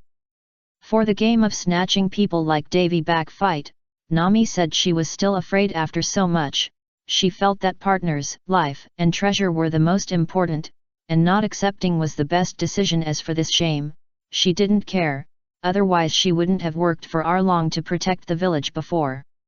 She is more rational, but if Luffy agreed, it would be even harder to get Zoro and the others to give up escaping than to kill Zoro. Even if Hawkeye was playing Davy back fight with them, Zoro would not give up, and might be even more excited, even if he knew that the probability of losing was high. I would rather die than live with shame, Zoro said. I agree, Sanji said. +1. You too. Nami couldn't understand. Robin advised, don't fight with them, men are such creatures. Bai Yun raised his hand to answer, you can't kill them with one stick, Sister Robin, I just think you have to be able to bend and stretch. Under the uncertainty of the opponent's strength, not agreeing to this kind of game is indeed the best decision. But I think they are just a group of mobs. Bai Yun continued to look at Foxy's men on the sexy fox with his eyes that looked at scum. After being looked at by Bai Yun, they immediately fell to the ground, covered with black lines, and looked deeply shocked. Bai Yun was not wrong. Most of them were the ones Foxy had just won from that strange pirate ship. Aren't they all losers? Besides, with Luffy's personality, I think he will most likely.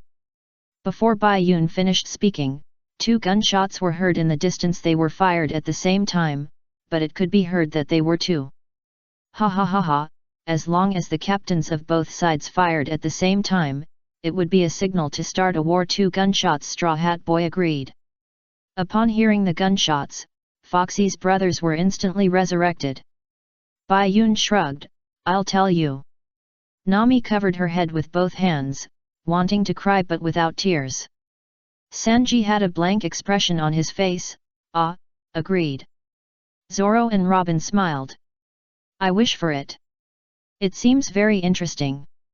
On the grassland, Luffy accepted the game, and Usopp, like Nami, held his head in despair. Fuff fuff, this means you have officially accepted the game.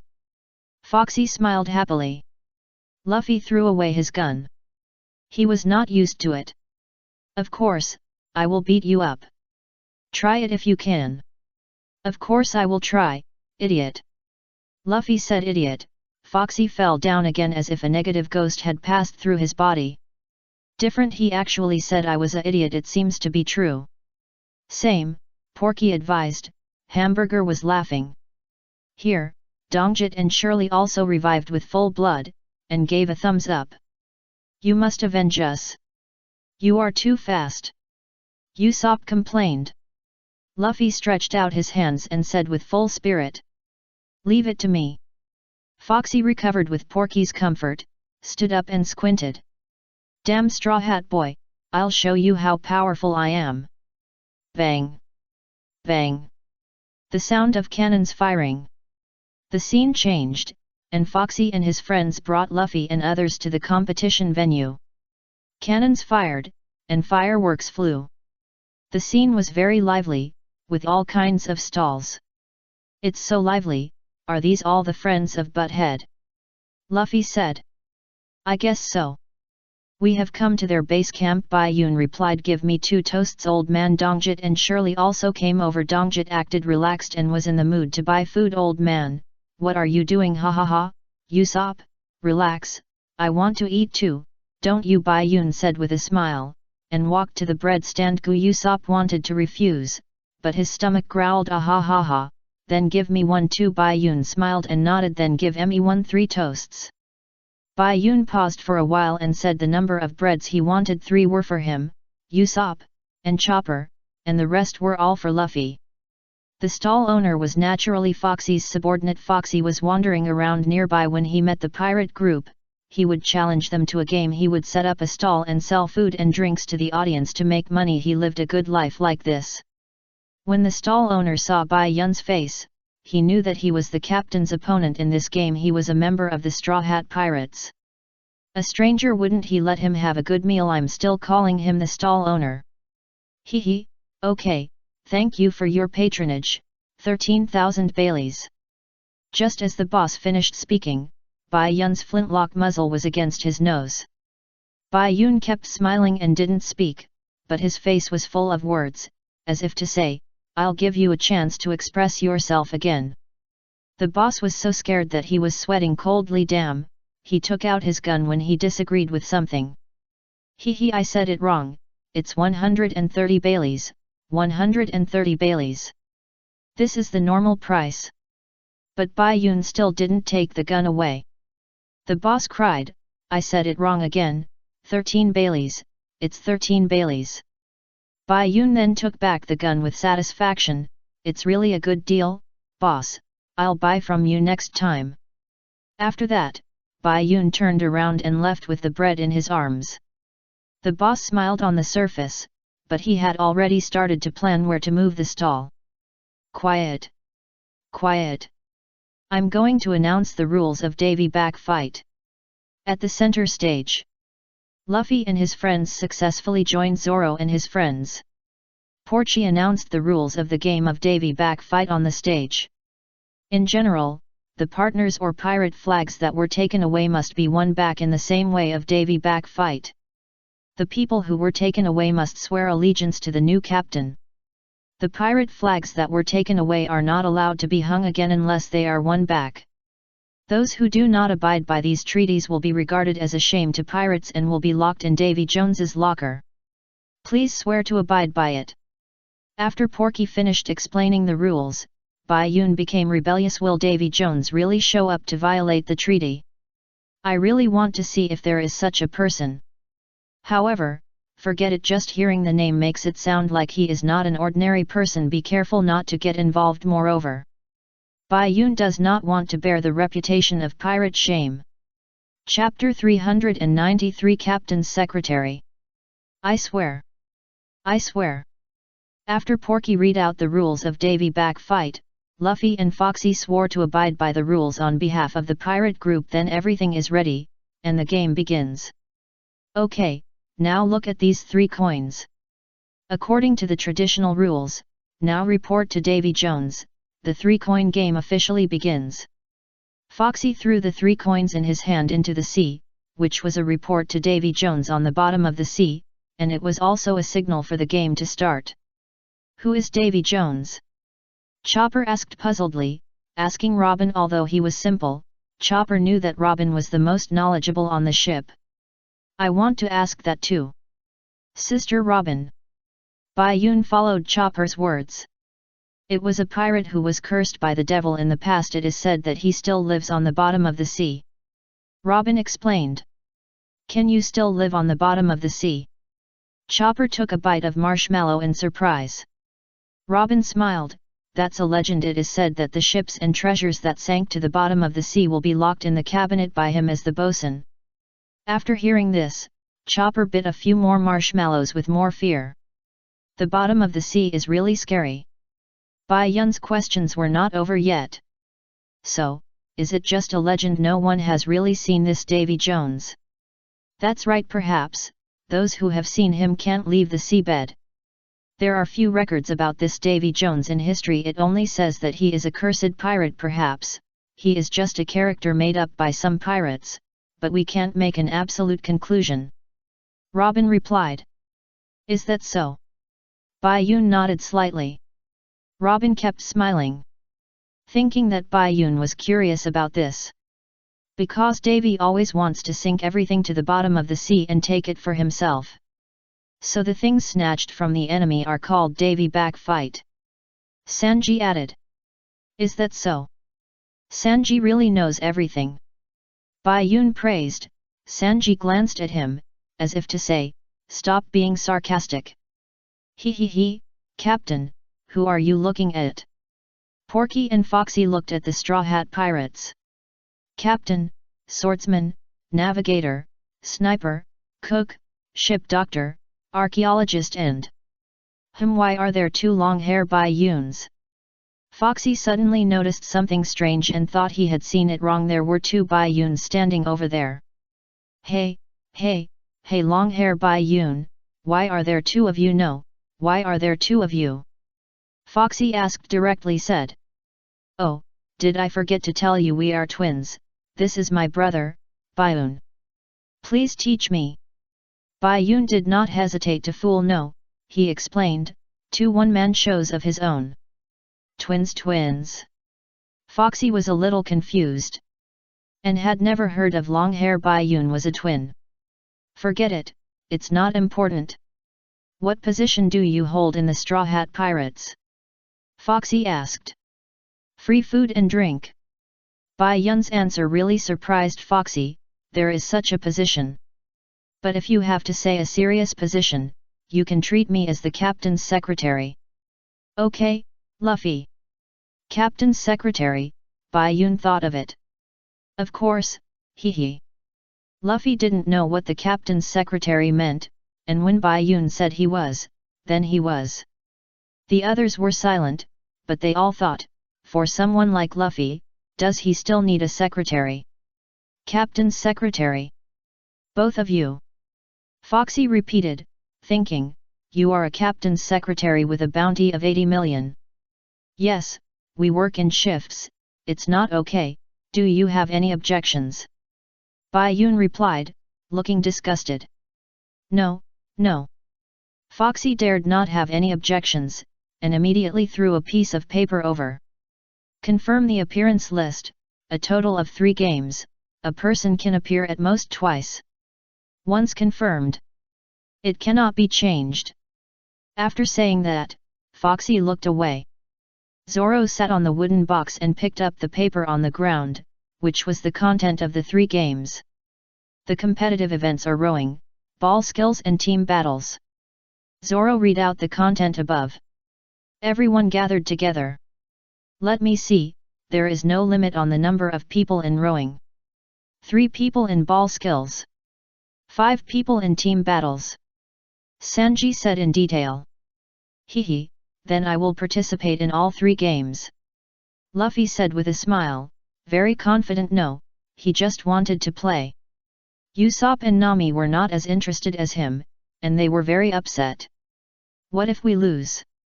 They will definitely want me, Captain Usopp. No, they will want me, I'm so cute. Hey! Usopp was half-hearted, and Nami glared back, what, do you have any objection? But the rule is that you can't participate in 3 games. Robin explained. Bai Yun took the paper from Zoro. In the first game, all of us will go, and win by quantity even if one wins. It's still a win. In the second game, Zoro, Sanji, you 2 will go, plus Chopper. In the third game, 5 people, just me and Luffy, Sister Robin, Nami, and Usopp will go. This way, we won't encounter the rule that you can't play 3 games, how about it? Bai Yun arranged it according to his memory. Hehe, it's a good arrangement, I have no objection, Bai Yun. Luffy replied. Since the captain has spoken, others naturally have no objection. Oh no, Usopp raised his shaking hand. Actually, I'm sick and can't participate in the competition. How about letting your twin brother take my place? Before Usopp finished speaking, Bai Yun gave him a smile. Although he didn't say anything, his face said, you know what I'm going to say. Usopp could only turn the words around with a crying face, just pretend I didn't say it. Okay, then it's decided. Okay, both sides have determined the list of players to compete. Let's see the arrangement of the Straw Hat Pirates. On the stage, the host said with 2 lists. Then, the first game, the Round Island Kayaking Race. Participants, all members of the Straw Hat Pirates. The second game, Davy Back Fight. Participants, Roronoa Zoro, Sanji, and Tony Chopper. Chopper jumped up and tried to put himself in the camera. I'll do my best. And Zoro and Sanji started to confront each other again. Don't hold us back, Green Algae Head. Remember this, pervert. Bai Yun suddenly appeared from behind the 2 of them. You 2 are almost kissing each other. The 2 jumped away and shouted at Bai Yun, nonsense. Bai Yun shrugged. The third game, Roller Skating Chase. Participants, Monkey D. Luffy, Montinus D. Bai Yun, Nico Robin, Nami, Usopp. After the host announced, Luffy immediately raised his hands and shouted with full spirit. Okay, let's go. Chapter 394. Let's go fishing first. Davy Back Fight game begins. Except for the people who came, Bai Yun and his team. Others, including the competition items, the host, and the competition venue, are all from the Foxy Pirates. This is a loss, but the protagonist's halo directly wins back 99 points. Ito Mimes, the captain of the Foxy Pirates banquet, he was the host of the Davy Back Fight. After confirming the appearance list of both sides, he announced. Then, the first game, the Round Island Kayaking Race, starts now. The kayak used in the kayaking race can only be built with 2 wooden paddles and 3 empty barrels. The materials are here, it depends on the boatman's skills.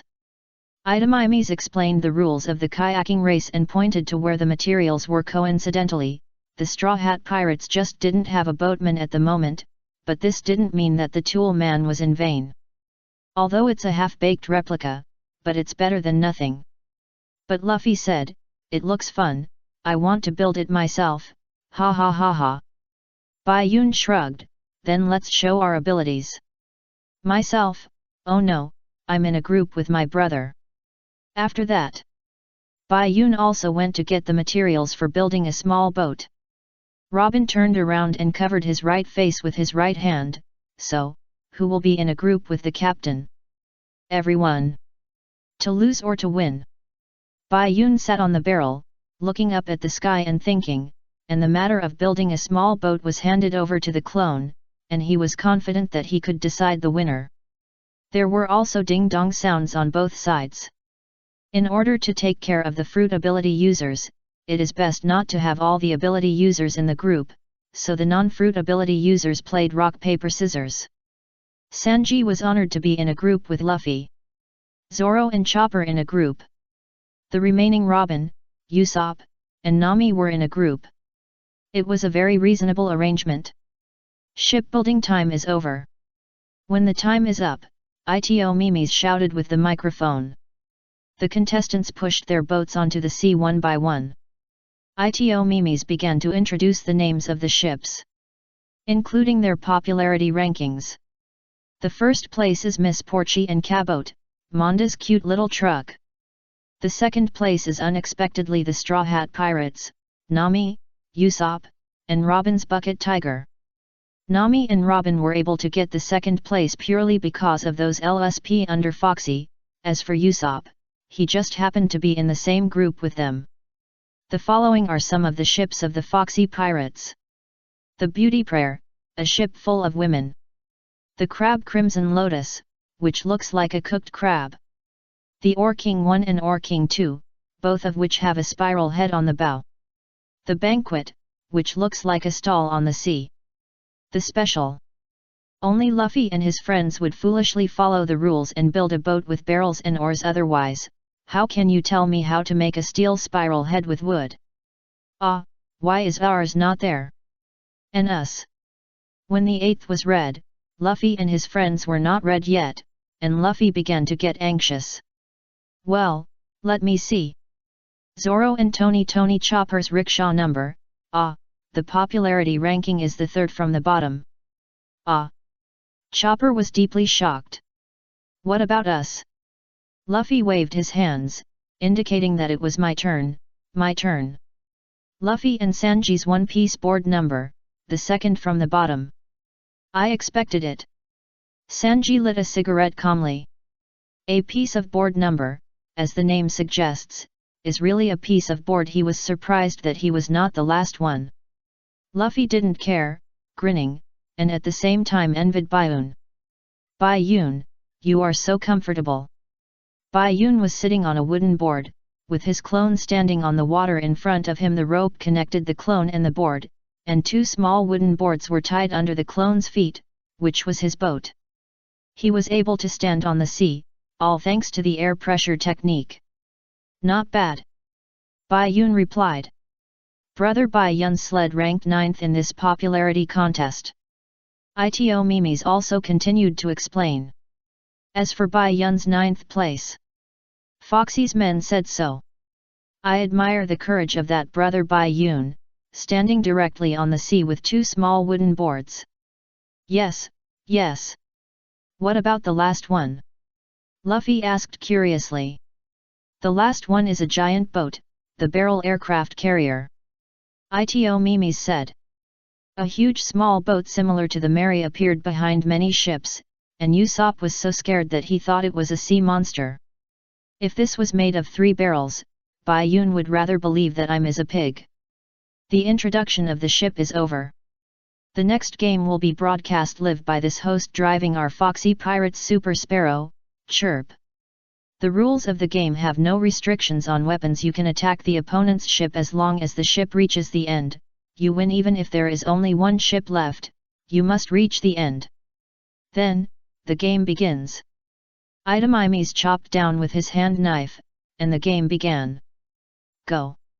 Everyone set off with full energy in an instant. Ha ha ha!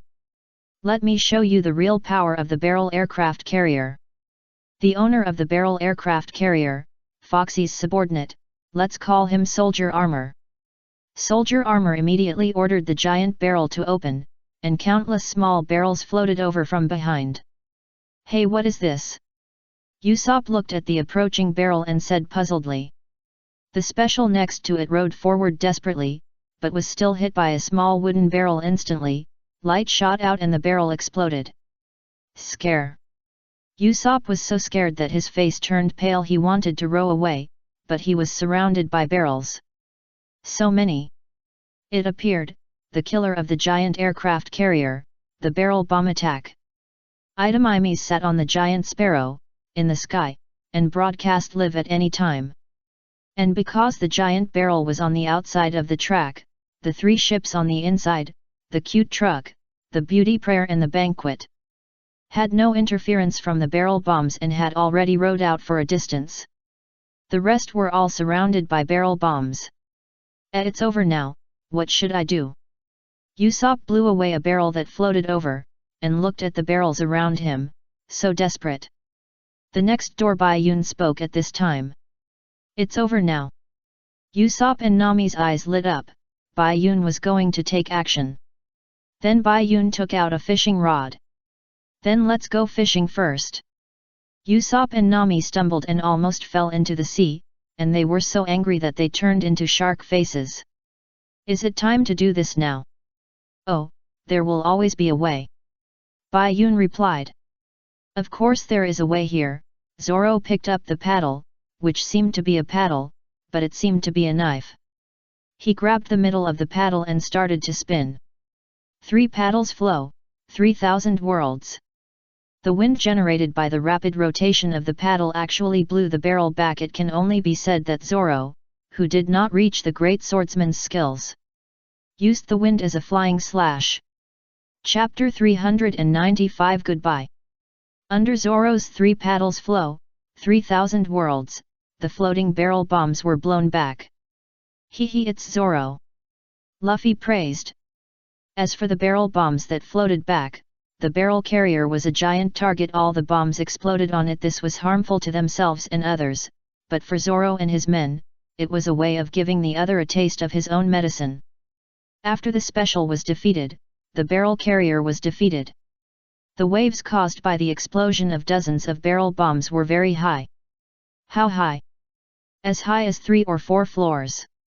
Everyone, use this wave to move forward. Zoro shouted. Chopper immediately grabbed the boat. Will this really work? Nami and Usopp looked at the huge waves that were higher than the barrel carrier and transformed and shouted. Bai Yun picked up the fishing rod, and a fish was hooked in such a short time. Bai Yun swung it violently, but the fish flew to the shore and hit Foxy's face accurately, knocking him to the ground. Captain Foxy! Puff puff puff! The men immediately helped Foxy up, and Hamburger was still laughing. The bigger the wind and waves, the more expensive the fish. This is for you, Butthead, you're welcome. Bai Yun shouted with a smile. Foxy just got up and fell down again. Butthead, he actually called me Butthead. But Bai Yun didn't care about him. When the waves came, he untied the rope, and his clone slid out like skating, while he stood up, stepped on the wooden board, and surfed the huge waves. Ha ha ha ha, it's pretty cool. Wow Bai Yun, I want to play too. Luffy's eyes turned into stars, and he said with envy. Sanji pushed him back with one hand. Sit still. With the help of the huge waves, the members of the Straw Hat Pirates actually caught up. Long-haired Baiun actually played surfing. And his brother Baiun stepped on 2 small wooden boards and seemed to be skating on the water. Itamimes reported in real time. The girls in the Foxy Pirates on the shore were fascinated by Baiun and Baiun's actions. So handsome. It would be nice if they joined us. The boys' thoughts were naturally, we must not let him join, we must not. But, I have to say, this long-haired Baiun looks pretty good looking. Back to the court. Hurry up, Manda, we're about to be caught up. Porchy made a slightly artificial asking Shark Manda to swim faster. The waves hit, and all the groups of the Straw Hat Pirates caught up.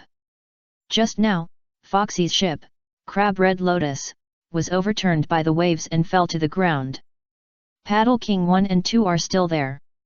But Porky and the others left. The Beautiful Prayer and the Banquet did not leave, but were waiting for Luffy and the others. Oh, here they come. So cool, let's play again. After the ship stabilized, Luffy raised his hands and shouted excitedly. The waves were so big. But Sanji's cigarette was still not wet. He was about to say, play with your head. However, at this time, the Beautiful Prayer and the Banquet came over from both sides. Welcome, free rice bowls, please use it. Come and drink, little brother. The combination of happiness and beauty. For Luffy and Sanji, it was a sure win. It's so delicious, 10 more bowls. In an instant, 10 bowls were piled up next to Luffy, and Zoro also sat next to him, looking up and drinking. It was not what he thought, but the wine was really fragrant. Fur guest, this is apple candy, do you want one? Fur, Chopper's name has changed again.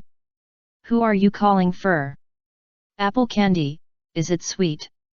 Chopper was like performing a face-changing performance, first with a shark face, retorting, Fur, your whole family is fur. Then he looked at the apple candy expectantly and asked if it was sweet. On the other side of the beautiful woman's prayer ship, Sanji was surrounded by beauties from front to back, with a red lip print on his face. And the words of Ying Ying echoed in his ears. "Handsome guy, don't play anymore, play with us." Sanji seemed to be in heaven, trapped in the land of tenderness.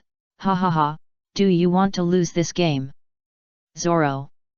Bai Yun didn't get on the banquet ship, and the sled was combined again. He was still sitting on the wooden board. He just shouted, and Zoro tacitly picked up a pot of wine and threw it back without even looking at it. Bai Yun stretched out his hand and caught it steadily. He had just eaten toast, so he was not hungry, but a little thirsty besides. It was free, so he could take it for free. Oh, the moves are coming, the beauty prayer and the banquet, the delicious food and beautiful women moves. Basically no one can resist these two moves. Ito Mimis did his duty. In the Straw Hat Pirates, only Robin, their tiger barrel, was still chasing Porky and their cute little truck. Nami turned around immediately after hearing what Ito Mimis said. "You guys hurry back to the game." "Oh my! You're the only ones left and you're still persevering, Kabaddi," Porky said with a smile. Fishman Kabaddi immediately understood and chopped the sea with his hand knife. Fishman Karate, sea surface chop. The hand knife that split the shallow layer of the sea surface rushed towards the tiger barrel. Usopp was so scared that he immediately dodged to the right. But he dodged, but the entire tiger barrel was cut off by 1/3 from the left. "Oh my!" Porky smiled even more happily when he saw this. "Ms. Nami, Ms. Robin. How could an ordinary woman be better than Nami and Robin?" Seeing them being attacked, Sanji woke up instantly, got rid of the Pansy Cave, jumped back to his own board, and pulled Luffy down. "Don't eat, go help Miss Nami and Miss Robin." Zoro also knew that he had to consider the overall situation, and returned to the rickshaw without hesitation. Chopper had been on it and did not leave. Seeing Zoro coming back, he immediately turned into a human form and drove the boat on the barrel wheel. "Don't leave. Eat more, yes handsome guy, don't worry about them." Although the people on the banquet and the beauties on the beauty prayer kept tempting, Sanji and the others still moved forward without turning their heads. "No need to shout, stay for a while, it's to give you face now." Bai Yun smiled and waved, and then raised his right hand, and the flintlock appeared, shooting at the two ships, but the bullet did not hit the ship, but shot into the sea. But Bai Yun turned around and left after he finished. What does it mean?" The beauty on the beauty prayer didn't understand, but before she finished the word meaning, two bangs, violent explosions broke out under their ship and the banquet, instantly blowing the two ships to pieces. Banquet, beauty prayer. Failed.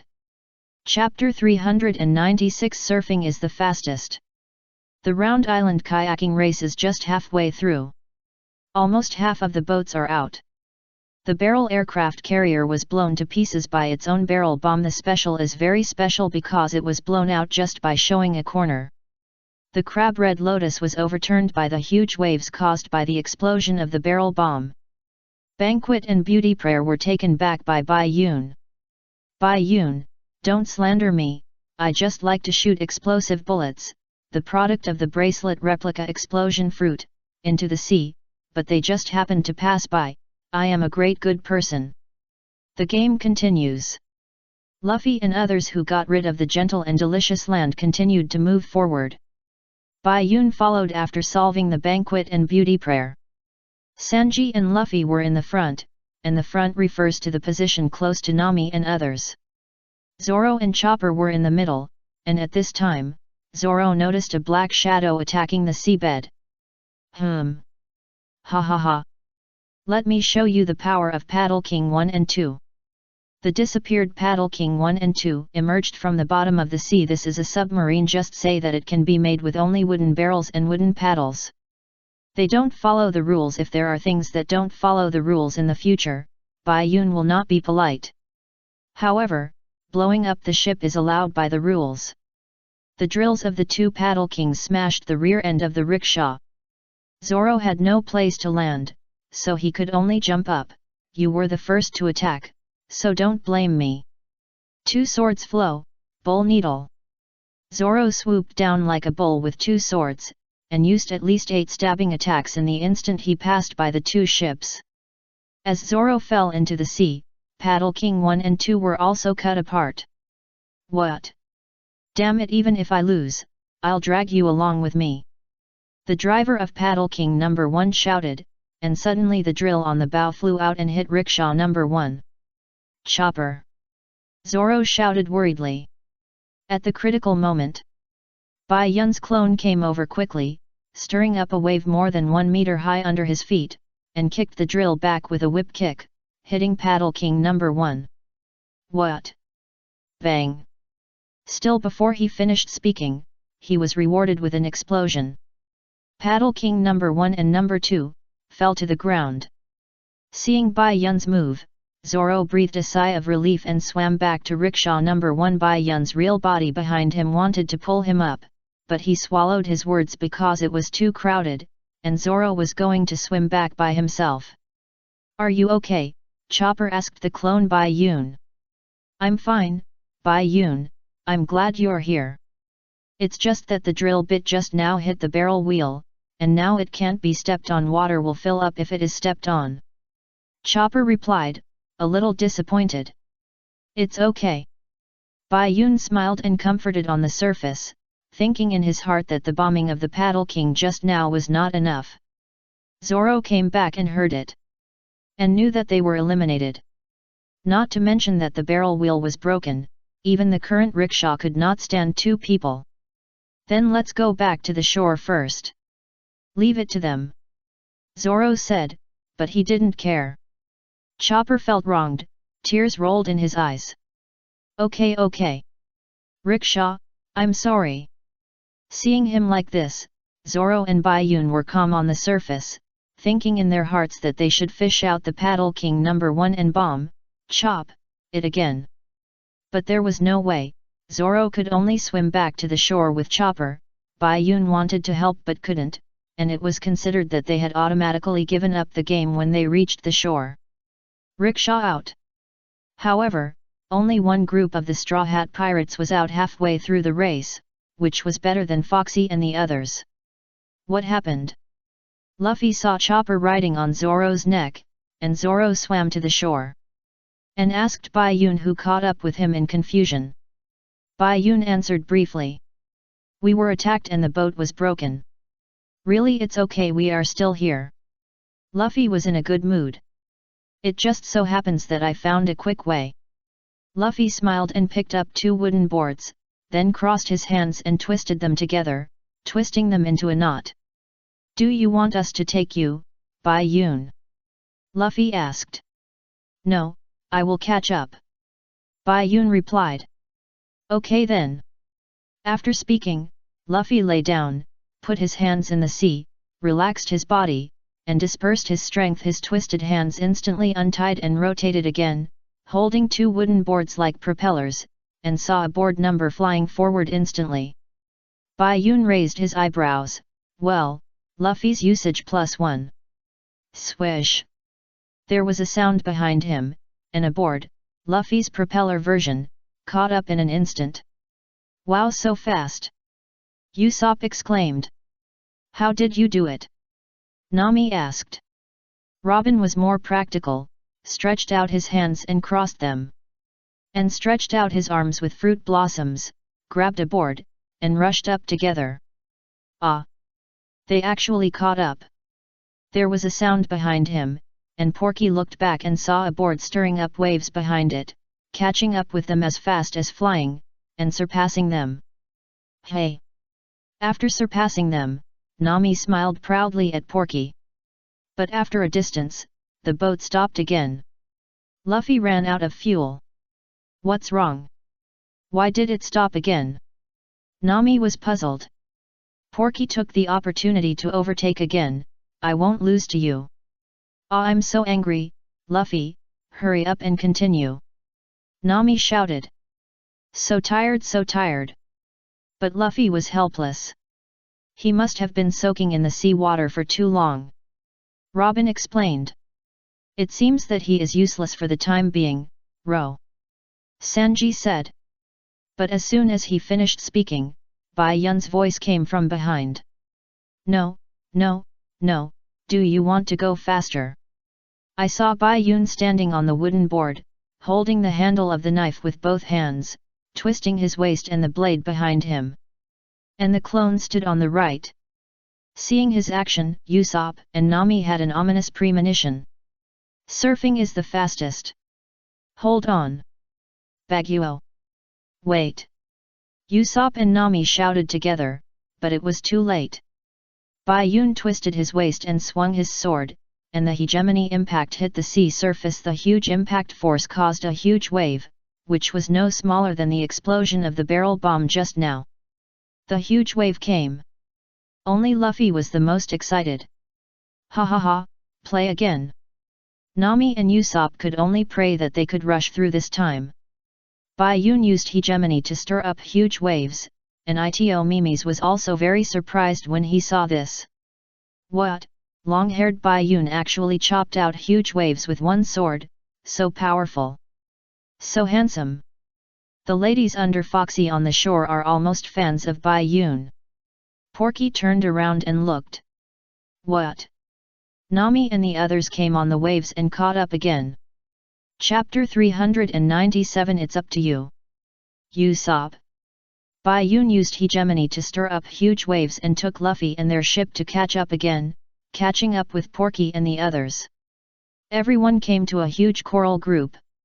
This is the only environmental obstacle in the entire race. After passing this, we are almost at the finish line.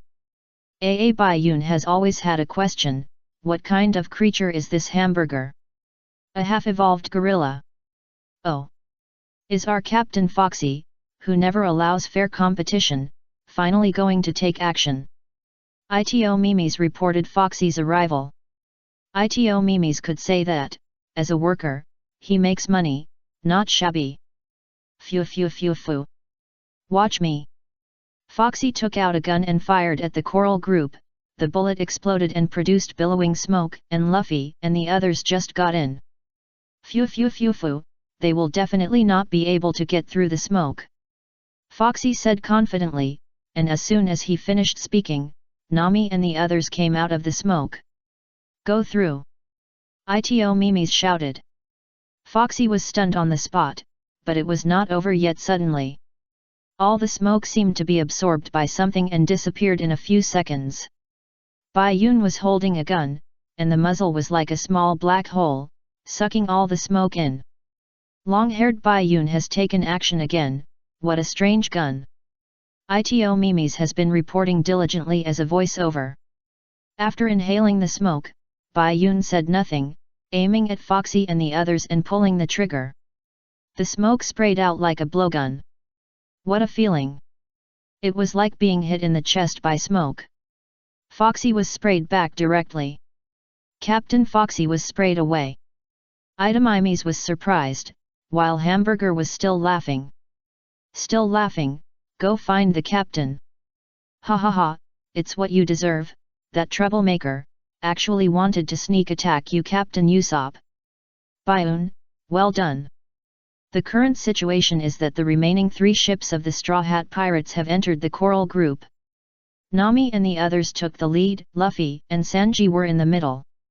And Bai Yun was at the end. Just give them a taste of their own medicine. Bai Yun replied, sat down and started fishing. But, it's strange, why can we move forward without paddling? Sanji asked. Nami smiled proudly, because this is a current maze. Countless small whirlpools gather together, and the current becomes very chaotic if you can't find the right one. We will be like that woman and the others, and we will be turned out as soon as we enter. But if we find the right current, we don't need to paddle, we can follow it, and we are now on this right current. For me, finding this current is just a piece of cake. Who is the navigator of the Straw Hat Pirates? Nami. Ms. Nami. Nami. Usopp and Sanji immediately applauded, and even Luffy, who was still powerless, applauded in a low voice. Bai Yun sighed, are you really stupid, Luffy? See Bai Yun approaching, using a fishing rod to pick up Luffy's hands and put them on the boat. Well, I feel much better, thank you, Bai Yun. Luffy said. Bai Yun. Bai Yun was thinking. Should I also train Luffy's intelligence? You're welcome. We can't lose. Kabutai. Porky couldn't even see the backs of Nami and the others, and he was anxious. Leave it to us. Manda. Merge. Kabutai jumped out, and Manda opened his mouth and bit Kabutai's lower body. This fusion is comparable to the Pirate No. 6 fusion, Giant Emperor that Frankie asked everyone to merge together when fighting Ounce. It appeared, Kabutai and Manda's fish fusion. Kabutai's hand-waving swimming plus Manda's fish tail swinging, they successfully entered the coral group. Itamimes reported excitedly, looking so passionate, but Zoro on the shore saw this fusion and just wanted to say, "Idiot. I don't know how far it is. Are we halfway through now?" Usopp muttered, and suddenly something appeared in front of him that made him unable to recite. Ah! A huge super whirlpool appeared in front of him. Although it was not as big as the sky-high current, it was not much smaller. Here we come, the last checkpoint of the coral group. The huge death whirlpool, how are the members of the Straw Hat Pirates going to pass it? Itamimes continued to report. Yes, how to pass it, this is how to pass it. Think of a way quickly. Usopp was panicked. It should be possible to pass it with the shock wave of the shock wave of the shock wave.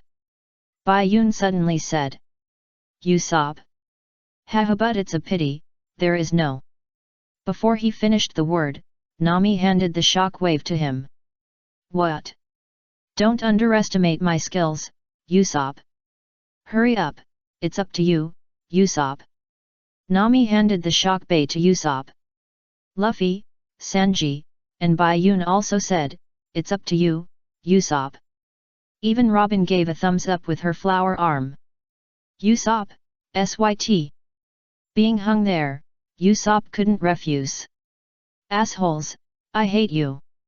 Although he said so, he still leaned against the back of the ship with the shock bay, and pressed the shock bay dead or not, and the shock burst directly took the ship up, which can be understood as a small wind cannon. The moment the ship flew up, Robin immediately grabbed a board of Luffy and Sanji with her flower arm. The only protruding board in front of the bow was used as the bow. As for Bayun, he could fly by himself, stepping into the air, picking up the board and flying over, which is why he was very confident that he could win. Fly over. The Straw Hat Pirates flew over directly. Their methods and techniques are really amazing. Ithomimes is an enemy, but he still supports him. But just as he finished, an accident happened. Chapter 398 I Can. Usopp used the shock wave of Shock Bay to make the ship fly over the huge whirlpool. Robin connected Zoro and Luffy's ship with his hand and took them flying. True physics flying. But an accident happened. The wooden board that Robin's flower arm was holding stopped with a click without the arm connecting. Luffy and Sanji's wooden board fell directly. But, fortunately, Bayun was there to cover it. The clone Bayun flew over and held up the falling ship. Clone, after all, I took it all. Ha ha ha. It's really exciting. But thanks to you, Bayun number 1. Luffy said. Everyone was relieved when they saw this. The clone Bayun was about to answer, but before he could utter a word, he turned into a bullet. Luffy and Shan Sanji felt free fall again. What? What happened? Nami and Usopp in front were surprised, but after the boat fell, their view was blocked. There was a protruding cliff by the sea in front of the huge whirlpool, so they needed to fly over it. Luffy and Sanji had no choice but to abandon the ship and jump onto the cliff, but it also meant that they were eliminated. No way, it's up to them next. Sanji held a cigarette in his mouth and signaled to Nami and the others that he and Luffy were fine. Luffy's puzzled voice also sounded. Bayun. Bayun in the air stood there motionless, covering his forehead with his hand. And the wooden board in his other hand also slipped out of his hand and fell into the sea. What happened? Sanji was also puzzled. Only Bayun himself knew that when his clone caught Luffy and Sanji just now, he suddenly felt a headache, as if his soul was being torn apart. Xiao Bai, what's wrong with you? Xiao Bai noticed that something was wrong with Bai Yun and asked. Bai Yun shook his head slightly, I don't know what happened. But before he could say the word thing, his consciousness blurred instantly and Bai Yun fell down. Bai Yun! Luffy widened his eyes and shouted. Xiao Bai also shouted worriedly, what's going on? If Bai Yun fainted, his consciousness would also come to him, but it didn't. Bai Yun suddenly lost consciousness and fell from the air. Seeing this, Sanji immediately stepped into the air and caught him. Hey, this is not like you, Bai Yun. What's wrong? Sanji said. But he felt that Bai Yun was lying on his arm without any effort. Bai Yun. He fainted. Who's talking? Me. Xiao Bai looked up at Sanji, constantly spitting out his forked tongue. Xiao Bai, you can still talk. Or, are you Bai Yun? Others didn't know that Xiao Bai could talk, and thought that only Xiao Bai with Bai Yun's consciousness could talk. I am who I am. Xiao Bai's consciousness has not come to me. This is the worst. Logically, if he is unconscious now, his consciousness will most likely come to me, but it hasn't. Xiao Bai explained that if Bai Yun is unconscious, his consciousness will most likely enter the consciousness space where Xiao Bai's form is located, except for the last time when Bai Yun was in Usopp's hometown, his consciousness was called over by the system, and Xiao Bai's consciousness was obviously no match for the system. Why is this happening? For no reason. Sanji asked. If I knew, I would wake him up. Let's go to the shore and let the deer see. Xiao Bai said unhappily. Bai Yun suddenly fainted and his consciousness was nowhere to be found, which annoyed him. The deer, are you talking about Chopper? Or you?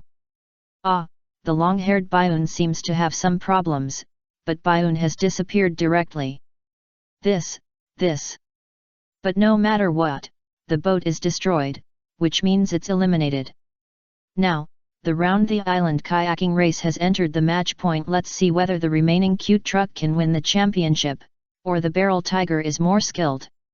Report from ITO Mimis. The Foxy Pirates were also confused by Bai Yun's operation, but based on the abilities that Bai Yun had shown before, his elimination was a good thing for them. What's wrong? What's wrong with Bai Yun? Sanji took Bai Yun back to the cliff first and reunited with Luffy. I don't know. But his breathing and heartbeat are normal. So he should have fainted. Sanji replied. That's good. Luffy breathed a sigh of relief when he heard this. In his mind, as long as he wasn't dead, it would be fine. That's good. Xiao Bai gave him a snake tail. He fainted for no apparent reason. What a big head. Oh my. Hey Xiao Bai, you can talk. Luffy was also surprised that Xiao Bai could talk. Yes, stop chatting here. Xiao Bai was very perfunctory, let Chopper see it quickly. Sanji nodded and signaled to Nami and the others below that Bai Yun was fine, and they were better than them. Although he was still a little worried, they were the only group now, and they couldn't give up. Robin nodded and controlled his arms to row forward again. Sanji and Luffy also took Bai Yun away from the cliff and came to the shore. Chopper and Zoro also ran to the entrance of the cliff and met them. What happened? Zoro and Luffy asked the same question. Sanji's answer became concise. I don't know. I fainted suddenly. Chopper panicked when he heard Sanji's words. Fainted. Then call a doctor quickly. Oh, I'm the doctor. Sanji, put Bai Yun down quickly, let me take a look. After reacting, Chopper became calm again, showing the calmness and professionalism of a doctor. Sanji put Bai Yun down obediently, and Chopper immediately took out a stethoscope to diagnose Bai Yun. The heartbeat is normal. The breathing is normal. No external injuries. Internal injuries cannot be diagnosed. It seems just fell asleep. Chopper finally said in disbelief. Fell asleep. So suddenly. Zoro was very puzzled. Although he sometimes fell asleep while leaning on the boat, He had never seen someone fall asleep suddenly while flying in the sky. How sleepy must he be? No, it's definitely not as simple as falling asleep. Xiaobai said. Noise, it is definitely not as simple as falling asleep. Chopper translated subconsciously. Xiaobai. Chopper, we understand. Sanji reminded him, and Chopper finally reacted. Xiaobai. You can talk. Xiaobai was too lazy to reply him, and you are the same, right? Instead, he slapped Bai Yun in the face. How can he sleep so soundly? You can't wake him up even if you hit him. Xiaobai said, meaning that Bai Yun was not just sleeping. But Luffy said. I can do it. If you sleep too comfortably, you can't wake him up even if you slap him. Xiaobai. Chapter 399. Don't be too confident. The winners of the first round of the Round Island kayaking race are Ms. Porch, Kabatai, and Manda. That means the Foxy Pirates won this round. Itamimes reported excitedly. It's the same as the original history.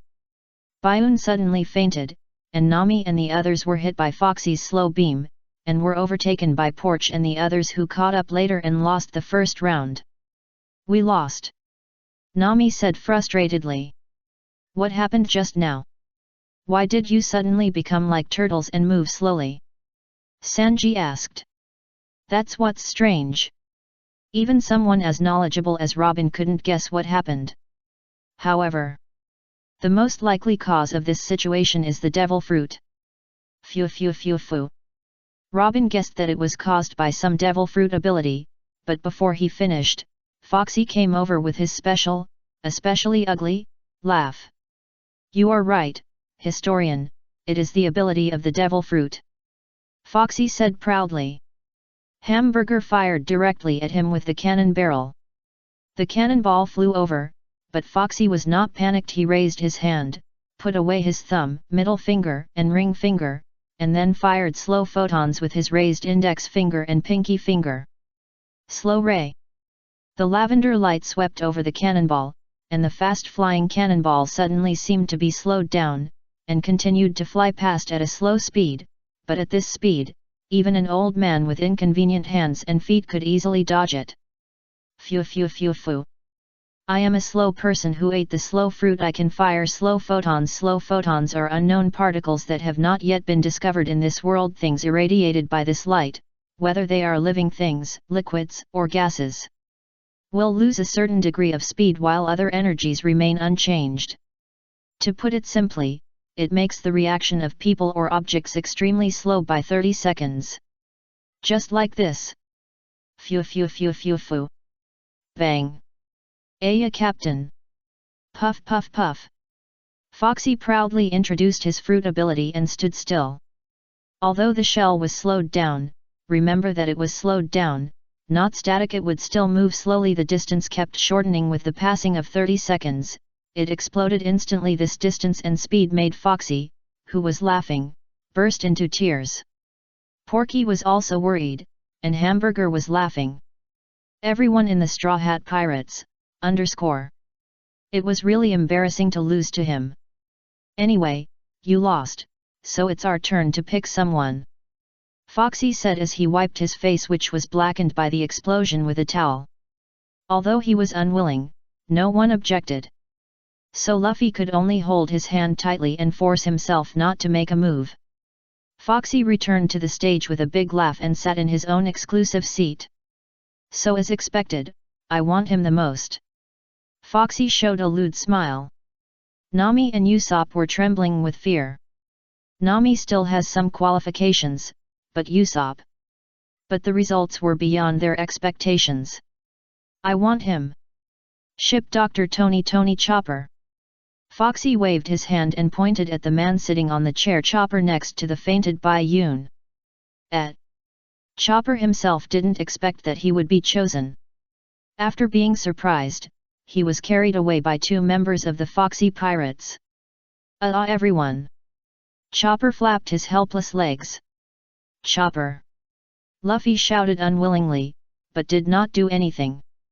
He just watched Chopper being brought to the stage. Fufu, such a strange creature is not common, Fluffy. Fox happily grabbed Chopper and rubbed his face. Chopper just felt defiled. Aya Captain, let me hug you too. Porky came to save Chopper. At least being hugged by a beautiful woman is better than being hugged by a fox-headed uncle. So, from now on, you are a member of our Foxy Pirates. Foxy put Chopper on a chair and put on the iconic bat eye mask of the Foxy Pirates. We have you pie, everyone. Chopper cried with tears streaming down his face. Chopper. Be a real man. Why are you crying?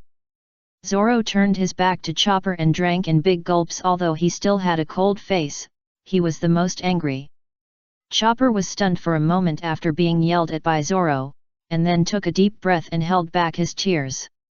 Everyone. I won't cry anymore.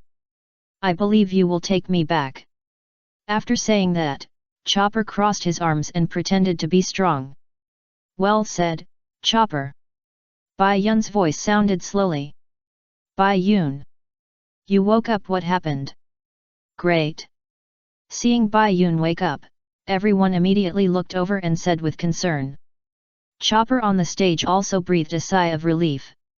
It's okay. Just a little tired. Bai Yun replied after a moment of silence.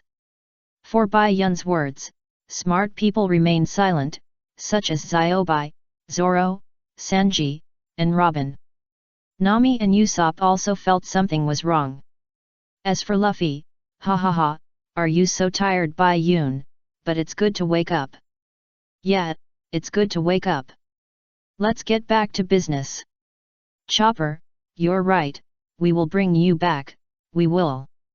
Bai Yun was very angry, mainly because he didn't expect an accident to cause him to lose the game, and he had never rubbed Chopper's furry face. He had never done that. There seemed to be fire in his eyes, and his aura was spreading. This was the second time Bai Yun was really angry, except for the time when he set fire to the terminal when he was a child. So scary. Facing Bai Yun, who was coming from hell, Foxy and the others on the opposite side were also shocked. Ka. Hey. Sanji lit a cigarette and blew out smoke in one go. Leave the rest to us. Zoro threw away the empty wine jug and stood up. He didn't say anything. But he had already started warming up. But in the second game, there is Chopper, but Chopper was. Nami said puzzledly. This is the essence of the game. I said before that once the number of participants is determined, it cannot be changed, so you only have 2 people in the second game. Foxy said with a cunning look on his face. Don't be too sure. Bai Yun glared back and stepped onto the stage. What are you doing? Are you going to break the rules and fight? Foxy said after taking 2 steps back. There was nothing he could do. Bai Yun's expression was just like that of a murderer. Bai Yun was too lazy to pay attention to him. Chopper, turn into a human form. Ah. Okay. Although Chopper was puzzled, he still obeyed and turned into a human form. Ah, this form is not cute at all. Porky murmured. Bai Yun adjusted his mood, his expression turned into a smile. And then stretched out his right hand to touch Chopper's face. Then he stretched it back and touched his own face. Bang! Bai Yun turned into Chopper's human form. What? This shocked Foxy and the others so much that their jaws almost dropped to the ground. Chapter 400 Emerald Heart. Originally, Chopper was one of the 3 players in the second game. But Chopper was taken away by Foxy. Then, in the second game, only Zoro and Sanji can play, and no one can be added. This is the rule. Rule, right. Bai Yun directly used the ability of the imitation fruit of Xiaofeng to transform into the appearance of Chopper's human form. It's Xiaofeng's fruit ability. Luffy answered quickly. Now, it's okay. Bai Yun asked in a cold voice, and Chopper's voice was used. It was rare to hear Chopper's voice so cold. Foxy and the others were so shocked that they didn't know how to answer. Is this possible or is it not possible? If it's not possible, he has Chopper's face. If it's possible, although he has Chopper's face. He is not the real Chopper. Bai Yun didn't care about that, and just assumed that they agreed, and turned around and jumped off the stage. It will be solved in 30 minutes, is there a problem? Bai Yun said to Zoro and Sanji during the day, his ability to replicate can only last for 30 minutes. Sanji smiled with a cigarette in his mouth. No problem. Zoro crossed his arms, of course. Bai Yun nodded slightly and turned to look at Foxy and the others. Then let's start. Before the second game starts, let me explain why Bai Yun suddenly fainted, and answer Xiao Bai, he felt like his soul was being pulled. During the long round the island race. In another part of the world, the clones Bai Yun and Ace were also on their journey to the Seven Water Capital. But because the boat is small, it is best to buy some dry food every time you arrive at an island. Although Ace's appetite is not as big as Luffy's, it is not small either. In order to avoid starving to death, Bai Yun executed it this way. Moreover, if you can get a permanent pointer of the Seven Water Capital, the route will be much simpler, so sometimes you have to try your luck to get to the shore. And this day, the day when Luffy and his friends met the Foxy Pirates, Bai Yun and Ace on the other side came to an island, Auction Island. This is an island that makes a living by auctions. There is no kingdom. The largest auction house on the island, Life Auction House, is the biggest boss on the island. Hmanualham large auction. I'm not interested.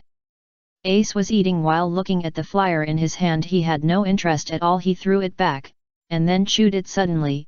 His head fell straight into the rice. Fortunately, at the critical moment, a hand reached out to hold his face and patted it back. Oh! Did I fall asleep again? Bai Yun. Ha ha ha ha, there's no way. It's too delicious. I feel so comfortable that I want to sleep. Ace said, and then continued to eat. Bai Yun was already used to this kind of action. It was better than this guy waking up confused and wiping his face with his own clothes. Because even if he was beaten up, this guy would not change his bad habits. Bai Yun also had a flyer in his hand. It was the same as Ace's. It was given to him by someone standing next to the tavern when he entered the tavern. Bai Yun was used to saying no, so Ace took two. However, when he saw the Life Auction House written on the flyer, Bai Yun thought it was another auction house for humans and other races to trade in population. But when he continued to look at the collections below, it turned out not to be. On this side, they were all auctioned items. Jewelry, calligraphy, paintings, rare plants, rare insect specimens, etc. And the finale was 2 treasure trees. Adam. Treasure tree Adam. Seeing this, Bai Yun paused for a moment, but soon continued eating. Turning the flyer over. The single side above depicted the main item of this auction. The ancient capital, the lost heart of the Jade City, the Emerald Heart. There were these big words written on the picture. In the middle was the picture of the Emerald Heart. It was an eye-shaped jewel, and the color of the jewel was red with green. Then there is the last paragraph below. The Emerald Heart, according to legend, has the ability to attract blessings and absorb disasters. Facts have proven that its owners will become rich in a short period of time. But there is a rule: after the Emerald Heart changes hands, it will turn back to green, and then slowly turn red. The red is the disaster that the Emerald Heart absorbs for its owner. But there is an upper limit to absorption. 50 years is its upper limit. If the disaster reaches its peak, it will completely erupt, so every 50 years, its owner will take it out for auction again. So, this is an auction held once every 50 years. Waiting for your arrival. The content of the flyer ends here. What's so good about it, Bai Yun? What do you like? But we don't have a dime. Ace wiped his mouth with the back of his hand and said, and the boss who was cooking at the bar paused. Not a dime. The boss tightened his spatula. Bai Yun rolled his eyes at him. He wanted to be chased all over the street again, right? Go wash your hands, you're so dirty. Oh. Ace said, and obediently went to the toilet to wash his hands. Bai Yun smiled at the boss and continued to eat the rest of the meal. 10 minutes passed. Ace hadn't come out of the bathroom yet. Thank you for the treat. This guy, it takes 10 minutes to wash his hands. Bai Yun complained. Yeah. The boss also agreed. He won't leave me alone and run away, will he, this damn guy? Bai Yun pretended to be panicked. The boss heard what he said, it made sense, and immediately came out of the bar, ran to the direction of the bathroom, and pushed the door open with a snap. Several guests who were taking a shower were shocked, thinking that robbers had come to the bathroom. The boss didn't care, and went in to see that there was no one in the single room, and no one outside, and Ace really ran away. This bastard who ate a free meal. No.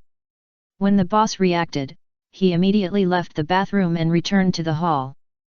Bai Yun's seat was already empty, and the boss was so angry that he shouted. Asshole! These two asshole brats! The tavern owner was furious, while on the street outside, Bai Yun and Ace were taking a leisurely walk after dinner. 10 minutes, you eat really slowly, Bai Yun. Ace complained. I call it chewing slowly. Besides, if it's not long, the boss may not be fooled. Bai Yun replied, but his eyes were still on the flyer in his hand.